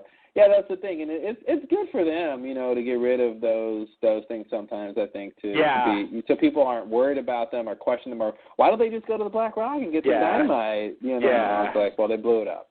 Exactly. That's why they blew up the flame station. That's why they blow up so many things. That's why they burned down the cabin, of course. Sorry for saying the C word again. Ugh. It's kind of, I guess Hurley leads him out there so he can sort of get ahead and then rig the thing to explode, and it's that's his plan, I guess. I'm still kind of blown away with just the idea that Hurley blew up the Black Rock. Yeah, try having that crackpot theory in season 2 or something. Exactly. Exactly. That's what I'm thinking. I have a feeling one day Hurley's going to blow up the Black Rock. Yeah. If anyone would have said that, it would have just been ridiculous. I know. Yeah. I know. I almost wish I could time travel back to, old us and just blow our minds with, what's going to happen later on in the show. The guy who started the golf blows up the Black Rock. Yes. That's the show we're watching. It really is. It really is. And he's like one of the main people that communicates with Jacob, and he can talk to dead people, and he's like the de facto leader for a while. It's just like, what? Yeah. That's not Hurley. That's ridiculous. That's the thing I realized about this show, and we've come to that conclusion several times. Like, a lot of the way the show has gone, I don't think there's any way we could have predicted. Like, it was so not... Post-season, after Season 3, no way. All bets are off. The period of time between Season 3 and Season 4 is like the singularity. It's just like you couldn't have peered beyond that to really make any accurate predictions. Yeah. Yeah, the show followed, like, sort of a straightforward trajectory up to that point. Yeah. You can kind of see where they're going with stuff. Even the idea of, like, taking Wall, like, that, they set that up pretty well, I think. Yeah. Where you wouldn't necessarily see it coming, but it's at least, like, within the realm of, what they've established is something you might expect. And, blowing up the hatch at the end, like, okay, they're going to get in the hatch, what's going to be in there, maybe that was kind of hard to guess, but once they get in there, it's a matter of time, I think, before they don't push the button, we find out what happens, Mm-hmm. I mean, all that stuff, it's sort of the trajectory is kind of reasonable, but yeah, Season 3 just changed things, and I think really, at the end of Season 3, when Jack goes to the funeral home and it's like, okay, somebody's dead, somebody's in the coffin, like, there's no way we could have spun out the story of that. No. Okay, it's Locke because, see, some of them left the island, but not all of them. And the people who stayed behind time traveled for a while, and then he had to stop it, and so he went down there and turned the wheel and woke up in Tunisia, and Charles Whitmore told him to go get people, but then Ben caught him and killed him after he failed, and then that's why he's the one in the coffin, and now they have to go back because it's their destiny. It would just be ridiculous to, like, come up with any of that stuff. There's no way. Based on what we've seen. Come up with. You couldn't even get the first two parts of that, I think, after even knowing Locke is in the coffin, you don't know how he got there, you don't know why he got there, you don't know who helped him, you don't know who told him to do what.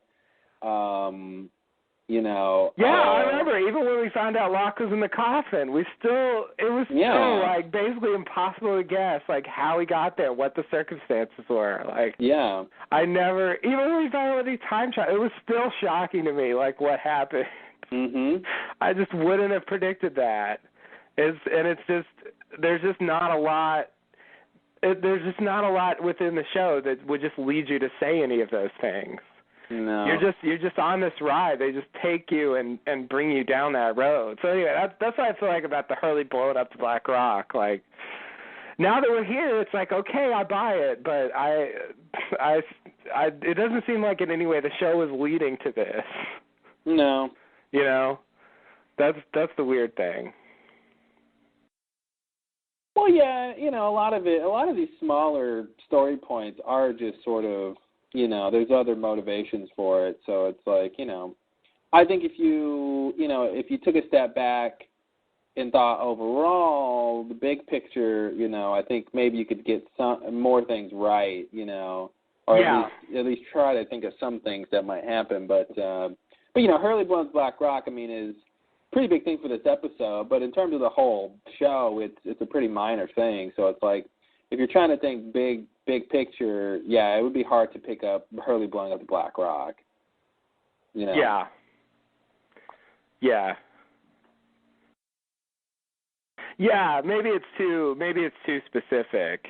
Yeah, it's a couple levels down, I think, in detail in terms of the storylines. Yeah. Like even trying to guess, Ben kills Jacob. I mean, no one would guess that. Right. Yeah. I guess we could have guessed that. He did have some issues.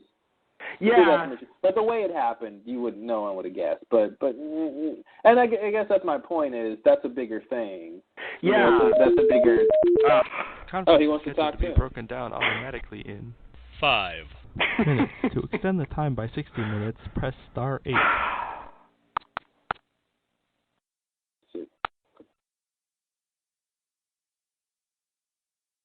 I really wish he had more to say. He always has the same talking points. I know. Every time we should stop having him as a special guest because he just always says the same thing. I agree. Who keeps calling him and telling him he can join the podcast whenever he wants? I don't know.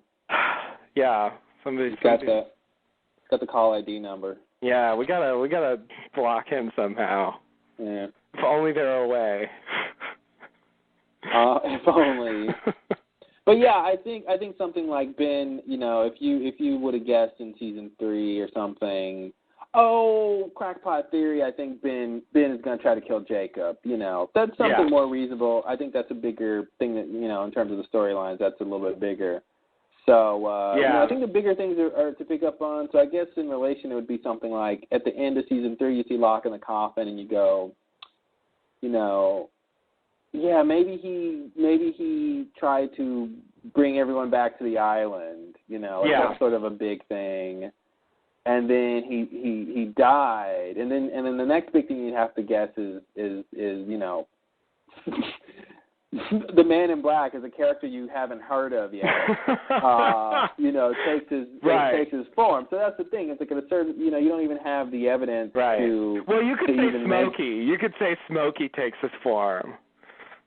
Yeah, you could say Smokey, but I think, and it would still be along the lines of being crazy at that point. But I think the difference is knowing that the view we had of Smokey being a smoke monster. I don't think we would have even in a crackpot scenario tried to assume he would take Locke's form. Because we didn't think he had a personality like that. That's true.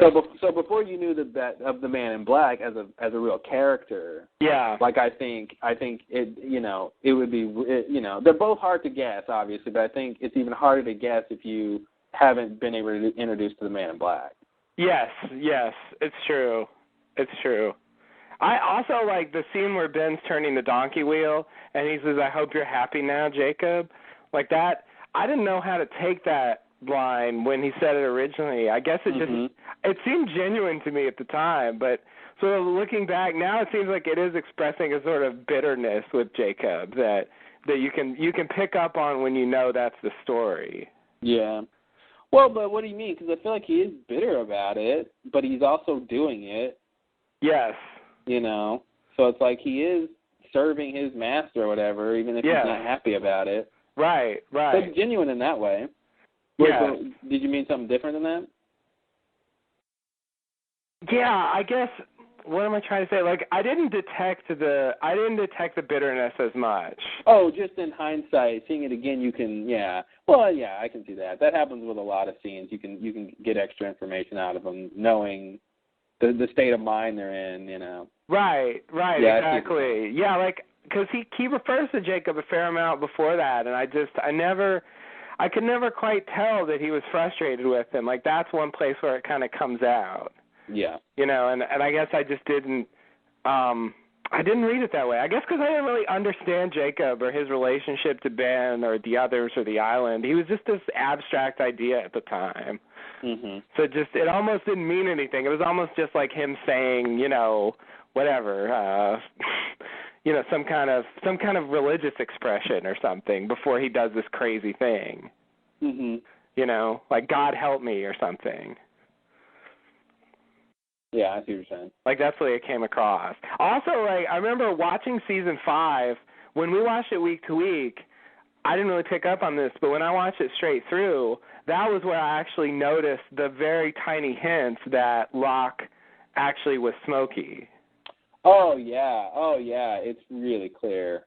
Some of the stuff he says early on when people are talking to him, it's Yeah, like you can pick up on it, and like I sort of thought that we knew he was Man in Black by the end of season 5, but I sort of thought he was also Smokey just based on watching season 5 again. And so when they confirmed it in LAX, like I actually caught that. But when you watch it week to week, it sort of gets lost, like the repeated hints. Mhm. You lose track of it because there's so much going on, and you're trying to like see the story as a piece by piece. Yeah, and that's why I think that's why I kind of like back to my little theory about Locke / Man Black. That line where Desmond says, you're John Locke, I feel like might be that kind of thing. Yeah. Here's this little clue, and when you watch the whole season, you'll see it's just one of many clues that if they eventually lead up to something to do with that, then it'll be that's why I kind of I'm trying to like. Find the thing, because they're going to do that with things, right? Of course. And obviously, they're going to do that with some things. So yes, I'm trying to find what those things are, and this seems like one of it. I see what you mean. It's the kind of thing that, just like those Smokey hints, you can easily explain them. Like it wasn't necessarily true. Mm-hmm. And when you just see him isolated, it's like, oh, that's just a coincidence, or it just it kind of looks like that, but that's not we didn't really see it, So it's I can see that. If that's really where they're going, this will be one of the hints to that. Yeah. Definitely. And I don't have a great explanation for the line otherwise, so it's interesting. It'll be weird if that's really where it goes. Yeah. I don't know how that's gonna mesh with the Man in Black personality that I think is still in there to some extent. Yeah, totally. Like what's the Locke personality gonna want to do? It's gonna be crazy.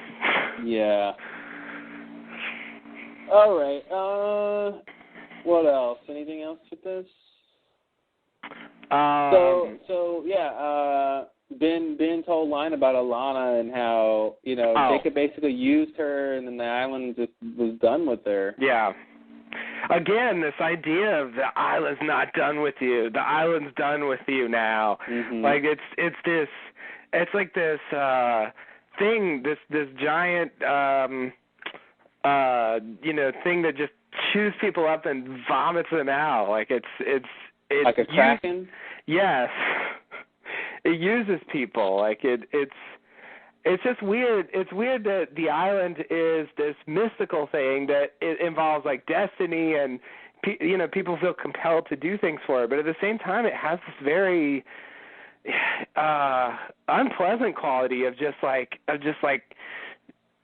taking people and just, I'm not done with you. Do this. Okay, I'm done with you. Blow up and die now. Like it's, It seems it seems to have a very profound lack of respect for human life.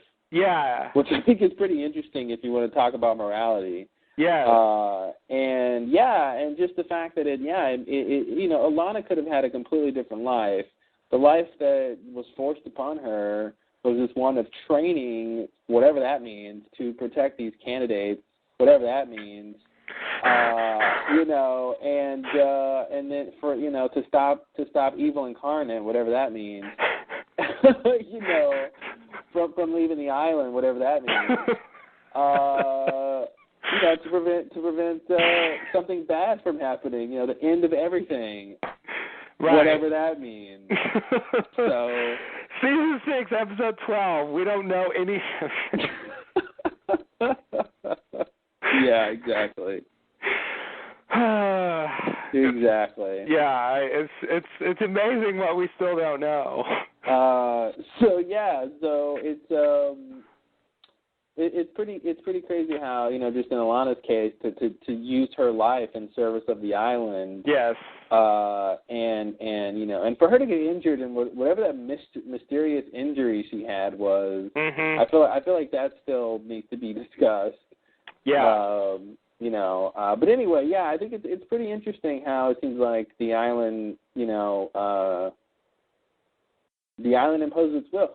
And I think it was pretty scary when Ben was like, he was like, I wonder what happens when the island is done with us. And it made me think like, yeah, what will happen when the island is done?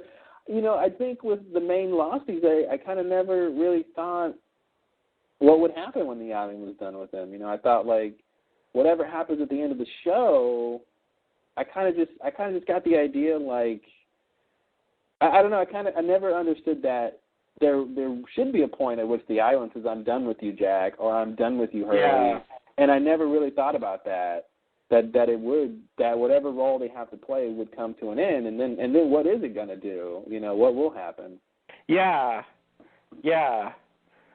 It's just having this conscious island will that just it demands this utter devotion and then just casually tosses you aside. Like, it's just so brutal.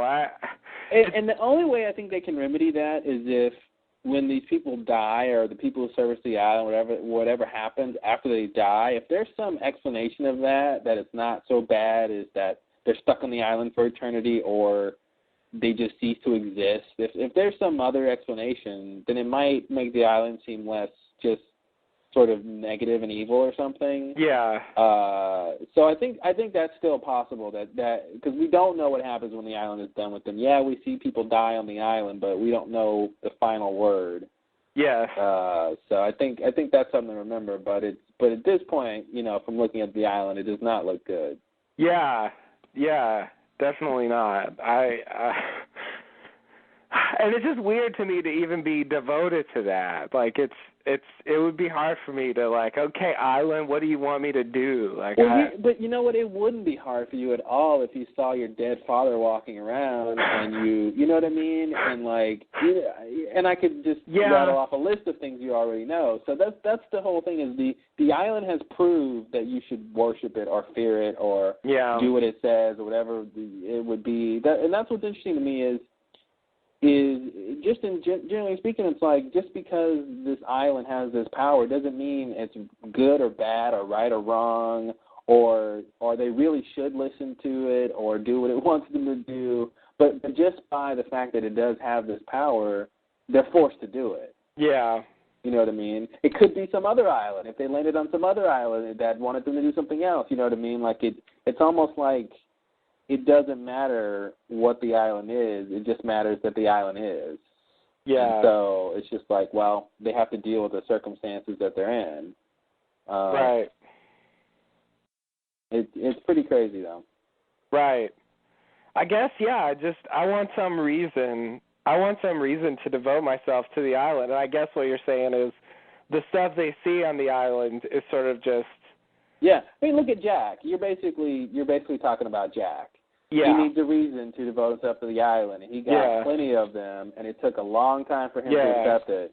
And he finally accepted. And I think you have a continuum of believers, right? I guess Locke is on one end, who sort of almost immediately has faith in the island. Yeah. And you have someone like Jack on the other end, and people would line up in between that in the spectrum. So I think you would fall in between there too. But at a certain point, the island is, if it's not a dead loved one or time travel or an inexplicable coincidence, is or something, you would eventually be convinced that at the very least there's something grand happening here, something worth paying attention to. So even if it is an island. Right. Almost at the very least, I want to say I almost have to do its will. Like, it's kind of not going to let me do anything else. It's either going to kill you or you're going to have to do it. Yeah. Yeah. Yeah. Like, if it's not done with me, it's gonna put me in this situation where I have to sort of make certain decisions, and it might make you press a button for 3 years. Right. While you sort of wait to do something else that might be just as important, Right. Yeah, it's like torture. Oh, it is like torture. Oh, God, the island. That's what the show's about, and it's just, it's like, I could just see, someone on the island just being like, oh, this place is like torture, kill me already, and they're like, oh, I'm already dead. Yeah. Like, I don't know who has it worse, the dead people or the alive people on the island, That's a good point, yeah. Yeah, it would suck to just be a whisperer. That's all you got. Oh, the others are attacking. We gotta go whisper. Come on, guys. Whisper. Yeah. Well, the Whispers are probably unionized. You know, they probably have some good benefits, and they get some health care. They have reasonable hours. They get breaks and Yeah, exactly. I see. Okay, all right. Maybe it's not so bad. I shouldn't put down the whispering profession. Thank you. That was scary. We know it was. Wow. I don't like the whispers talking to me. Not good. Oh, man. So, anything else with this scene? I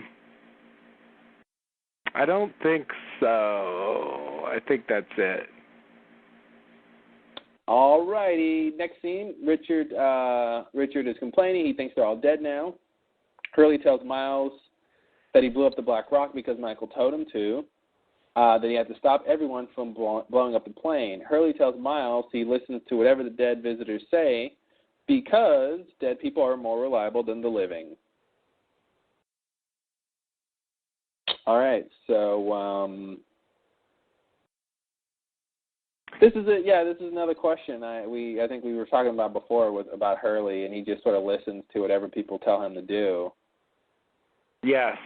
And so he's saying, yeah, and I'm glad Miles called him on it, because it's like, why do you, just because, for generally speaking, just because anyone tells you to do something, why are you doing it, is a question, but specifically dead people, so. Right. And he says they're more reliable, and I don't really know what he means by that.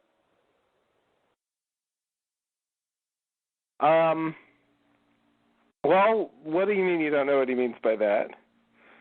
He can rely on them in terms of what? I feel like he's just saying he can rely on them in terms of telling him the best thing to do. Like, he can rely on them in terms of their judgments. Okay. That's pretty much what I thought he was saying. But evidence by what? Oh, he's not offering evidence for that. But he just seems to think that. Yeah, I'm just wondering why he thinks like obviously he's sort of saying dead people have come to me and told me to do things. When I do them, the outcomes are generally good. Yeah. I'm just curious, how that relates to the alive people. Like, there's a bunch of people who tell other people tell him to do stuff, and he does it, and the outcomes are bad. Oh. Yeah, I guess so. I guess he's saying that people just seem to have a better track record or something. Yeah. Yeah, but that's the kind of thing is like, well, you have to do what they say first before you can see if their track record's good. Yeah. But interesting. It seems like the dead people know more, or are privy to certain information that living people are not. So just on that basis, they seem to be able to take more into account when they say what they think Hurley should do. So I guess, that in that way maybe they're more reliable. Yeah. I think they're trying to explain to us why Hurley listens to them. Yeah, definitely. And I mean, Hurley's been talking to him for a while, and I guess he's started to trust the dead people. But that's the thing that's weird to me. Like, I feel like it just seems like anyone who's dead is automatically more reliable, and that to me seems weird. It is weird. It is like I'm trying to imagine like I don't know, a dead Ben or something. A dead a dead Kimi or like would they just become reliable all of a sudden in terms of like being able to trust what they tell you? Because they're dead. Like Echo, like he's hanging out and playing chess with Echo. Echo is someone he knew when Echo was alive. Yeah. Did Echo just become more reliable after his death? You know what I mean? Like, he's more trustworthy now. That's the kind of thing I just didn't really understand what he meant. Like, just generally speaking, the dead people that have come to me are more reliable. Yeah. By virtue of that they're dead. It seems to be what he's saying. Yeah. That seems to be what he's saying. All right. Yeah. Yeah. And I also want to take this maybe as a cue from the writers that you can sort of trust the dead people. Hmm.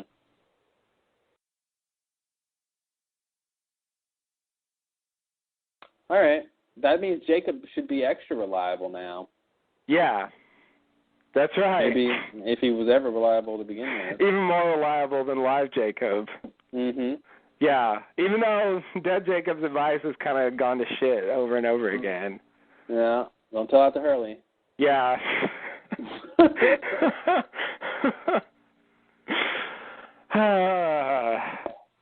Yeah. I guess the best thing he did was, get Hurley and Jack out of the temple before the attack. That was the most successful Jacob advice. Yeah. But the whole thing. Well, they would have been fine though. I mean, Locke wasn't going to kill them. Jacob just didn't want them to go with Locke. Yes. So yeah. I guess that's the idea. Well, that didn't work. Yeah, technically he lied to him. Didn't Jacob lie to her? Yeah, he was a big famous misleader to her. He lied, yeah, totally. I couldn't risk your not coming, Hugo. Yeah, that's why I didn't get why Hurley said dead people are more reliable than like really? Like why? Why do you think that? Yeah. And not that many dead people have told him specific things to do, really. A good number of them, but well, yeah, I was gonna say it seems like that happened a lot, but yeah, it's a good number. Okay. I mean, some of them tell him obvious stuff, and some of them actually don't. He does, like when Ana Lucia told him not to get arrested. Yeah. He didn't listen to her, and she was right, I guess, but he didn't listen to her. Right. No, he really didn't, and it didn't matter. It didn't matter at all. That was a total waste of time. Yeah, it just because Ben had that's my lawyer, and he got him out of jail the next day. Man, what a great goddamn Michael Emerson! I know. Yeah, he's fantastic. That's my lawyer. Ugh, I hate it. It's so great. I know, it's the worst, but it's fantastic. He can take those stupid little lines like that, and they're just really memorable. With those little glasses, he's like looking over his glasses. Yes, and just like, oh man, that over the glasses thing. I think I would just like if I was on set with him acting and like with those lines, I think I'd just like crack up laughing. I would too. See him look over those glasses and that's my lawyer. Just start laughing.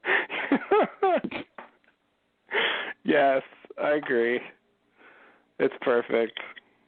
I gotta say, I feel bad for a lot of these actors who are playing the best character they'll ever play in their entire lives.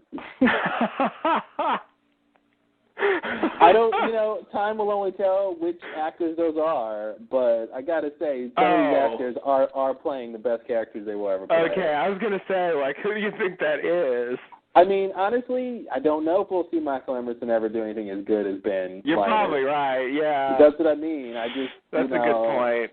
That's a good point. A lot of these people, I think, are great. I was thinking it was like some kind of insult to the actor's career or something, but you're just saying, in that case, like Ben is such a good character, what's the likelihood he'll find another one that good? Yeah, I'm saying they kind of lucked out by getting such great roles and doing such a great job that it might be all downhill from here, Yeah, Michael Emerson was a fairly, pretty moderately successful, TV actor. He didn't really have that much notoriety or any particular reason to, break out like this. So he really, it was really fortunate, I guess, that he ended up getting that little part, that what was supposed to be a very short part. Yeah. Because there was no grand design to get Michael Emerson on the show. Yeah. From when they started. So, yeah, I see what you mean. You're right. And with a lot of TV shows, that happens. It's because they really get to develop a character. I mean, it's such a long-form thing. So they get to go in really deep with a character in a way that you don't get the chance to do most of the time unless they just do another TV show. Yeah. So, yeah, it'll be interesting to see what all the Lost people do. Yeah. I'm curious where all that's going to go. Yeah, like I told you before, Abaddon is on Fringe. Oh yeah. So it's interesting seeing him on Fringe with that, same kind of Abaddon quality. Yes. Yes. Oh, he plays the same kind of character on that? Sort of. He plays the he's like an FBI, like he's the director of the Fringe team or whatever. So he's the sort of I guess the analog would be like the captain of the police force or something. Oh, okay. The guy who's kind of giving the orders and stuff, but not like the main group of people who are doing the big mysteries and all that. Okay. But he plays he's like an FBI agent, and he's all serious and. Okay. So his demeanor is sort of similar. Yeah, his demeanor is sort of similar. Yeah. I saw him on Oz before I saw him on Lost, actually. Who was he on Oz? He was this undercover cop who went inside the prison to uncover a drug ring, and he poses as a Jamaican guy, and he ends up getting hooked on the drugs, and then he ends up I don't want to spoil too much. Yeah, I'm just God, I was about to give away some serious plot developments. Yeah. Okay, I'll settle down there. But anyway, yeah, he had a whole arc. Okay. He wasn't I guess he was probably a regular for that season he was in, but I don't think he was for more than one season. Which season was it? I don't remember. It was later on. I want to say 4 or 5 or something like that. Yeah, I think I only saw the first couple seasons. So yeah, I didn't remember him. So that explains it. Yeah. Quite a few Lost people on that show, actually. Who wasn't on Oz, right? I see Oz people all over the place. Yeah, that's true. There's Dexter people on there too. Yeah, totally. And yeah, many others as well. It was a huge cast. Yeah. Weird. We just kept having a lot of people come in and out. Yeah, that's the way it goes. It's TV, man. TV is just a small world in a way. Yeah. I'm amazed at how many crossovers there are between various shows. Yeah, totally. It's fun that way. It is. I like it. I never noticed it before. Mhm. All right. Anything else with this? Okay, so this was just the scene where Hurley says the dead people are more reliable. Yeah. Okay. No, I think that's it. I love how Richard's like, we're all dead now. And it's like, yesterday you thought you already were dead. You thought you were in hell 12 hours ago. Why are you so upset now?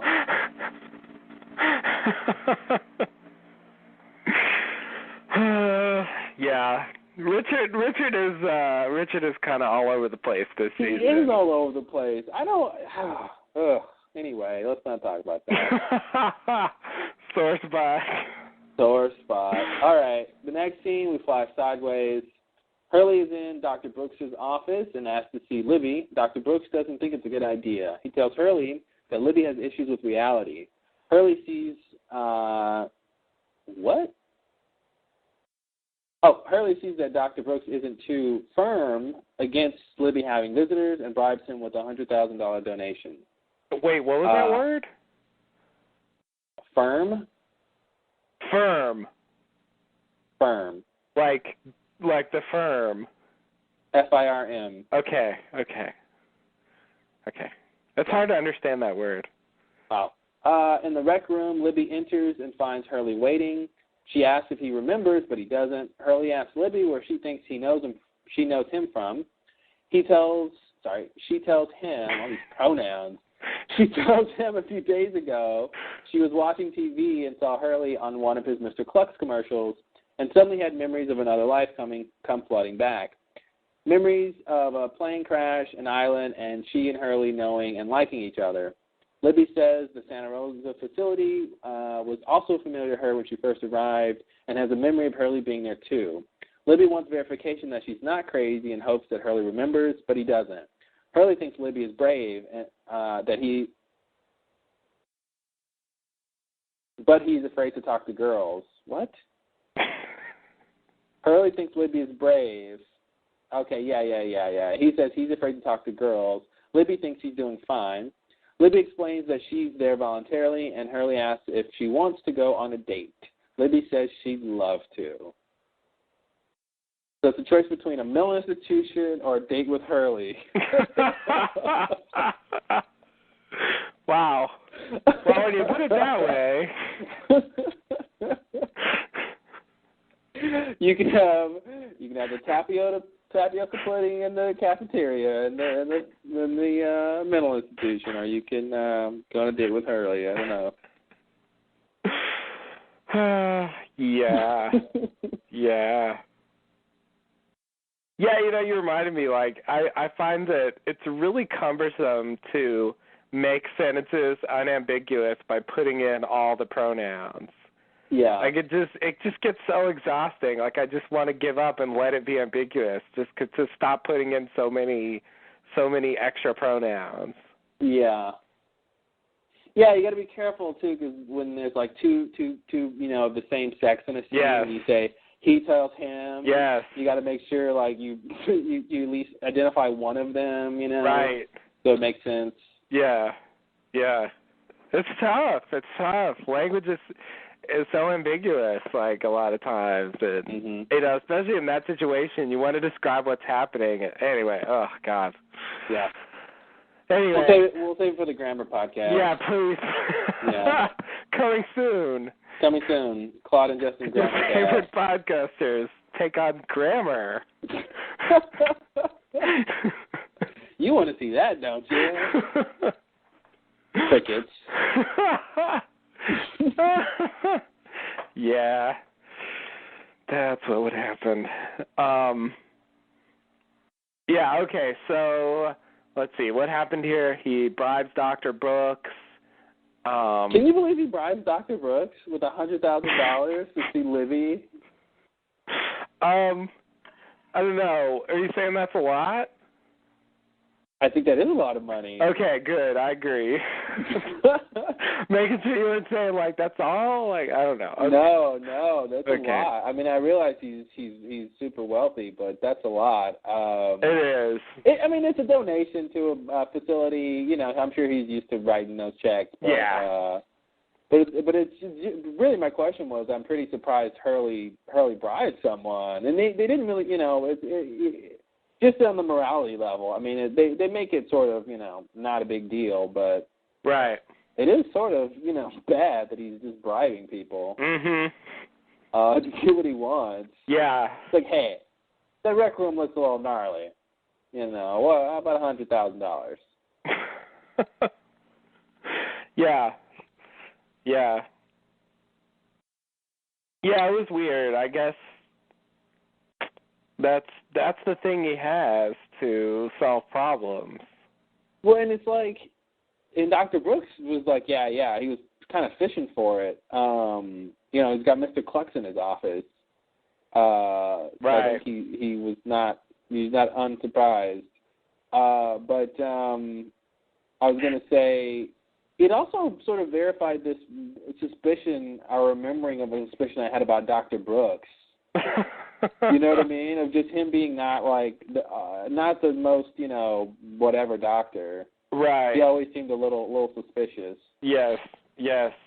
Oh, there was I remember some theories about Dr. Brooks. We have some Dr. Brooks theories? Yes. He was. Wow. Not necessarily from use, but I just remember there was the idea out there that Dr. Brooks was, I mean, you did think that as well. You had your own version of it, but, like, and what I remember reading stuff at the time, Dr. Brooks was tied into everything. He was a part of Dharma. He was responsible for getting Hurley on the plane. He made up Dave, like, somehow. Like, he made Hurley think he was not seeing Dave, but Dave was really there. He faked a photo with Photoshop or something. I remember that. I remember him faking photos. Yeah. Yeah, there was a huge. He was part of a huge conspiracy. It was. You're right. I think he says. I don't have the transcript on this scene, unfortunately. He says some line that Hurley picks up on that leaves the door open for him to offer the bribe. Right. Well, yeah. He says. I don't think that would be a good idea. And he says. And I forgot what Hurley says. And then then Hurley says, so you make an exception or something like that. And then Brooks says, maybe for family. Yeah. So that was kind of the lead-in, I think. Yeah. Okay.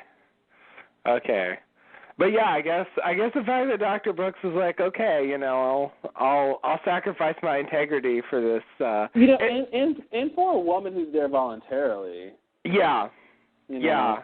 It is kind of nice in a way because he's seemingly this is just to fix up the rec room, so he's not like directly benefiting that much from it. But see, this is I didn't understand what Hurley was saying. I thought because he said the rec room looks pretty gnarly. Imagine what $100,000 could do or something like that. Yeah. But I thought gnarly was a good thing. Yeah, I think he means gnarly in the original sense, which is like messy and unkempt. And, okay. Because then I thought he was just saying since I had the idea that, you know, Hurley in the main timeline, who was in that rec room, did like it. I thought he was saying it looks like a nice rec room, but imagine what you could do with $100,000. Ah. That's what I thought. I was like, oh, is he saying that? But I guess he could be saying that. If you want. Yeah. Because it means according to the dictionary, it both means bad and nasty and cool and good. Nice, I love it. Thank you, English. One word. That's a one-word contradiction. Why is gnarly a one-word oxymoron? I didn't think that was possible. Yeah, I didn't either. That's kind of amazing. Yeah. Just one word that means opposite things. Yeah. That shouldn't be possible. Yeah, so, you know, given Hurley's general, like, speech patterns, I could definitely see him using gnarly for good. On the other hand, gnarly for bad would also make sense here. So, yeah. I'm not quite sure what he's saying. I took it to mean bad, but yeah. He could be saying it's so good now, it could be so much better. Why not? Yeah. Works for me. All right. Anything else with this scene? Let's see. They show the Connect 4 thing. Yeah. That's like a classic rec room image.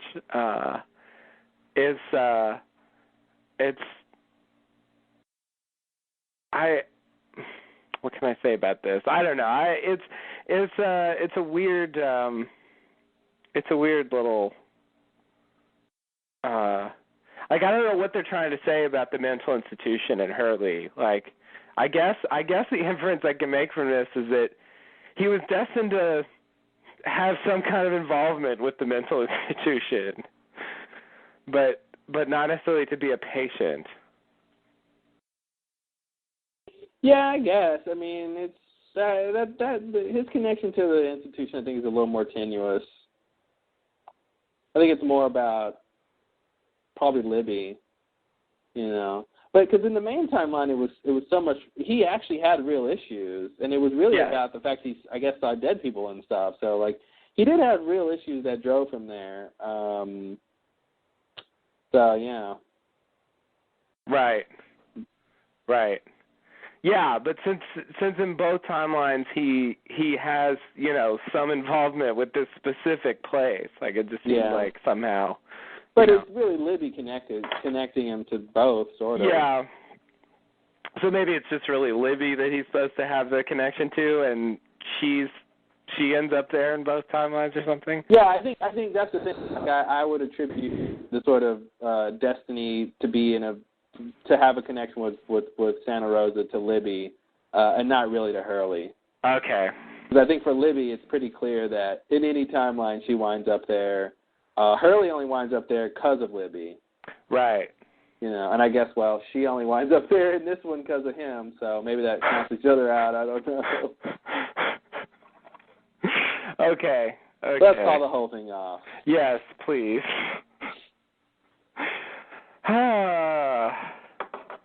Yeah, that's weird.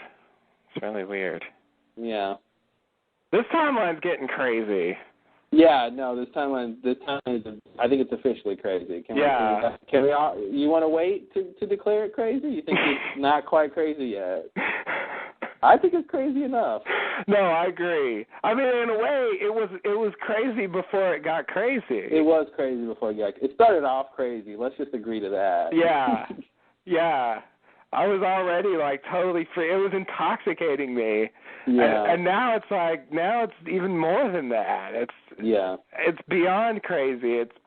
They're remembering the original stuff and living in this bizarro world. Listen. Dan was wearing a hat. I think that was the moment at which we had reached crazy full force. Dan's wearing that hat. Yeah. Cannot be crazy with that hat around. No, I can't. God, I love that musician hat. See, guys, I'm a musician. Hey, look at me. I have a hat on. I'm a musician. Wear this hat. I'm wearing a hat. That hat, all that was missing was a skinny tie. Yes.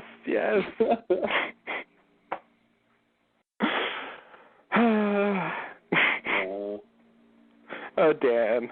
Oh, Danny. So, all right. Anything else before we move on? I don't know. I think that's it. All right. Next scene, we're back on the island. Locke and Desmond make their way to the jungle. Locke asks Desmond how long he was pushing the button. Desmond tells him 3 years. Locke thinks the island has it in for Desmond, but Desmond contends the island has it in for all of them. Suddenly, Locke sees a young boy standing in the jungle. Desmond sees him too and asks who it is. If Locke knows him, Locke says to ignore the boy, and the boy then leaves. All right. Okay. Right. So, did Locke say anything when Desmond said the island has it in for all of us? I thought I remembered him having a line after that. Oh, did he say something? I thought so. I think he said, I think he just agreed with them. He agreed? I think he just agreed with them. Oh, I wonder if maybe. I feel like he said maybe you're right or something like that. Okay. God. I lost PD. I want my transcripts. Yeah, no, he definitely did not disagree with them, because if anyone would agree that the island has it in for them, it should be the Man in Black. Okay, you're right. Okay. Yeah, and I remember when he agreed with them, thinking, yeah, you should think that. Okay. You're right. He agrees. That's the point. Okay. Yeah, he agrees with them. Okay. Yeah. Did Locke never know how long Desmond was pushing the button? I feel like he should have known that. Yeah, part of me, I thought that too, and part of me thinking it was sort of conversation or sort of just for the audience. I feel like Locke should have gotten it, but I mean Desmond did run away when they first got there. And by the time he came back, I don't really know if he talked to Locke a lot about the hatch. I mean, until it became an issue again. Right. Which was pretty quick, but they were dealing with their own problems. I kind of feel like there would have had to been some scene of him telling Locke, I pressed this button for 3 years and for nothing, or Yes. It didn't do anything, or it did something. What was he trying to convince him, that it did something? Right. Yeah. Yeah, because he looks up the records and finds out that he was responsible for the plane crashing. Yeah. And that's when he's like, it's real, it's all bloody real. It's all bloody real. And that's, that's when Locke has smashed the computer and it's too late and and we get, I was wrong. Oh, season 2. What were they doing to Locke? I don't know. It's what were they doing? Was the island trying to make Locke like go against Jacob or something? Like, why would the island was really confusing back then? Yeah. It was like leading him to the hatch seemingly, and then it led him to the plane for no apparent reason, and then it decided he should see the pearl, and I didn't really seem to know what it was doing. Yeah. I never really understood what the island was trying to make Locke think about stuff. Yeah, and my question would be, I feel like the question is, if, what's the goal? With Jack, Jack he's a skeptic. He has a sort of obvious goal to make him a believer. Right. But when you start out as a believer, then what's the goal? Yeah. To see how far you'll go. To test the strength of your belief or something. I don't know how you would go from there. Yeah, I guess that's what the sacrifice the island demanded is supposed to be about. Yeah, like they just kept trying to see like how much stuff they could get Locke to do. Yeah. Let's see if we can get him to destroy the computer. So they can't. Let's see if we can get him to not press the button or something. Yeah. Like, I'm just wondering if it was just a concerted effort that way of like, let's see what he'll do. Let's see if he'll blow up the submarine. It also seemed like the island tried to make him doubt the island or doubt that he was special or, doubt that he had a purpose. Yeah, he was too believing. Yeah, the island didn't like that. Jack was too non-believing, but he was too believing. Like, it likes it somehow a perfect center. Yeah. Where you don't believe too much, but not too little either. Just right. Just right. Yeah, I guess that's the only thing I can really get from that. Besides, like, the idea that Smokey was somehow trying to, lead him into doing the things that. I mean, I guess that it seems like that's probably set in motion later, but doing the things that lead to him being in the position where Smokey can take over for him.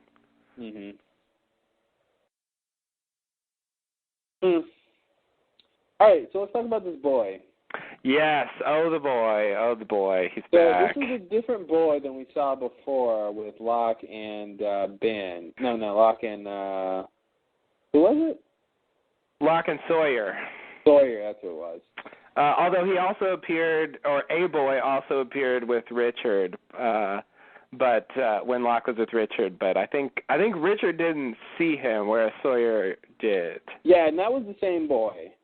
That was the same episode, right? That was the same episode, yeah. Yeah, so that was like the same little blondish boy. Yeah, so the thing about it is this is actually the same actor that played that boy. Is it? He did look like, he looked like that boy, but he was bigger. Yeah, the shot is different. He's definitely got darker hair. Like his hair is darker and he looks older. He looks older. He looks taller. I was comparing the shots, and he's got the same kind of face. It kind of looks like they're brothers, but according to IMDb and the press, it's the same actor. So yeah, interesting. Okay, well that saves us about an hour of discussion. Oh no, I think some more. Yeah. Very sad about that, but yeah. Like, who's this second boy, and why are there two? And, too many boys. Yeah. It is weird that he looks different, like that they didn't make him look the same. And like the kid, I mean, they should have been able to make him look pretty much like he looked in the Substitute. Like, it hasn't been that long. He just seemed like he grew like a whole 2 feet. It really does seem that way. Yeah. You're right, yeah. Yeah, he looks more like adolescent in this. Yeah, exactly. And he looks more like a pre-adolescent kid in the previous episode, which is just crazy. It couldn't have been that long. I mean, between these two episodes being shot, a few months at most. So is he credited as teenage boy in this one? Yeah. Was he credited as teenage boy in the other one? I don't remember. He did not look teenage in that other one. Yeah. Yeah, it was something boy. Here, let me have a look here. Little boy, young boy. Yeah, okay, it says teenage boy on Lostpedia, but let me see here. Let me see if I can pull up the press release. Yeah, he's credited as teenage boy in the press release for substitute also.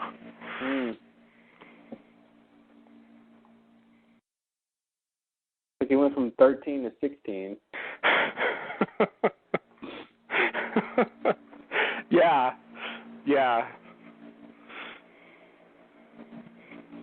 Well, that's a good distinction that he's a teenage boy. Yeah, I guess that kind of tells us something.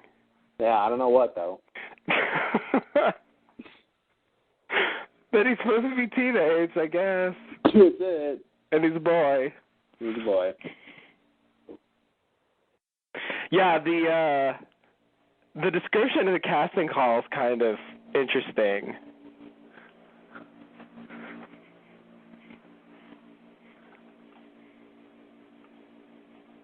Yeah, 12 to 14, dirty blonde hair, wise beyond his years. He's got intense searching eyes. He's dealt with a horrible family accident. Even at a young age, he has been put in charge of something very important, and it weighs heavily on his shoulders.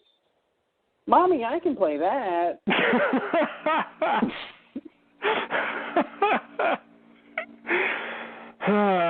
Go make your butt, honey.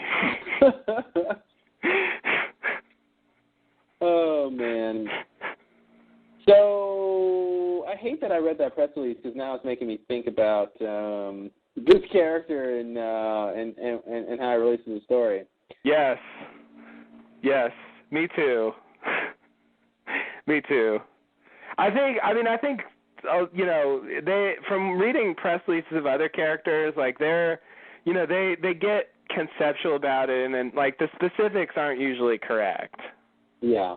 So I don't think you can infer that any of that's necessarily true about this character. They just want those qualities to come across, I think. Yeah.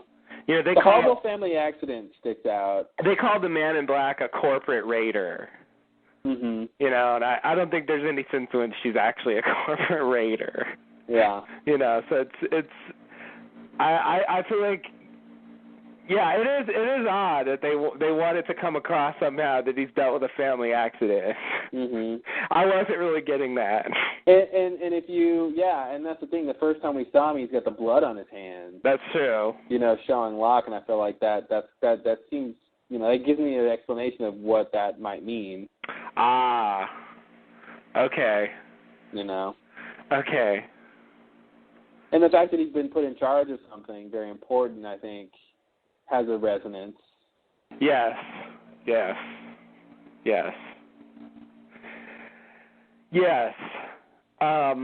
only thing he said... Go ahead.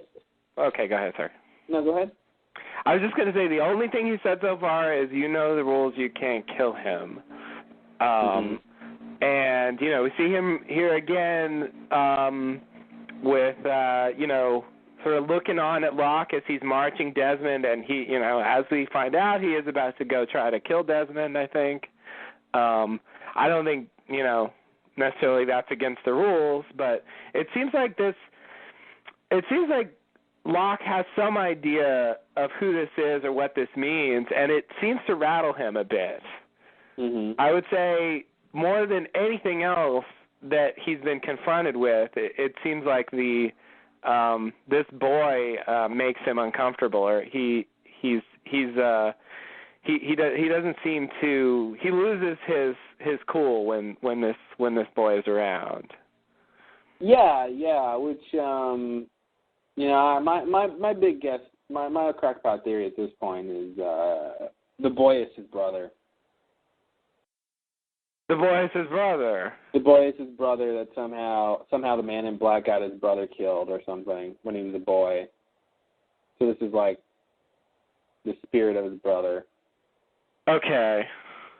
That is for some reason in charge of monitoring him or making sure he doesn't break the rule or something. Okay. Okay. Can you beat that? I guess that works. But is it really his brother, or is it just... I mean... I feel like he's got to have some connection to him. They could come up with something else, but I want to put a family accident here. I want to throw that in there and have it be a connection. Okay. Well, I guess what I'm saying is this really supposed to be his brother in the sense that, like, Hurley seeing Michael, or is it just kind of looking like his brother? Oh yeah, I don't know. Something that's taken the shape of his form of his brother or something. Yeah. The thing he tells him. I mean, it doesn't really come across like this is his brother. Well, how would you expect to come across as his brother? Yo, bro, what's up? Yeah, I mean, I'd expect him to say something that sounded like he was his brother, and they both knew it. So that we can know right away that they're brothers. Well, that would be the giveaway. I guess that's the problem. But yeah, it's not coming across like that to me. I'm getting the sense that, yeah, okay, you're giving it significance. Like, I guess to me it just seems like, well, I guess it probably should mean something. I don't have a better theory than that. It seems to me like this is this is somehow this is the island or something. And I guess I feel like they're showing us other characters seeing him to indicate he really is kind of objectively there. Yeah, but Richard didn't see him. Yeah, that's true. So I feel like it's only certain people are going to see this boy. Yeah, okay. Okay.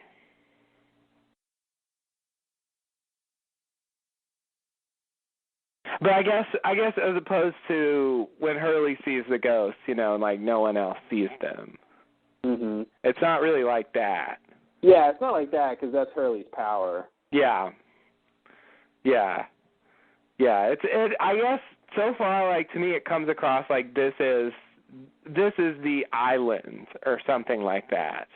Mm-hmm. This is an emissary of the island or something. Something along those lines. I pretty much think I agree, but I think it's also he's got a personal connection to who this character is. Okay.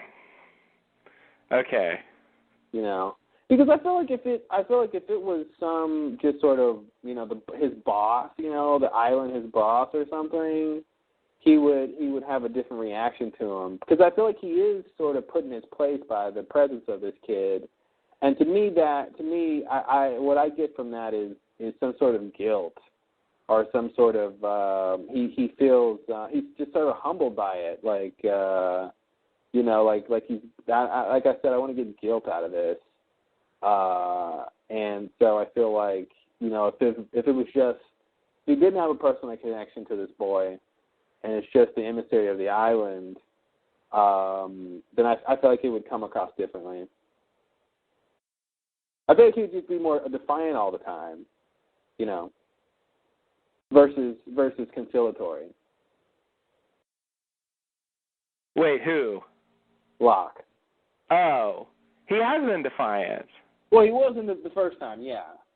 And this time he says just ignore him. Well, that's not really defiant. I mean, he's not like yelling at the kid to leave. He's just ignoring the kid, which is, more conciliatory. I guess. It just seems like disregard. It doesn't seem like conciliatory. Well, I mean, maybe I'm using the wrong word then. It just seems like he's not... Yeah, I mean, I feel like he's not, he's not chasing the boy off. He's not telling the boy to go away. Yeah. Which he did the first time, which, makes sense. Yes. But this time he's just like, yeah, don't worry about it, ignore the boy. And I feel like that's, I feel like if the boy was I feel like that means that the boy makes Locke feel a certain way. You know. Okay. And that if he had nothing to fear from this kid or something, that he would just yell at him or something, or Mhm. you know. Oh, I think he has something to fear from the kid. Yeah, I feel like the kid showing up is somehow reminding him of something or some. Yeah, exactly. It's reminding him. And I think the reason it looks like this boy is important. That's why I want to make a personal connection. Like if it's just the island emissary, it can look like anybody it wants. Yeah. And Locke should still have the same respect or fear of the island emissary he would just because of that position of power or whatever the case would be. But I feel like it should be personal. That's the difference I'm seeing is I feel like it's this personal connection that it looks like this boy that makes Locke unflappable. Like, you know, the island is presenting itself as the one thing that makes Locke uncomfortable. Yeah. You know, his younger brother that he got killed or whatever that story is going to be. So that's what I'm trying to get out of it. Okay, I see. So the earlier idea was something like it was young Jacob or something like that. So I don't really think it's unless Jacob is his brother. I don't really think it's Jacob anymore. And again, I always was wary of that idea just because you kind of have two Jacobs around. Yes. You know. But do you think the change in physical appearance is significant in any way? I'm going to say no. I'm just going to say that kid just grew. I don't know why his hair is darker, but, like, you know, I guess your hair darkens sometimes. So, yeah, I don't know. I'm just gonna assume it's since he's credited the same and everything, it's just the reality of shooting a growing kid. Okay. God, do kids really grow that fast? Like their hair color changes in like a few months? Like, does that really happen? I don't know. I bet it could happen. I mean, it depends on when kids get their growth spurt. You know, you can grow pretty fast when you're in a growth spurt. And this was the substitute? Yeah. Which was how many episodes ago? Let's see. About 8. 8? Yeah. So that's at least what? I don't know when they filmed that, but I think they filmed it. It was around October or something. So, but when would they have filmed this one then? Oh, this one I think would be like probably January. He's got 3 months. I mean, at the very least, he does look significantly taller. It could just be how he looks in these shots or something, but he looks significantly taller. So, I mean, that to me is harder to do than change your hair color. So, right. I think he just probably had a growth spurt or something. Yeah. Yeah. I mean, since they used the same kid, if they didn't want us to be concerned about the fact that he looks different, they should have just used a different kid or something. I don't know. Like, my point is, I don't think it's significant that he looks different because that's obviously a product of, just natural occurrence. Like, they couldn't have planned that. Yeah. I mean, I guess unless I'm he's just thinking appearing taller, unless, they haven't done that with any other characters. Yeah, that would be a bit much. Hey, let's make him look a couple inches taller and make his hair darker. Yeah. I don't know what story that would serve, but... Yeah, I'll tell you what my crackpot theory about that is. Like, it was coming across to me like he was like, the Jim Hadar kids, that, like, grow up really quickly. Mm-hmm. Like, somehow, like, when he killed Jacob, like, the island created this, like, kid, and he's just growing really quickly, and, like, I don't really know where that's going, but, like, that's the sort of idea that seems like it comes across with that. All righty. Well, that's a heck of a theory, my friend, that some amorphous baby was created out of the ether after Jacob was killed and is now growing. He's the new Jacob Vessel or something, or he's the new Jacob, I don't know. I'm trying to tie it in with that, but yeah. I mean, maybe it is just the reality. I'm just kind of blown away that a kid would look that different. Like, I want to somehow say that it's just a weird shot they had him in the first one, and you know, I don't know. If you just look at his face, though, he just looks older. Like, I don't know, and I mean, maybe we're just off on when they shot these things. They could have done anything.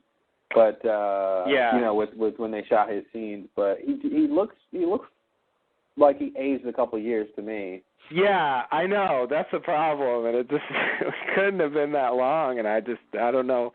That's what makes me want to think somehow it's intentional, that they're really trying to show something with that. Yeah, I don't think so. I just don't see them doing that. I don't see them. I don't see the point. Maybe they're doing something, but that's such a minor thing. It's such a weird thing to try to make him look taller, older, and well, that's the thing. I don't think they can't make him look older because I think his face looks a certain way, and his face just looks older. Maybe his hair has something to do with it. You know, maybe the darker hair makes him look older. And that's something they could do. Yes. But he does look taller, and that could just be the photography. So, you know. Yeah.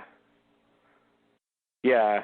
Here's my theory was what I thought they were trying to do since he does look older the second time we see him is that, you know, they were doing something kind of like what you were thinking, but not as crazy.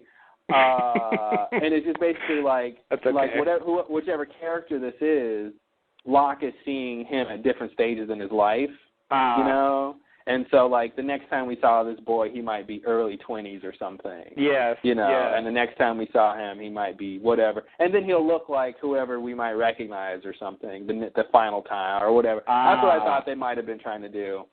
Well, if they do that, then, you know, if we see him again and he's in his 20s, then I'll if go we see him with again and he looks different than what he looks like now, then it will be, something's going on, Yeah.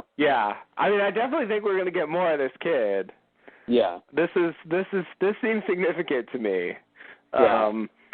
Your theory is I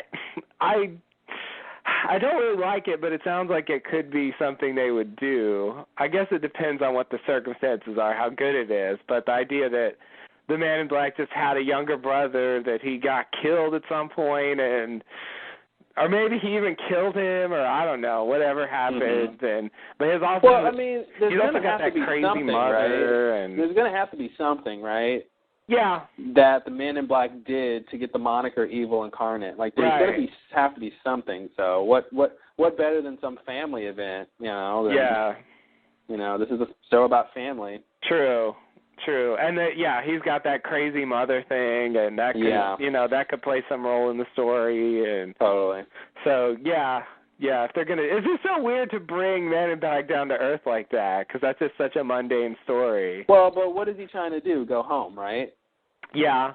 So the story is sort of pointed towards him going home, which is basically us finding out what home means for him. Right. So that means they got to talk about the issue of his home life or whatever. Yeah. So I think it can line up pretty well. Yeah. I agree. But I still think it's the island. Oh, I still think it's the island too. But I think my point was, the personal connection that it has to Locke of why he looks like that. Right. Yeah.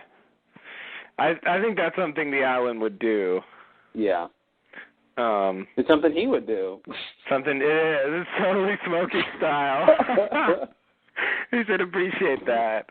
Yeah, it's like, hey, I know that game. I've done that one. Yeah, okay. Well, your theory is plausible. All right. Are you ready for the next scene? What are we doing here? Yes, I think so. Wait, what else happened? he asked him if he pushed a button, and then they see the kid, and he just says ignore him. Yeah. Yeah. Okay.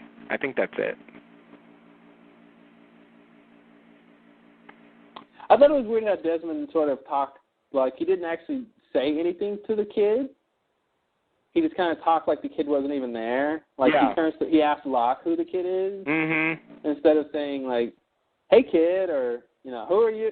He just never talks to the kid. And any other time when some third person enters, you wouldn't have those two people just talk quietly to themselves while the third person watches. Yeah. They would address the third person. Yes, that would be the normal thing to do. Yeah. That's true. But that's what I like, because the way it plays out, you don't think anything's weird about the interaction, but it's like, realistically, I think Desmond would have said something to the kid. Yeah. Yeah. Yeah. I mean, Desmond's in such a weird state. Yeah, he probably should just try to talk to him. The kid kind of smiles too. It's weird. I don't. So, do you think the kid's only here as sort of a warning not to kill Desmond? Yeah, that's how I'm reading it. That's how it comes across. That's good, because it gives a reason why he shows up, and Locke doesn't kill him. So. Yes. Yes. Oh wait, what did you just say? I said it gives a reason why the boy would show up, and Locke doesn't kill Desmond later. When he throws him down the well. How do you know? How do I know what? He doesn't kill him. What do you mean? He didn't kill him. He threw him down the well. But how do you know that didn't kill him? Because I've been watching Lost for 6 seasons. Right, but someone could die from a fall like that. I mean, I guess what I'm saying is, how do you know Locke's not trying to kill him? Oh, well, if he was trying to kill him, he wouldn't have thrown him down a well. That's a stupid way to kill somebody. And he showed Desmond how far down it was, and he threw a torch down there. Bet you $1,000 Desmond's going to get that torch, because he needs to be able to see down there when we cut to Desmond at the bottom of the well. Desmond's not dead. There's no way Desmond would die on the island from Locke throwing him down the well, and that's the end of Desmond. I don't think he's dead. I'm just saying I do think Locke is supposed to be trying to kill him. No, I don't think he's trying to kill him. I think he put him down the well so he's out of the way. I think he knows he can't kill him, which is why the boy showed up. Okay. If Locke wanted to kill him, he would have killed him outright. He threw him down the well because he wanted him out of the way, and he wanted it where basically, Widmore brought a weapon to the island. Locke doesn't necessarily know, why Desmond is a weapon, and so he gets him out of the way, and no one can, ostensibly no one can even find Desmond at this point. So, yeah, that's what he's trying to do. I don't think he's trying to kill him. I mean, would he rather have him dead? Sure, but he's not trying to kill him. So you think he really can't? I'm not.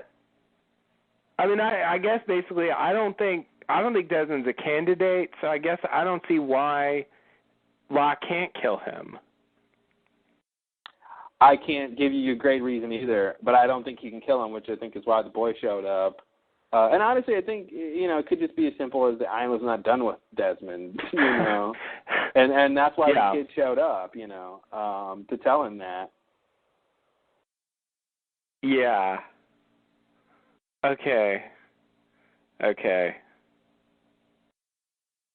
And how do we know Desmond's not a candidate? Oh, because there's only 6 left. I mean, basically, yeah. I mean, there's been no discussion of Desmond as a candidate. He hasn't appeared on any of the things. No one's talked about it. So yeah, I don't think he's supposed to be a candidate. But yeah, no, he's different. Yeah, he seems like he's his own thing. Okay, so your idea is that Locke just puts him down there to get him out of the way.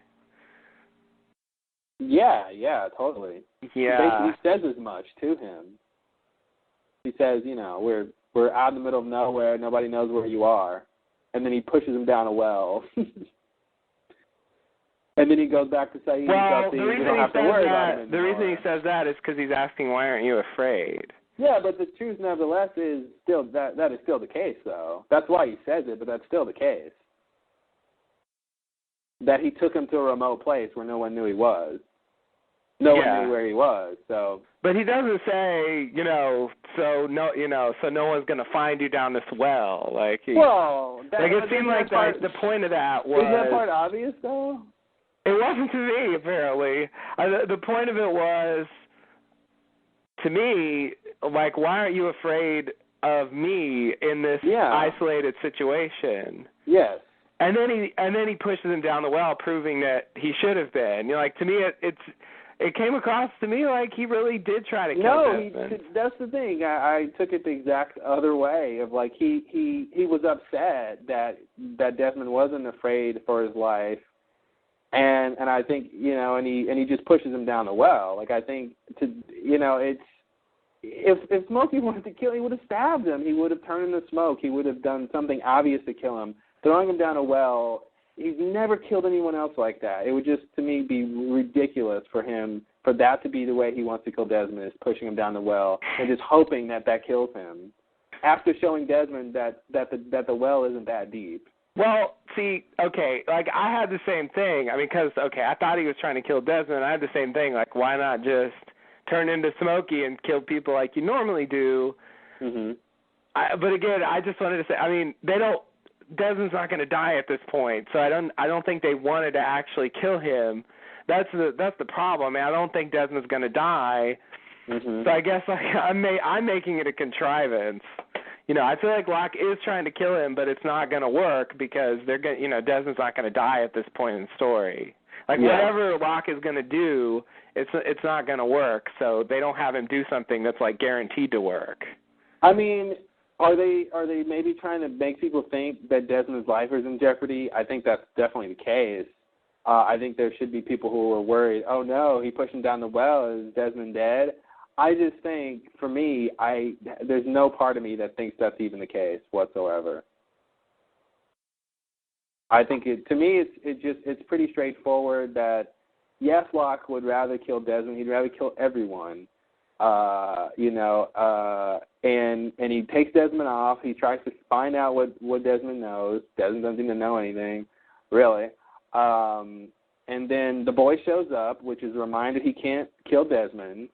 And then, Desmond takes him to a well, an isolated place, where basically instead of tying Desmond to a tree, he pushes him down a well. And that's better because, Desmond can't get loose and he can't get out and he can't scream for help and all that stuff. It'd be harder. And then after that scene, he goes to Saeed and tells him, we don't have to worry about him anymore. Yeah, which works if he thinks he's dead as well. I mean, there's nothing really explicit that contradicts the idea that he thinks he's going to kill him. Well, the boy is a big one, I think. If the boy, I mean, again, that part of the theory works nicely. I agree. Okay, but here's the thing. Why I don't know. Maybe I can't explain any better than how I've done it. I just don't think he was trying to kill Desmond. I think he was just clearly trying to get him out of the way. Yeah, no, I mean, it works. It seemed to me like he was really trying to kill him. It's such a minor point because I think we both agree he's not going to die. So it sort of doesn't matter because either way he's trying to get Desmond out of the way. Because he could have, bashed him over the head or something when he knocked him in there, or I just feel like if you throw someone in a well. Well, again, that's what I turn to. Desmond's not going to die at this point in the story, but that's the thing. But I don't even think contrivance explains that. Why he couldn't have been more violent in pushing him down the well. Like I said, he could have bashed him over the head and knocked him down the well, and I think that'd give you a clearer sense. That might make you think Desmond might die more. He's gonna fall down there unconscious or something. But he just sort of just pushes him down there. Yeah. He doesn't even bash him over the head and knocks him down there. So that's what I'm saying. I feel like if they wanted to push that, they could have. And to me, like look at it from this perspective. If you're Locke and you can't kill Desmond, but you want him out of the way, what would you do? Would you push him down a well? I don't know. Yeah, I mean, I guess I would probably. Yeah, I mean, I would want to put him in some place like that, some kind of isolated, confined location. Place no one else can find. He can't get out, and no one can find him. That's like the perfect place. Like if they wanted to make that totally clear, they could have shown Desmond land, shown him say, help me or whatever, like maybe that'll be the next episode, right? Okay. I mean, I think they do want to play. They do want to get the drama out of people not knowing if Desmond is dead or alive out of that thing. But I think, for me, it's just obvious that he's not going to be dead, and it just makes more sense. Locke is trying to get him out of the way. It's especially here's the thing. I would agree with you more if Locke knew what Desmond was there for. If he knew what the threat was. To me, it never seemed like Locke really understood why Desmond was there and just wanted to get him out of the way. He's like, look, I don't know what your deal is, but Widmore wants you. I need you out of the way. Versus if Desmond had posed a specific threat to him, I would say, okay, now he's got real motive to want to kill him, besides his general just wanting to kill everybody. Yeah. If he can kill him, I feel like he should, just to be safe. I mean, if Widmore thinks he's going to be... yeah, but he can't kill him. Okay, but we don't know that 100%. But I'm operating that. Yeah. I mean, he's killed plenty of people, and I'm not totally clear on why he can't kill Desmond. They didn't have the boy say that. I mean, you could definitely infer that from the earlier episode. It's not crazy to say that. I'm not totally clear on that. If he wanted Desmond dead, but he'd want to, but he can't kill him directly, he could have taken him to the caves where he took. Sawyer and did the whole rope ladder thing and tried to make him fall to his death or something. It just seemed to me that he was specifically taking him out of the way, to hold him captive somewhere else. That's just how it I just think unless he really can't kill him, if that's the case, okay. I feel like this opens the door for Desmond to come back later and be a problem. Well, yeah, let's hope so. You know what I mean? Yes.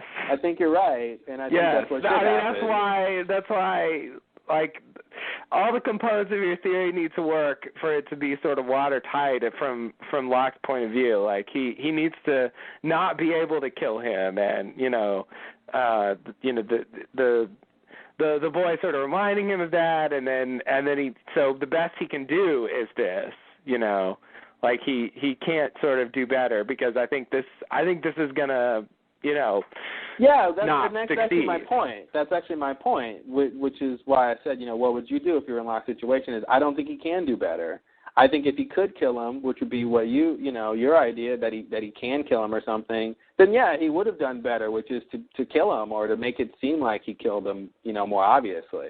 Yeah. And I think the fact that he didn't do that is because he can't kill him. I think this is why that's why this is the best he could do. Okay.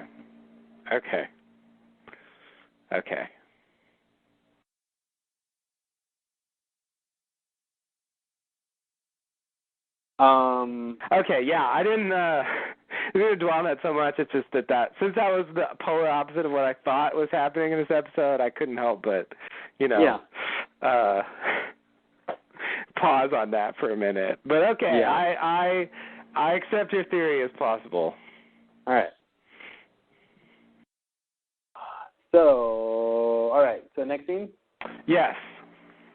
Across the island, Richard asks Ben if there's still grenades and explosives at the barracks. Jack thinks they should talk about what to do next. Hurley suggests they go to talk to Locke and says it's Jacob's idea and that Jacob is standing there right now. Richard is skeptical and asks Hurley to ask Jacob what the idea is. Hurley walks over to Richard and tells him he doesn't have to prove anything to him, that he can follow Hurley or continue to try to blow things up.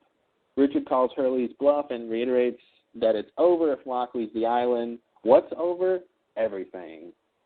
Richard says he's going to destroy that plane no matter what and asks who wants to come with him. Ben stands up and says he will help Richard. Miles tells Hurley that the smoke monster doesn't want to talk and sides with Richard.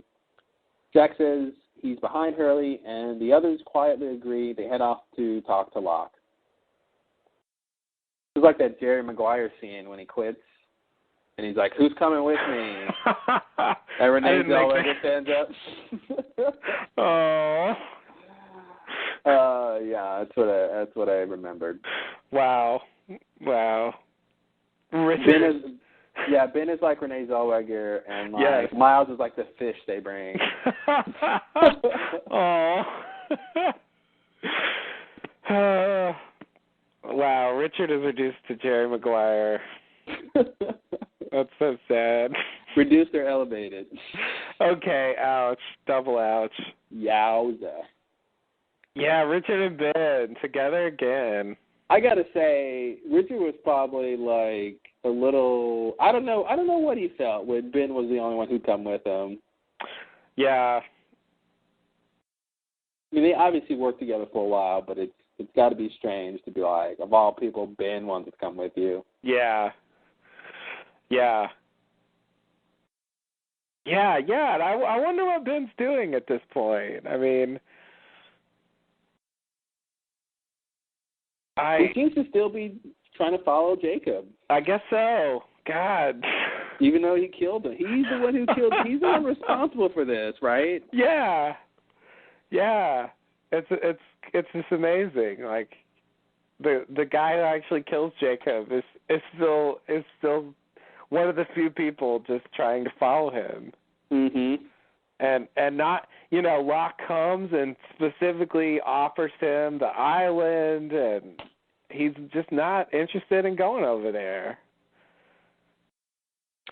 Yeah. Do you think that thing that Miles told him that Jacob was hoping he was wrong about him, like, is that supposed to be like some sort of motivation for Ben? Otherwise, I can't explain his behavior. Yeah, maybe so. Digging his own grave maybe taught him a lesson. Yeah, and it seemed like the fact that Alana accepted him, and Alana is Jacob's number one or whatever. Somehow gave him some loyalty to that, and Alana was definitely on board with this blow up the plane mission. Yeah, totally. So yeah, I think only because she didn't have a better idea. Well, that's true. I love that. That's true. It's kind of sad, but yeah.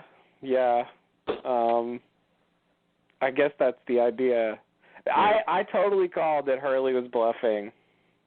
Oh, it was so obvious he was bluffing. Yeah. Right away. Yeah, you got it? Nice. Right away, I was like, nah, you're lying. Totally lying. Well, and I think it helped that we didn't see Jacob. It's true. They've never really done that before with Jacob, to be like, he's in the scene and we don't know it, Yeah. Yeah, that's right. He starts off implausible. They would show us Jacob if you were really there. Yeah. But, yeah. Yeah, and Richard, really calls his bluff. Okay, what's the island? Yeah, the biggest question.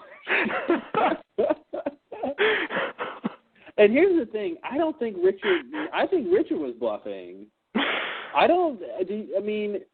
Oh, that's right. That's what he's talking about. Yeah. Oh, okay. He's talking about... Yeah. That's all, okay. He's talking about the conversation that they had in Apaterno. Yes. I thought he was talking about the real answer to what the island is. Super-duper deluxe answer. That's not answer. the real answer. Yeah. He's just talking about the metaphor, I think. I thought he was talking about the real answer, and I'm like, you're bluffing, Richard. Jacob didn't tell you that. Yeah. I think as far as Richard goes, that's what the island is. Yeah, because that's sort of what he knows, and that's something between Jacob and him that Hurley shouldn't know. It's more like what the island does than what the island is. Yeah, I would bicker. All right, well, your bicker is entirely appropriate, but yeah. Still, though, it's a bold question to throw out there in the middle. All right, then what's the island? Yeah.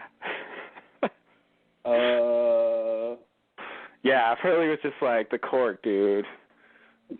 Oh, shit. Cork. I'm the cork. But, yeah, we're getting to the point where we're going to get, I think, a full answer of that. But I think I think that whole cork analogy is it's part of the story. It's a significant part of the story. Yeah. So I think it's weird to be at a point where we know something like that. I mean, I think we really kind of know pretty much what Richard knows at this point. Yeah, totally. Which isn't that much, but it's something. So yeah, I enjoyed that. And this is shocking to me, like the fact that the beach, Alana's crew is no more. Boom. Like, they're just split up completely, and now we got this B team of Richard, Ben, and Miles going off to the barracks to get That's grenades. a threesome. Yeah, that's going to be a party. Yeah. Yikes. Like Ben has kind of faded into the background with this group. I think now with Richard and Miles, it's going to be a different dynamic. Yeah. I don't think he's just going to be sitting on the sidelines as much. Yeah, totally. It'll be interesting to see what those people get up to. I think they might be in trouble. I don't even know if they're going to make it to the barracks. Oh, you don't even think they're going to make it? I mean, they could, but I could, it's lost. I could totally see something happening along the way. They get, some other storyline pops up, or they find something, or could they just stumble on Desmond in the well? Because here's the yeah, I mean no, but here's the thing. Like, I mean, I guess maybe they could. I don't think they will, but unless something else happens. But I was gonna say, it seems to me like there's no point in getting the explosives. Like, they're not going to blow up the plane. Now, they could still write it where they go and they go get they go get grenades and stuff. And maybe there's something at the barracks they want to pick up on story-wise. Maybe they want to blow up the barracks or something. Oh, God, yeah. But barring that, I feel like it's sort of a fool's errand to go get the grenades and stuff. So I feel like it might just be a way to get the two groups split up and then the B team, something else is going to happen. They're not actually going to get to the barracks. Okay. Yeah, it's kind of frustrating because it makes, like, if someone had just thought of this earlier, they wouldn't have had to go through all that shit with the dynamite. Like, they could have got stable explosives, and then Alana wouldn't have to be dead. And yeah. But I think you're right. They're probably not going for the planes, so I guess they'll probably do something else. Still, though, I don't really know where this B team is going, since their one mission seems like a red herring. Yeah. It's weird. It would be interesting if they blew up the barracks, though. Yeah, it would be.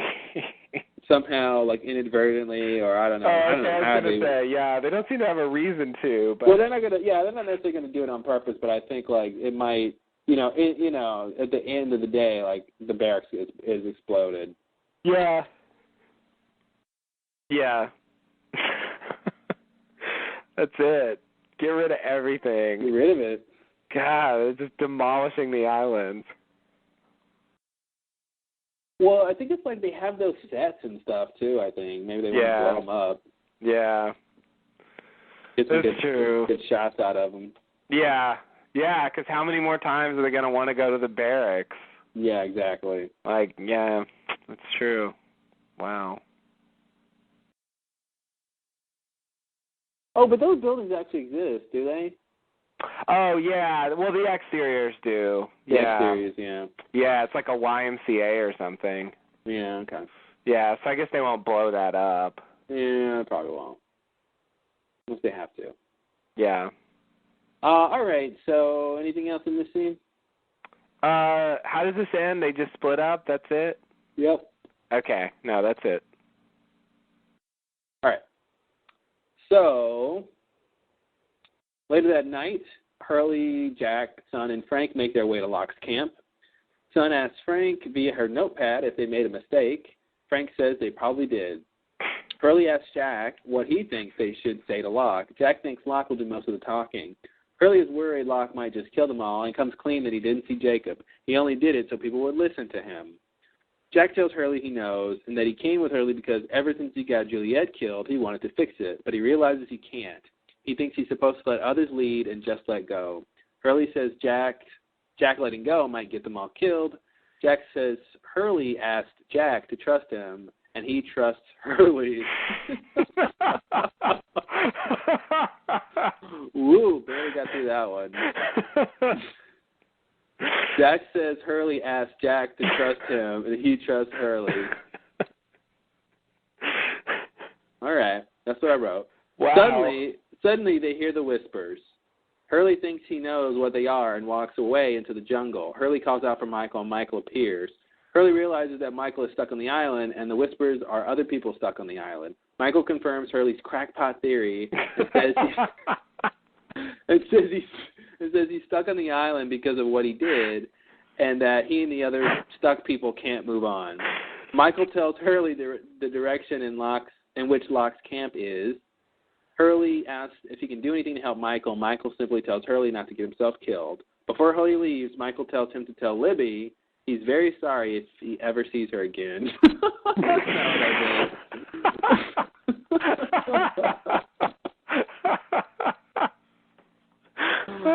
Yeah. Oh, that Michael, he's an asshole even after death. Ever seen in death. Yeah. So yeah, before Hurley leaves, Michael there's a comma in there.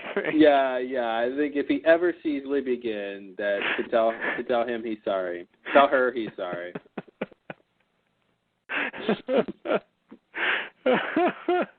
He's very sorry if he ever sees her again. I really like asshole Ghost Michael. Well, yeah, the father of Taller Ghost Walt. Yeah. Asshole Ghost Michael. That's great. I'm very sorry that if you ever see her again.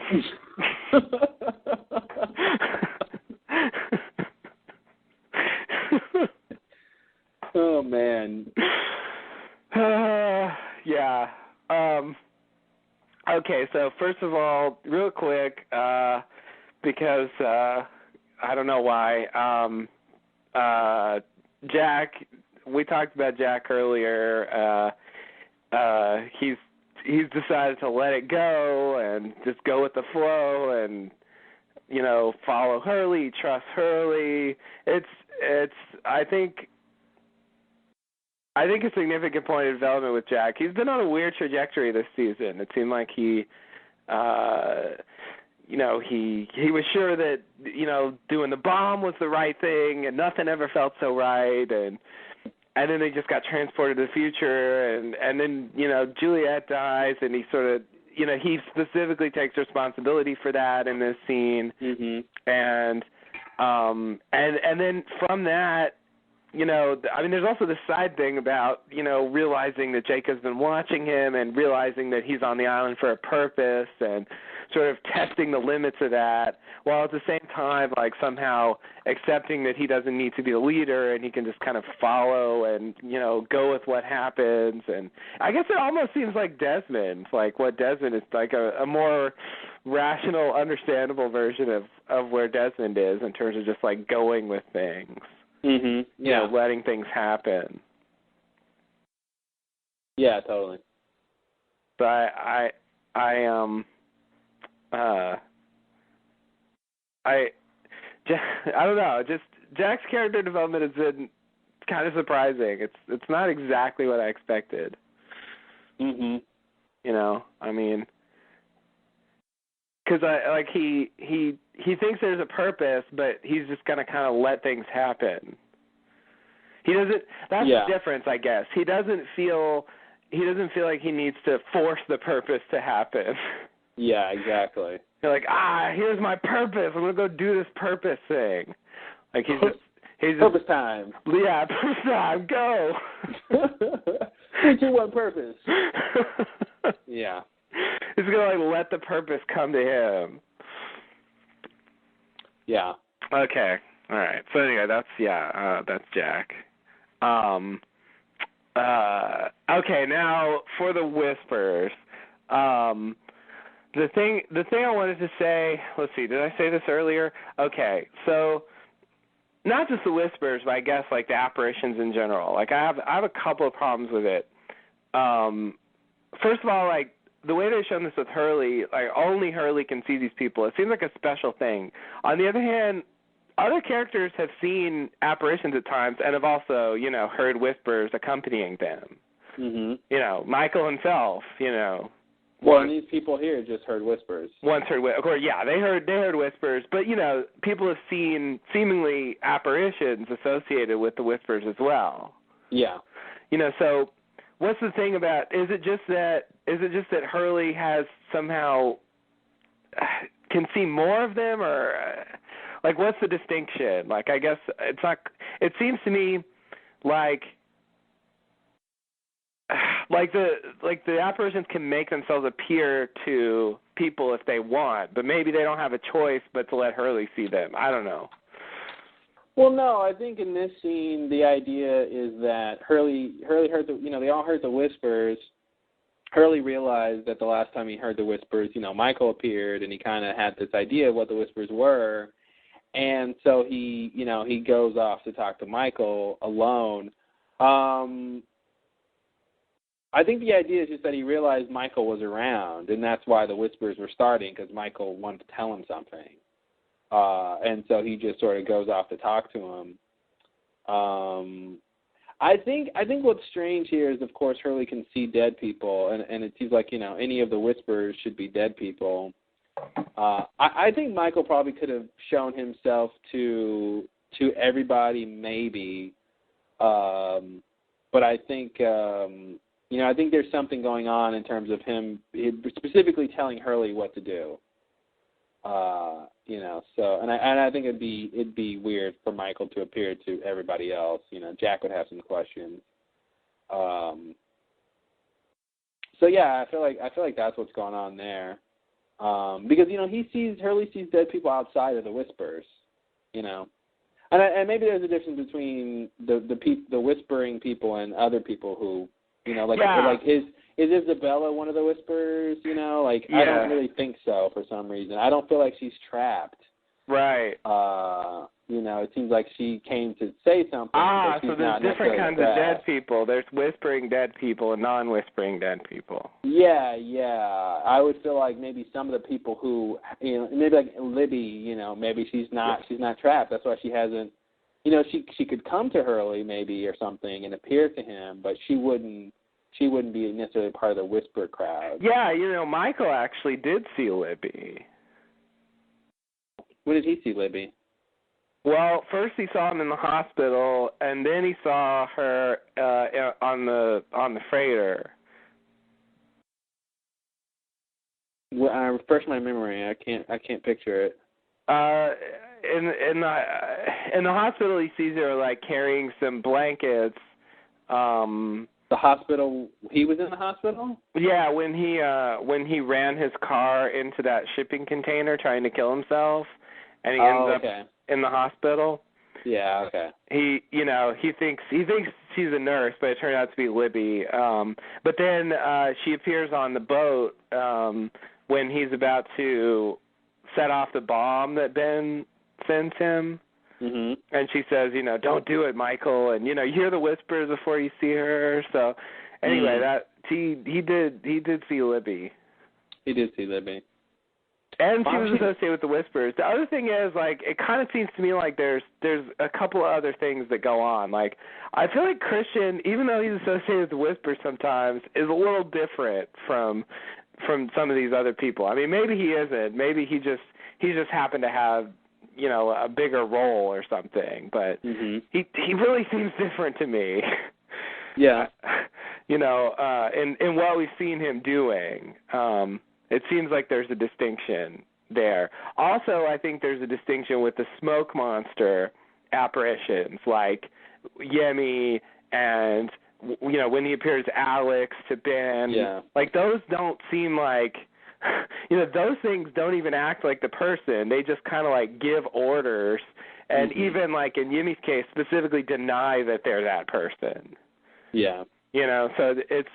To me, there's also that in play. Like, the smoke monster can just appear as people, and try to get them to do things that it wants them to do. So there's that in play too. It's still very confusing. But I guess part of the story is there's people who die and they get stuck on the island and they're responsible for the whispering.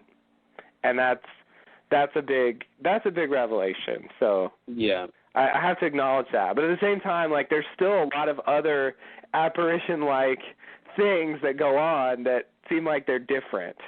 Yeah, totally. You know, so it's and there was the off-island stuff too. Yeah, there's a lot. So the off-island ones can't be like people stuck on the island, right? I mean, that wouldn't make any sense. I guess not. I mean, yeah. I mean, like Charlie and stuff like that. Like, yeah.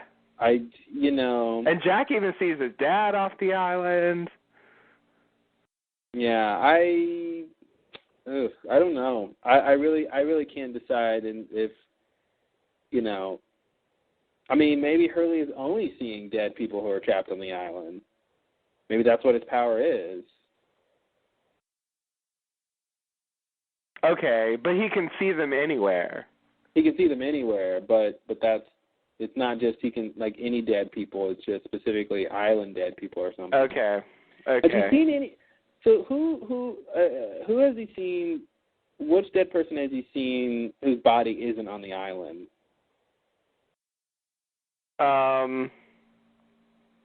Anybody? Let me think. I don't think so. Dave is the only person, like, that's whatever Dave is. Right. Yeah. I mean, I think Dave is imaginary, so if Dave is supposed to be a dead person, he's probably not on the island. That would be an exception. Yeah. I guess Isabella. Okay. She's an outlier. She is an outlier. Yeah, everybody else. I mean, the thing is, like, most of the main characters die on the island, so, you know, seemingly that's who he sees. Like, Michael sort of died on the freighter. It's a little close enough, I guess. Yeah, it was inside the barrier. Yeah, inside the barrier. Or outside the barrier. Well, which one? Was it inside the barrier? I think it was inside the barrier since Jin time flashes. Yeah. The barrier is very confusing, but you could see it from the shore, so it just seems like that should have been inside the barrier. Yeah. So yeah, I can't except for Isabella. That's the only one I can think of who wasn't dead on the island. So that makes it seem like then it's pretty safe to say he sees island dead people. Yeah. I also think it's interesting the idea that he sees Jacob, and the idea that Jacob is like stuck there as a dead spirit, and Jacob's just going to be another one of the whisperers. Another whisperer.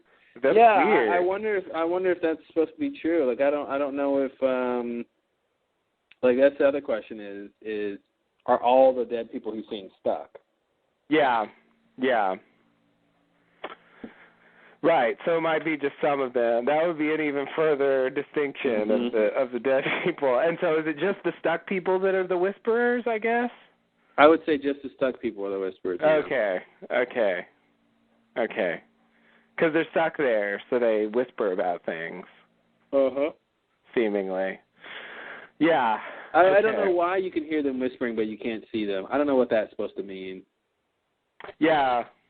It's very... Like, are they supposed to really be standing out there in the jungle whispering? Or are they supposed to be like they're invisible or disembodied and it's just these sounds?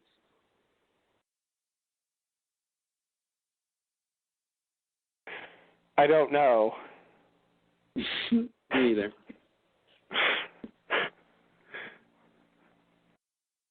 It comes across like they're disembodied. Yeah.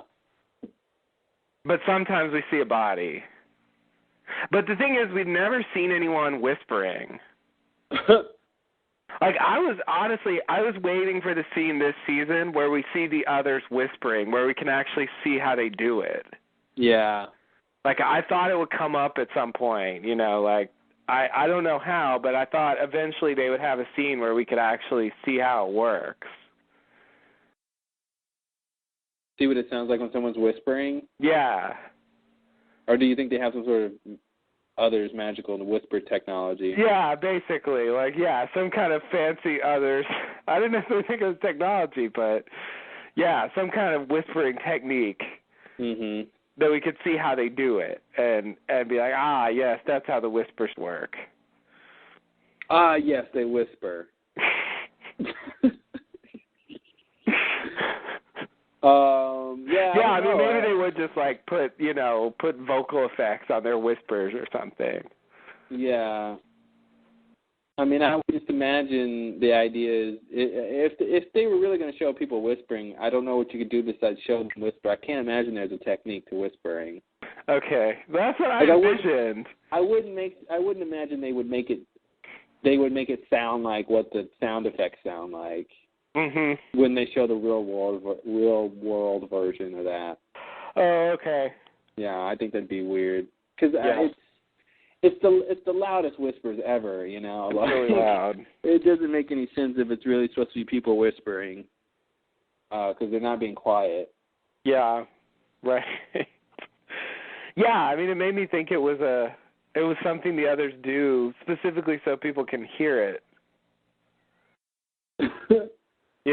So they can ruin their element of surprise. Yeah. It's a great tactical move. Right. Well, that's what it seems to do. But yeah, I don't know. I guess the whispers just hang around the others a lot for whatever reason. Yeah. Anything else in this scene? They don't like the others or something.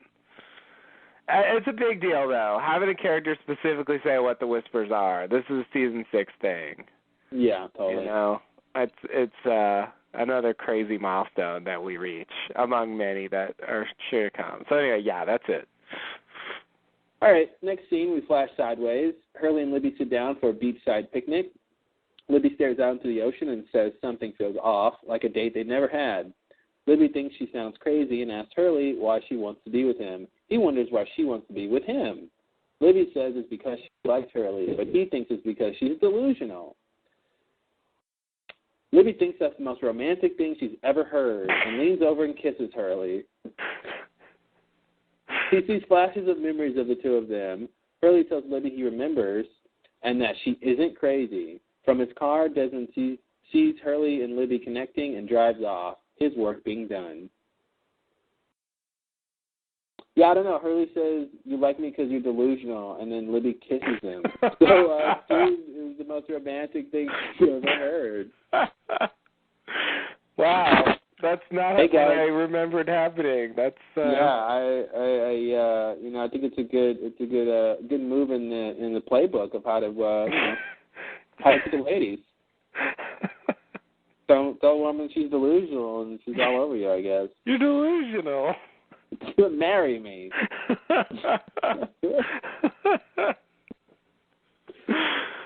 Wow.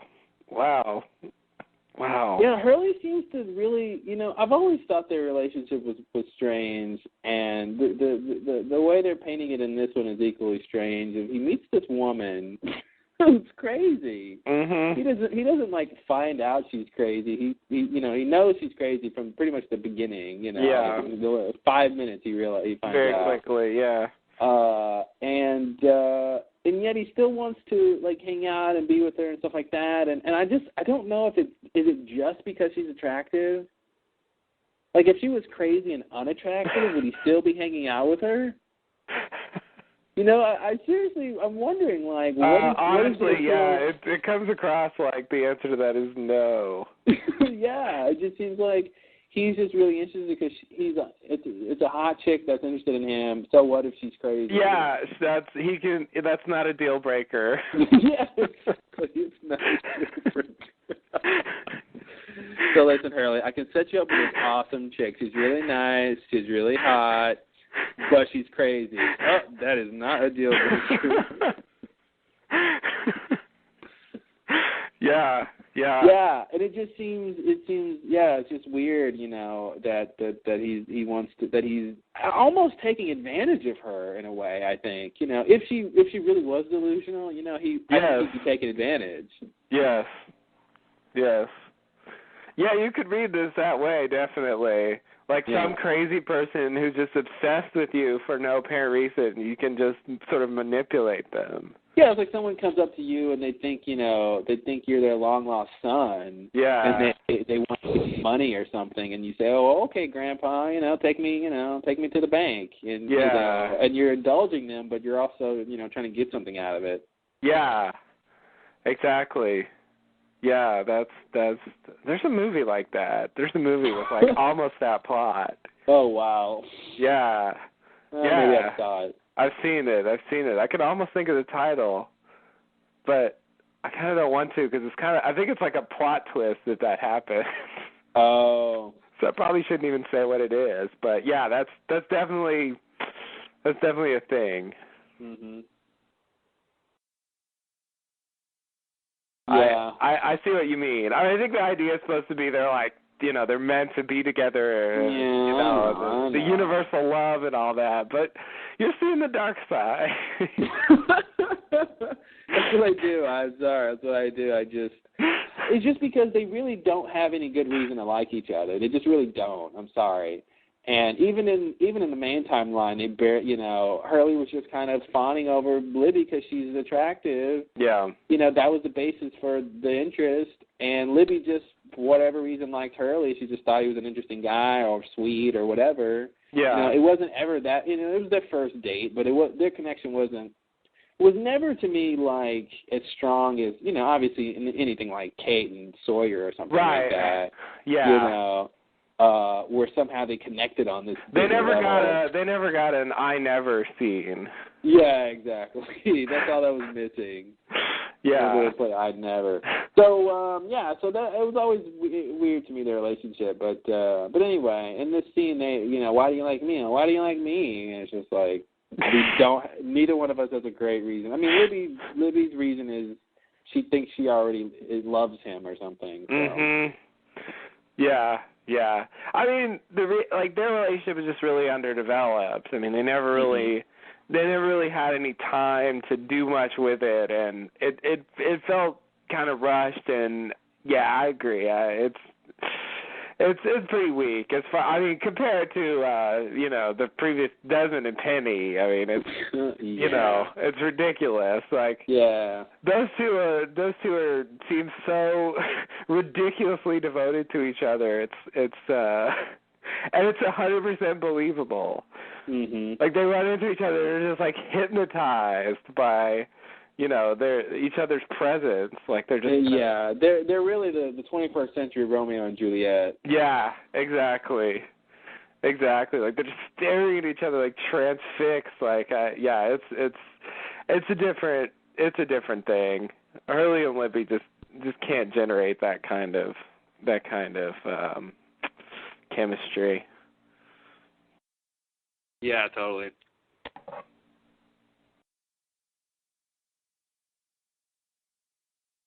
Yeah, I think they're trying to sort of revisit Libby and do all these callback things, and also develop the Flash Sideways thing a little bit more, show how Desmond's thing is playing out. It's a lot's going on, sort of besides the Libby Hurley relationship. Yeah, a lot's going on. So I guess it works for me on those levels, but specifically it's working because you know what they're going for. It's totally fine. It's working. Yeah, it's Libby and Hurley where they're meant to be. Yeah, they're just kind of meant to be crappy. Yeah. Oh, sorry guys. You said it. I did. I'm sorry. I mean. Well, I like Hurley. Libby, I never knew what to do with Libby, really. She, when she, the entire time, every scene she's in the Flash Sideways, she just looks so crazy. She's just perfect at looking crazy. You look at her and you're like, why are you so crazy? I don't know what it is. I don't know what Cynthia Watros is doing, but she's always has that confused look. Like it's like she's almost gonna remember something or almost has an idea. It's like, what? yeah, that's pretty much it. I think even in the old days, on the island, Libby was just a weird character. I never really understood Libby's character. She was always weird, Yeah.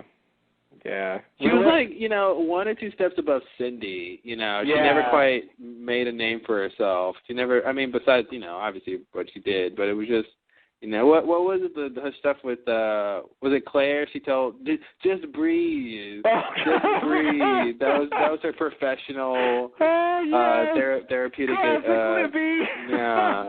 just breathe. What was it, Claire, what was Claire doing? She was having a problem with something. Yeah, I want to say that was like, she was freaking out about something. Oh, Claire. Wasn't it some memory or something? Or, maybe it was maternity leave when she was remembering what happened with Ethan. Yeah, exactly. It's like, no, I got this. Yeah. Just breathe, Claire. Wow. Step aside, ladies. Libby's here. Exactly. And then Claire's like, I am breathing. And Libby's like, oh, I'm out. That's all I got. Yeah, that's all I got. Try breathing again. Did you breathe? Did you already do that? Did you breathe? All right. Oh, man. Yeah, that was the breathing. That was, I think, the conference is scheduled to be broken down automatically in 5. Again. minutes. To extend the time by 60 minutes, press star 8. Yes. I did. Okay. Remember when Shannon was having her asthma attack, I think Jack told her to just breathe. Just breathe. As well. Just breathe. She's like, I'm trying. That's the problem. It's an asthma attack, Jack. Just breathe. Okay. Yeah, that's one of those weird lost things, like, dating things from the age of the clothes. It's like there's some weird idea in the background. It just shows up multiple times. Yeah, totally. Like, that's how you fix things. Just breathe. Just breathe. Like that. I'm glad you brought that up. Classic Lost. Classic. Yeah. Anyway. All right, anything else on this scene? I think that's it. Next scene, we're back on the island. Locke and Desmond arrive at a well. Locke shows Desmond how deep it is by dropping a torch down the shaft. Locke tells Desmond the well is very old, so old that the people who dug it by hand. They were looking for water. They weren't looking for water. They were looking for answers. Places like this one would make compass needles spin, and people wanted to find out why, and thus dug for answers. They did not find what they were looking for. Locke tells Desmond that Widmore only wants power, not answers, and he brought Desmond to help him find what he's looking for. Locke asks Desmond why he isn't afraid. They're in the middle of a jungle alone, yet he's not afraid. Locke asks Desmond, what's the point of being afraid? Stop saying afraid. Desmond asks Locke? Well, I'm sorry. Desmond asks Locke, what's the point of being afraid? Locke looks at him for a moment and then pushes him down the well. Now that you say all those things, one question I was going to ask is, why does he tell Desmond all this stuff just to, kill him by pushing him down a well? It all just seemed kind of pointless. What stuff? All the stuff about the well? The history of the well. And that was for us.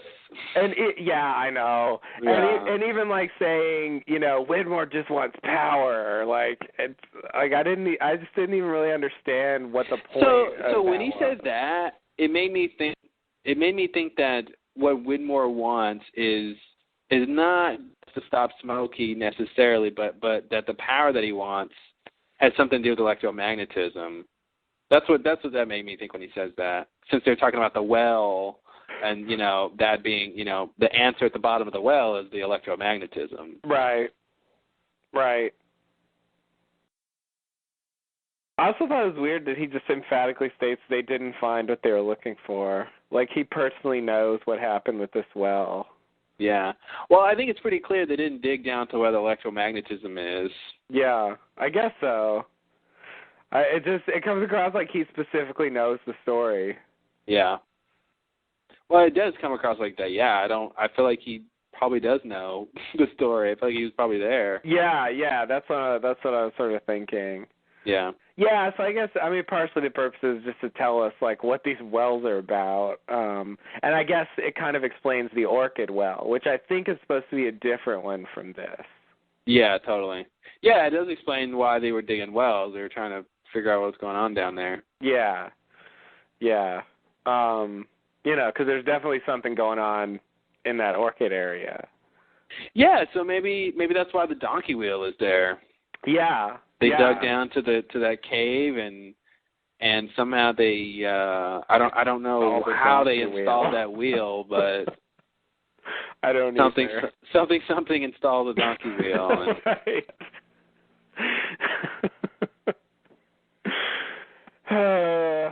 Yeah. I think that is supposed to be the explanation. Yeah. But yeah, I don't know how the wheel's supposed to work or why. Yeah, it's weird that there's a place that's called a donkey wheel. Mm-hmm. Frozen donkey wheel. Frozen donkey wheel. Not even thought out. That's right. That's right. Yeah. So okay, you think what he's saying about Widmore is sort of on the right track? Like Widmore really. Well, not that I necessarily think that's correct, but that's what it made me think when he said Widmore wants power. It made me think he was trying to connect it to the electromagnetism. But that was actually my big question for this scene is what does Locke think about Widmore and why? Like, where is he getting his information from? Why is he saying Widmore only wants power? He doesn't want answers. Like, what makes him think that? What does he know about Widmore and why? Yeah, and why compare it to wanting answers? Like, who said Widmore wanted answers? Mm-hmm. Like, I don't even, that's just a weird, like, he's saying answers because he's talking about the people who dug the well, but it's like, I don't even remember it being, like, on the table that Widmore's there for answers. Mm-hmm. You know, it's just weird. It's weird to compare it made it seem like he was saying he's not there for something noble, I guess, like answers to questions or something. That's kind of what I thought he meant, but yeah, I know what you're saying. Yeah, it's not. No one was even talking about answers. Yeah, exactly. It's just totally irrelevant. I wonder why he's even telling Desmond any of this. I want Desmond to say, "Why are you telling me this?" But Desmond's brain is fried, so he doesn't care. Exactly. If only he could have pushed Kate down the well. She'd ask the right something, question. you know, and I think it's just a storytelling thing, I guess, or a TV thing or something of just there's some sort of device where it just feels natural for someone to explain, like, you know, the thing you're going to be locked in, or you know, your new prison, or you know, there's just something about explaining something and then having, you know, then a character has to interact with that thing that was just explained, you know. Right. So it felt natural for him to be talking about this just sort of conversationally. Right. And I have to say, it makes more sense to me to tell him this. It makes more sense to me to tell him this if he's not going to kill him. Mm-hmm. Exactly, yeah. It's a little weird to, like, give him a speech about this well that he's just going to kill him. Kill him. Yeah. And then he goes, "Oh, that was a waste of time." Exactly. Exactly. Like, the whole speech is just kind of lost on Desmond if he just dies a few seconds later. Yeah. I don't get the point. I mean, it's still a little weird. It's still a little pointless, but at least, like, Desmond will get something out of it. Yeah, totally. He'll have a clue that, like, you know, that's what's going on with this place, and, you know, that's what the wells are, and, you know, I don't know. He can get something out of it at least. And also, like, Smokey's opinion on Widmore. Totally. I don't know where that's coming from. It doesn't seem like Locke to me. I don't think Locke ever necessarily had that impression. Yeah, so that's what's interesting to me is he's got this negative view of Widmore, you know, just like who was the last person who was bad-mouthing Widmore? Bram, yeah. No, anybody since then? Ben likes to do it. I don't know. Yeah, Ben, yeah. Somebody recently? Okay. Yeah, I thought someone somewhat recently. Saeed said these people are extremely dangerous. Okay. No? Yeah, that's pretty close. I'm just trying to think of who. Okay. Because some people, you know, there are people who keep saying Widmore is bad, and that's you know such an old talking point. You know, he just does not seem like he's that bad. So yeah, I just was wondering. I was wondering where Locke is getting his information from in terms of thinking Widmore only wants power, and it almost seems like he's just a false enemy. You know, it almost seems like Locke doesn't have anything to fear from Widmore, but that they're just using Widmore as his antagonist because they don't have anyone else or something. Yeah. you know. Yeah.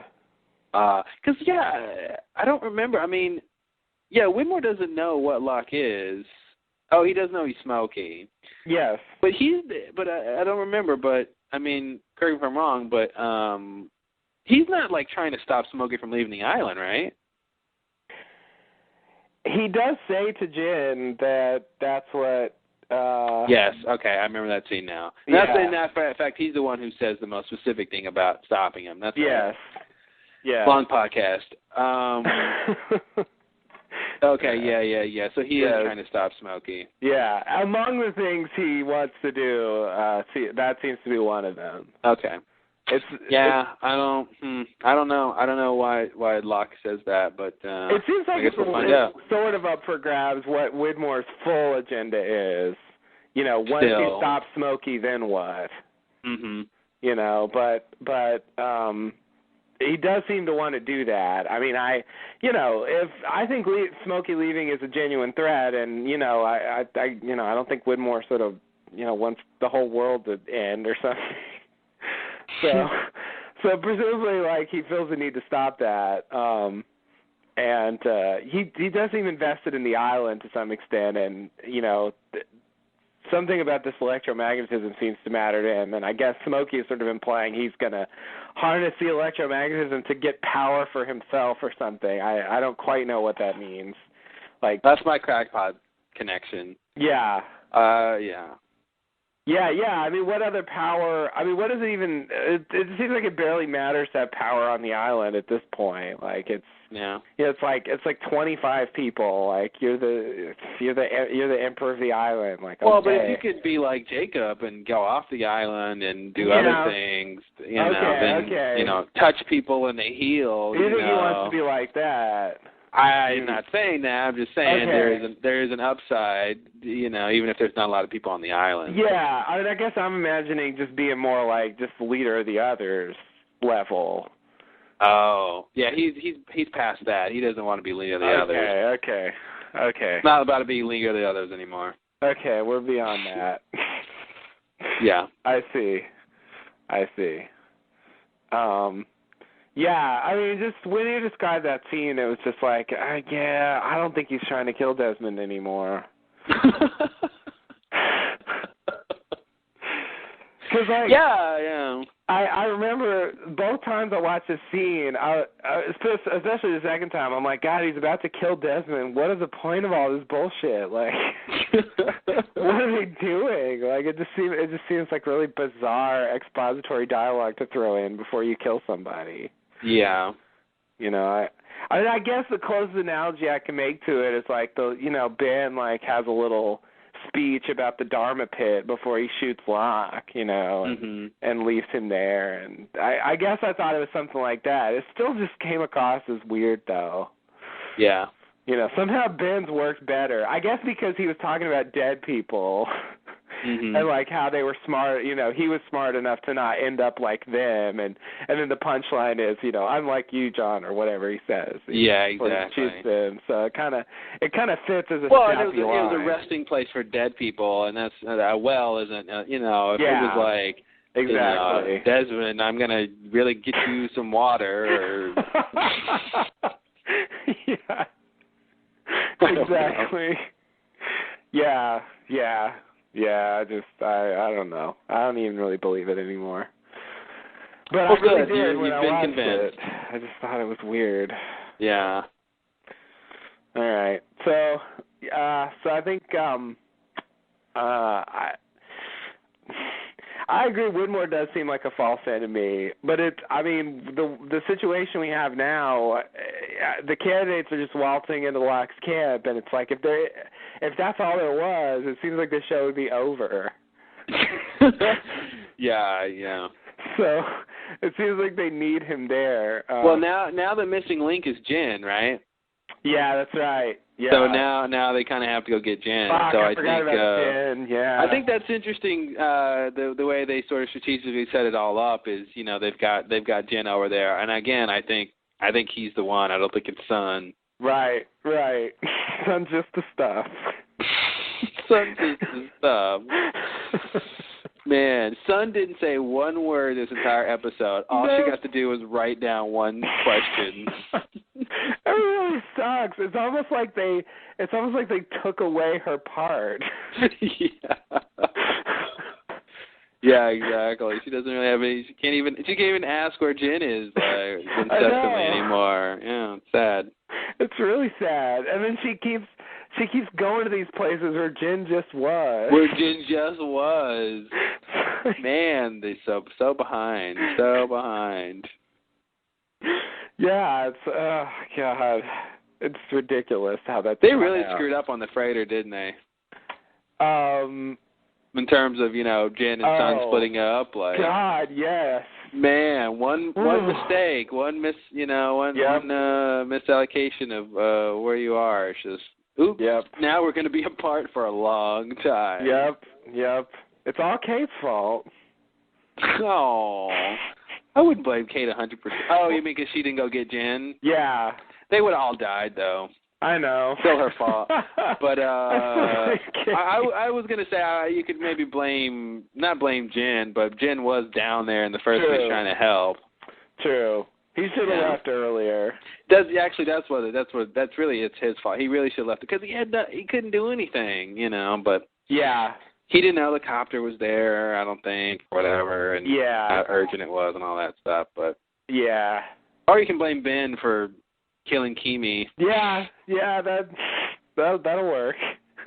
I just don't know why Locke didn't try to put that heart rate monitor on himself. I just, not that would have necessarily worked, but to me that would have been the instinctual thing to do. Absolutely. It seems like it's worth a try. Yeah.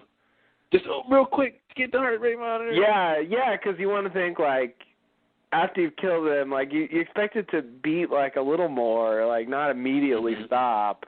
Oh, yeah. And, maybe if you're lucky, you can kind of quickly, fix it. But, yeah, no one even tried that. No. Who cares? Yeah, who cares? Wow. Yeah, it's weird that it all comes down to that. That was the big moment, and that's why they haven't seen each other for 3 years and continue to be ever so close, but not quite seeing each other. It's almost like if Jin hadn't decided to go find Sun, he would have still been at Locke's camp when Sun got there. That's right. Wow. Jin's mistake again. Wow. That's actually ironic. That is ironic. For what? True irony. Wow. Well done, Lost. Real irony is rare. Yeah. All right. Anything else in this scene? So yeah, I think we agree. Desmond's not dead. Desmond's not dead. I don't know what he's going to end up doing, but I think he is going to end up being a problem for Smokey eventually. Oh yeah, I'd be interested to see if there's something down there he finds at the bottom of the well. You think there might actually be something there? Yeah, there could be something there. Maybe somehow it connects to a cave or something, or I don't know. He might. Yeah, I don't know. I feel like he might find something down there that's interesting. Yeah. Yeah, okay. Yeah, that would make it at least worthwhile to go through this well business. Yeah. Seems like they should be doing this for a reason. So, yeah, I like that. I have this weird vision of him emerging and just shooting lightning bolts out of his fingers. Mm-hmm. And just battling. He just levitates up and out of the well and just starts zapping people with lightning. Yeah. Yeah. His eyes are glowing and he just does battle with the smoke monster at this electro. Spoiler alert! Jeez, don't ruin the end of Lost for us. Yikes! Sorry. The ultimate battle between Desmond and Smokey. The vision I have in my head is really insane. If that's actually what Lost does, I'll be really surprised. But it seems like something like that is what they're going for. I don't know. Yeah, something like that's what they're going for. Just like that. Just like that. Just like that. What does like mean? All right, you ready for the next scene? Yes, please. Locke arrives back at his camp and tells Sayid they don't have to worry about Desmond anymore. Sawyer asks him where he went, and Locke says he went for a walk. Hurley enters and addresses Locke. He tells them they need to talk, but wants to make sure no one gets hurt. Locke gives Hurley his knife and also gives Hurley his word. Frank, Son, and Jack walk in. Locke says hello to Jack, and Jack's mind goes kaboom, just like the Black Rock, Alana, and the sub. Wow. Wow. That's a harder one. Yeah.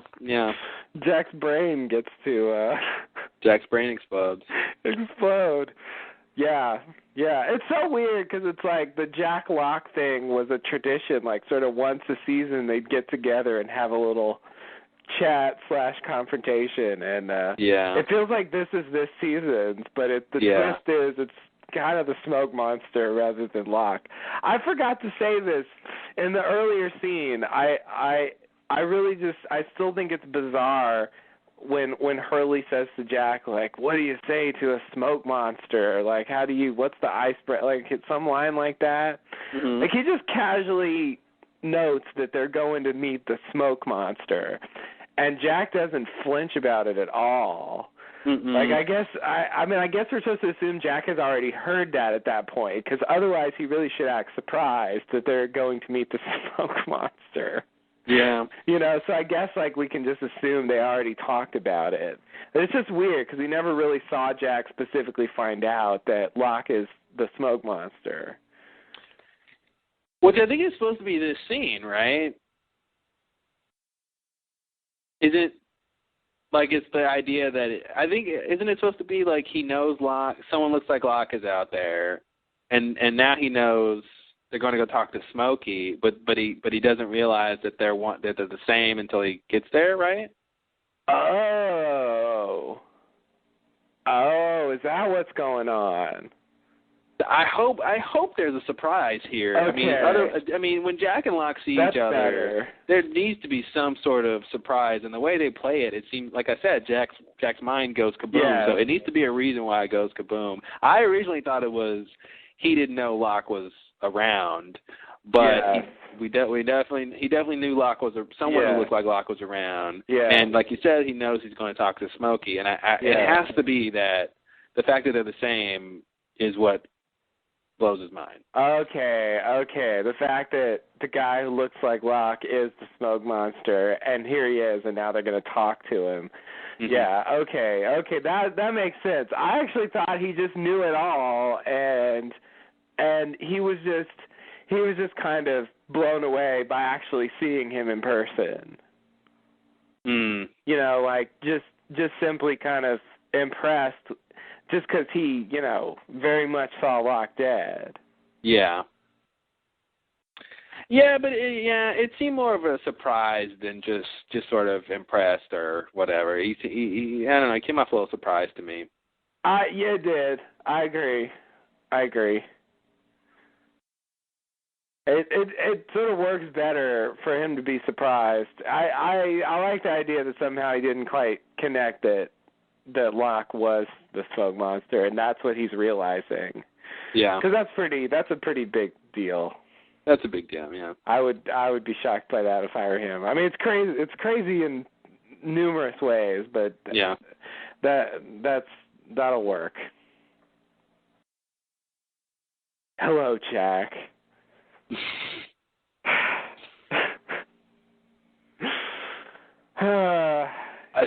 So Locke tells Sawyer he went for a walk. It used to be Locke didn't lie. Yeah, I think he's done not lying. Oh, I'm done not lying. It's like the opposite of Ben. Yes. But to me it almost seems like he's sort of losing control. Like it seems like he's his sort of the calm and cool demeanor he used to have is sort of being eroded away slowly. Yeah, I agree. He's not able to just be honest all the time and be cavalier all the time, and He seems to be somewhat out of control. He seems to be having these problems. He doesn't seem to fully understand what's even going on. Yeah, that's why he seems more like Locke to me. Yeah. He's just coming up with these, these ad hoc plans and Yeah, because I think you're right. Like you said about Desmond, I don't think he really knows why Widmore brought Desmond there, what Widmore wanted Desmond to do against him. Like, I don't think he really understands. I don't think he really understands what's going on there. And so I think he feels kind of a little bit, very, very Locke-like, I guess, because of just being confused. Please have someone kill Smokey and have him say, I don't understand why. I don't understand. Please, man. Please. That would be amazing. Mm-hmm. Wow. Like somebody shoots him or somebody stabs him, or somebody does something maybe like conventional to kill him. Yeah. And it actually works, and he just doesn't understand why, so he gets to say, I don't understand why. I don't understand. Wow.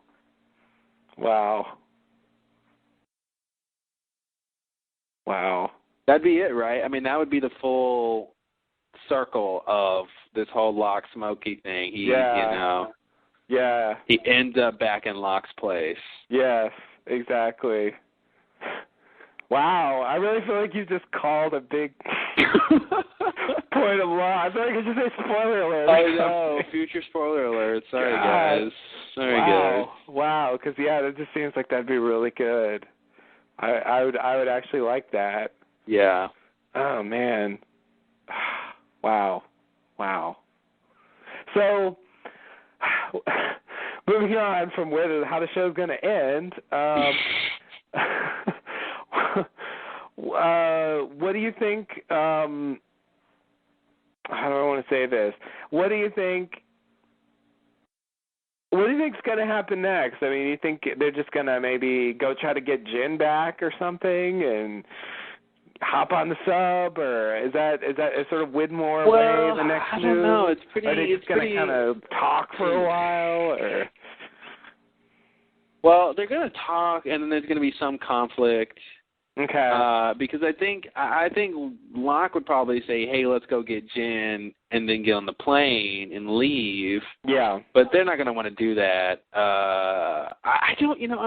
I don't really know what's going to happen, because it's like, I don't know, like the Batman and Joker meeting or something, and it's just like, well, Batman wants to put the Joker behind bars, so it's just like, what is he really going to say? And then the Joker wants to just, whatever. And it's just like, Locke wants to leave the island or kill everyone.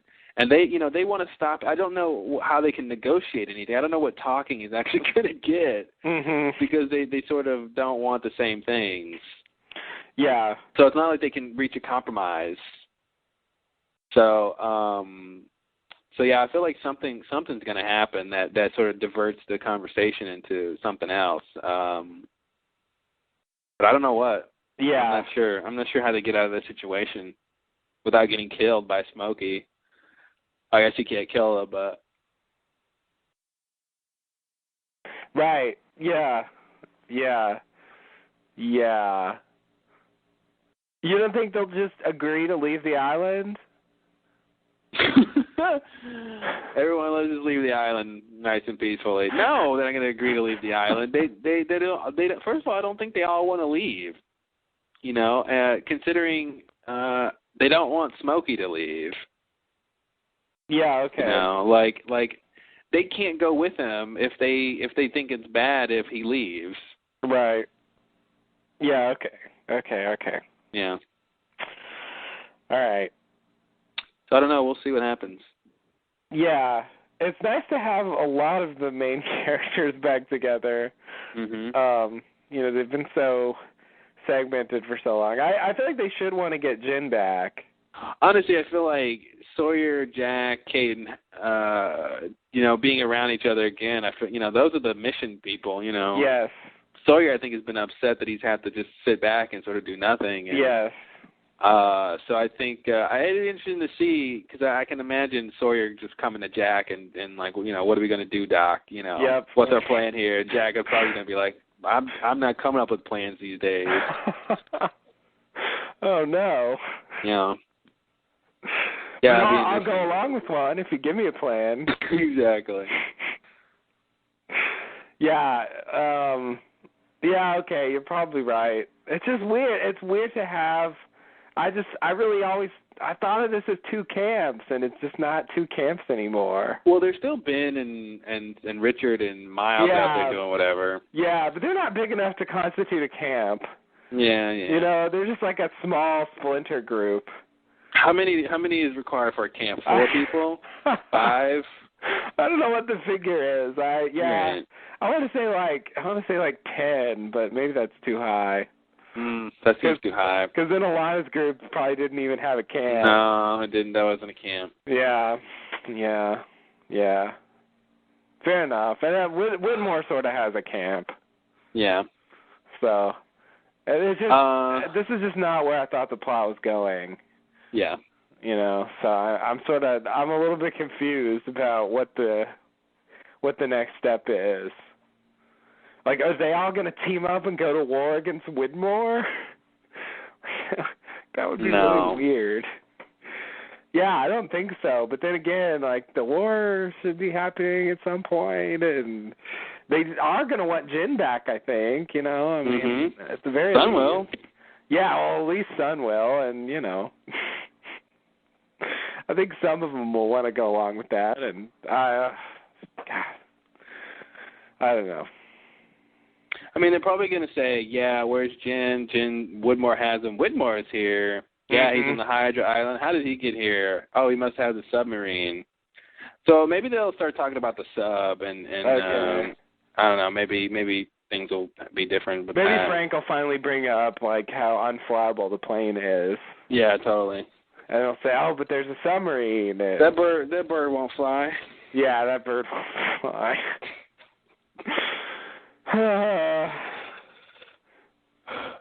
Oh, Frank, I don't know what you're doing.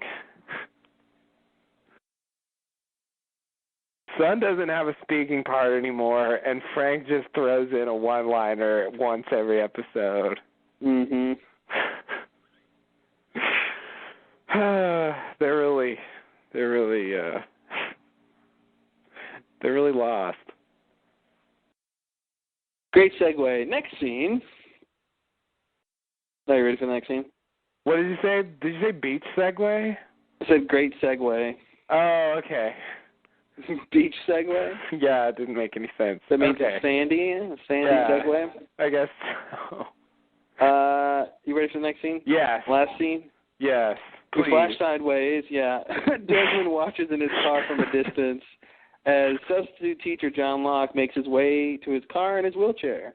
Dr. Ben Linus knocks on Desmond's window and tries to discern if he's a pedophile. Desmond tells him he's looking for a new school for his son.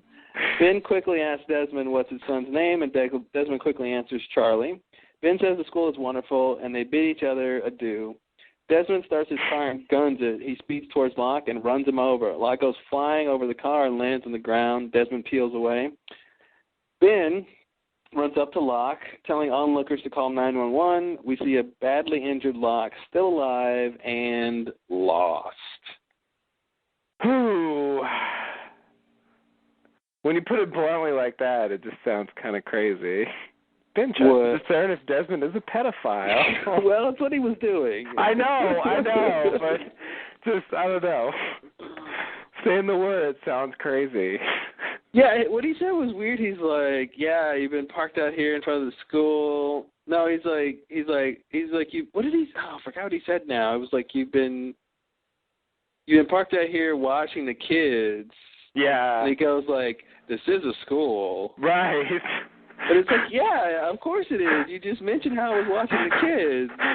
It's like, it seems like he should have said like, you've been parked out here at the school for a while. And there are kids around or something. This is a school. Yeah. As I just said. Yeah. Yeah. It was a little strange. Yeah. So we're going to see Dr. Linus again. I didn't really expect that. Yeah, that was random. We'll probably get other things like that as Desmond makes his way through other characters' storylines. Yes, absolutely. So, yeah, we got to say something about this scene. You're thinking, what are you thinking? You didn't even think Locke was trying to kill Desmond. So this is, I'm assuming you're going to go with Desmond is giving Locke a near-death experience, so he'll have memories and, wake up to, and see the other timeline, right? Yeah, and more than that, I would say even in this episode, the way they showed Locke looking at the very, very end, it looked like he was kind of seeing things. Yes. Okay. It's really harsh, though, to just, run into a guy in a wheelchair. Yeah, he really goes flying over that car. I know. Yeah, they show his head hitting the windshield. There's a crack. There's a round crack where his head hits the windshield, and then he goes over the car. It's God damn. This show beats the shit out of Locke. Yeah. He's just even sideways Locke. He's pushed out of a window. Yes. God. Yes. Oh, man. He's injured in so many different ways and left for dead countless times. He's broken, he's hurt his leg, he's lost pieces of his leg, he's gotten shot in his leg. Yep. Yeah, he got his leg pinned under the lockdown door. It's God. He's a resilient old fool. He really is. He really is. And he's just a substitute teacher. He's just a substitute. Just trying to roll to his car. He just fucking gets head on. Hit by a car. Helen's at home getting dinner ready, She's expecting him back home for dinner. And, A crazy, crazy Scottish man hit me with a car. And it's how come he just didn't come up to Locke and talk to him like he did with Hurley? Exactly. Yeah. And it just, it makes me want to make some kind of connection with Desmond and Locke on the island. But I really do think that, because it's sort of in line with the near-death side of, seeing things. It just, it seems a little arbitrary that he does this with Locke versus what he did with Hurley. That's the only thing that's kind of weird. But, it does seem to be something that works. So, I'm not sure exactly why. The theory I wanted to throw out there was that somehow it was because Locke's, ultimate love thing was Helen, which was, not really connected with the island in any way. And that's why Desmond ran him over? Well... What are you saying? I'm not really saying that. I'm just saying, that's why sort of the other method wouldn't work with Locke. What other method? Just the talking? The sort of, making them see their love from the original timeline. Well, it seems like you're making the opposite point, though, because it seems like since Locke has Helen in the alternate timeline, that making him have a near-death experience, which would make him feel the love, wouldn't work because he's got the love already in this timeline. He doesn't have it in the other timeline. Well, I guess he's got the memories of it in the other timeline, but she dies. But he's got, the real Helen in this timeline. So I feel like they shouldn't run him over if they're trying to make a point about Helen. No, because so when Charlie runs Desmond into, the closest thing I think is when Charlie runs Desmond into the marina, he has the vision of Charlie, in the water, and that's what he remembers, and that's not Penny, It's that memory that it awakens in. Well, it leads to, it's a Penny memory though. That's a Charlie centric, but it leads to Penny. It does because he had not Penny's boat on his hand, and eventually that sort of Yeah. But what I'm saying is the visions don't have to be, specifically involving that person. So like, I feel like Locke could have a vision of something, some big event on the island. It doesn't have to be, directly connected with Helen. Yeah. Okay, so I'm missing your point then. The point is, I feel like Locke's whole love thing is not connected to the island. Okay, I see what you're saying. Yeah, because he didn't fall in love with her. Yeah, it wasn't. Yeah, I can see that. Yeah, like his whole thing. I mean, it was already over before he went to the island. Yeah, and I think like I said before, though, it's like that wouldn't work on him anyway because he's already got the love. It would be weird. It'd be like, what would he remember? Loving Helen? Yeah, he does remember that. Right. Yes. Like that's not crazy. Right. Yeah, that's the other problem with it. Yeah. So I agree. I don't think it's about Helen. I think he'll have some other memory. Yeah. I feel like his thing. It'll be him walking. I'll put $100 on that one. Yeah, that'll work. Yeah, that'll work. Okay, that's good. And maybe because most of his island memories he's walking, I'm just hedging my bets, but.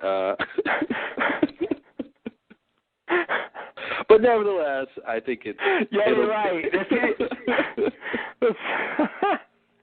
Maybe I should have said that since we're betting like now. 2 episodes he can remember where he's not walking. Exactly. I'm either onto something or I'm just using probability here. One of the two. Yeah. I don't know which one. We'll never find out. But it's nice because it shows this more like kind of sinister side of what Desmond's doing. Like he just might kind of, almost try to kill someone, to get them to show them something. It's a little bit scary. It is scary. That's why I liked when he said that before the first time when he was like, "I have that show." It's very ominous. It is, yeah. And I guess I didn't really believe he would do this. Mm-hmm. It was kind of surprising to me. Charlie did it. I know, but Charlie's Charlie. I don't know. I sort of thought it when he did it because Charlie's kind of crazy. But that was because he was convinced of it. And then he convinced Desmond. And Desmond's convinced too. Yeah. You're right. It makes me wonder what he's going to do for all the other characters. Mm-hmm. And so that it also makes you wonder, like Sun and Jin, even though they're not married, they're certainly together, so they can't. I mean, it doesn't seem like they can sort of awaken each other since they're sort of already together. Mm-hmm. It'd be weird. Oh yeah, we're in love somewhere else. Like it doesn't seem like that works.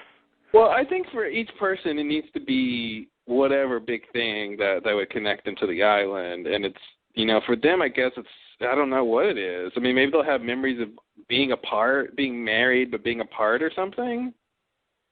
Oh, okay. Something like that, Okay, it'll go the other way. They won't be together. Yeah, like they won't be together, and somehow I don't know what. Okay. Yeah, I think it shouldn't be about love necessarily for everybody. I agree. That's excessive. But, I mean, they've been doing a lot of that. Yeah. But it'll start to get kind of weird if they try to do it with everybody. So I don't think they can do it with everybody, really. There's just some characters it's like that's not their thing, Right. Yeah, I agree. Okay, well, it's in the episode. Anything else? Even if there was, I don't think I could think of it. Yeah. No, this was a little lengthy. A little lengthy, a tad.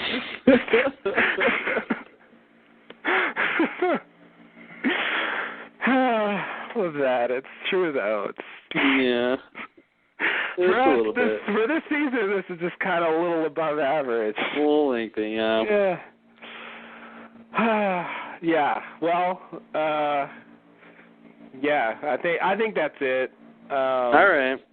It was a good episode. I enjoyed it. And a lot happened, and I'm ready for next week right now. All right. Well, thanks for listening, guys. We'll be back next week. Yeah, thanks and namaste. Namaste and good luck.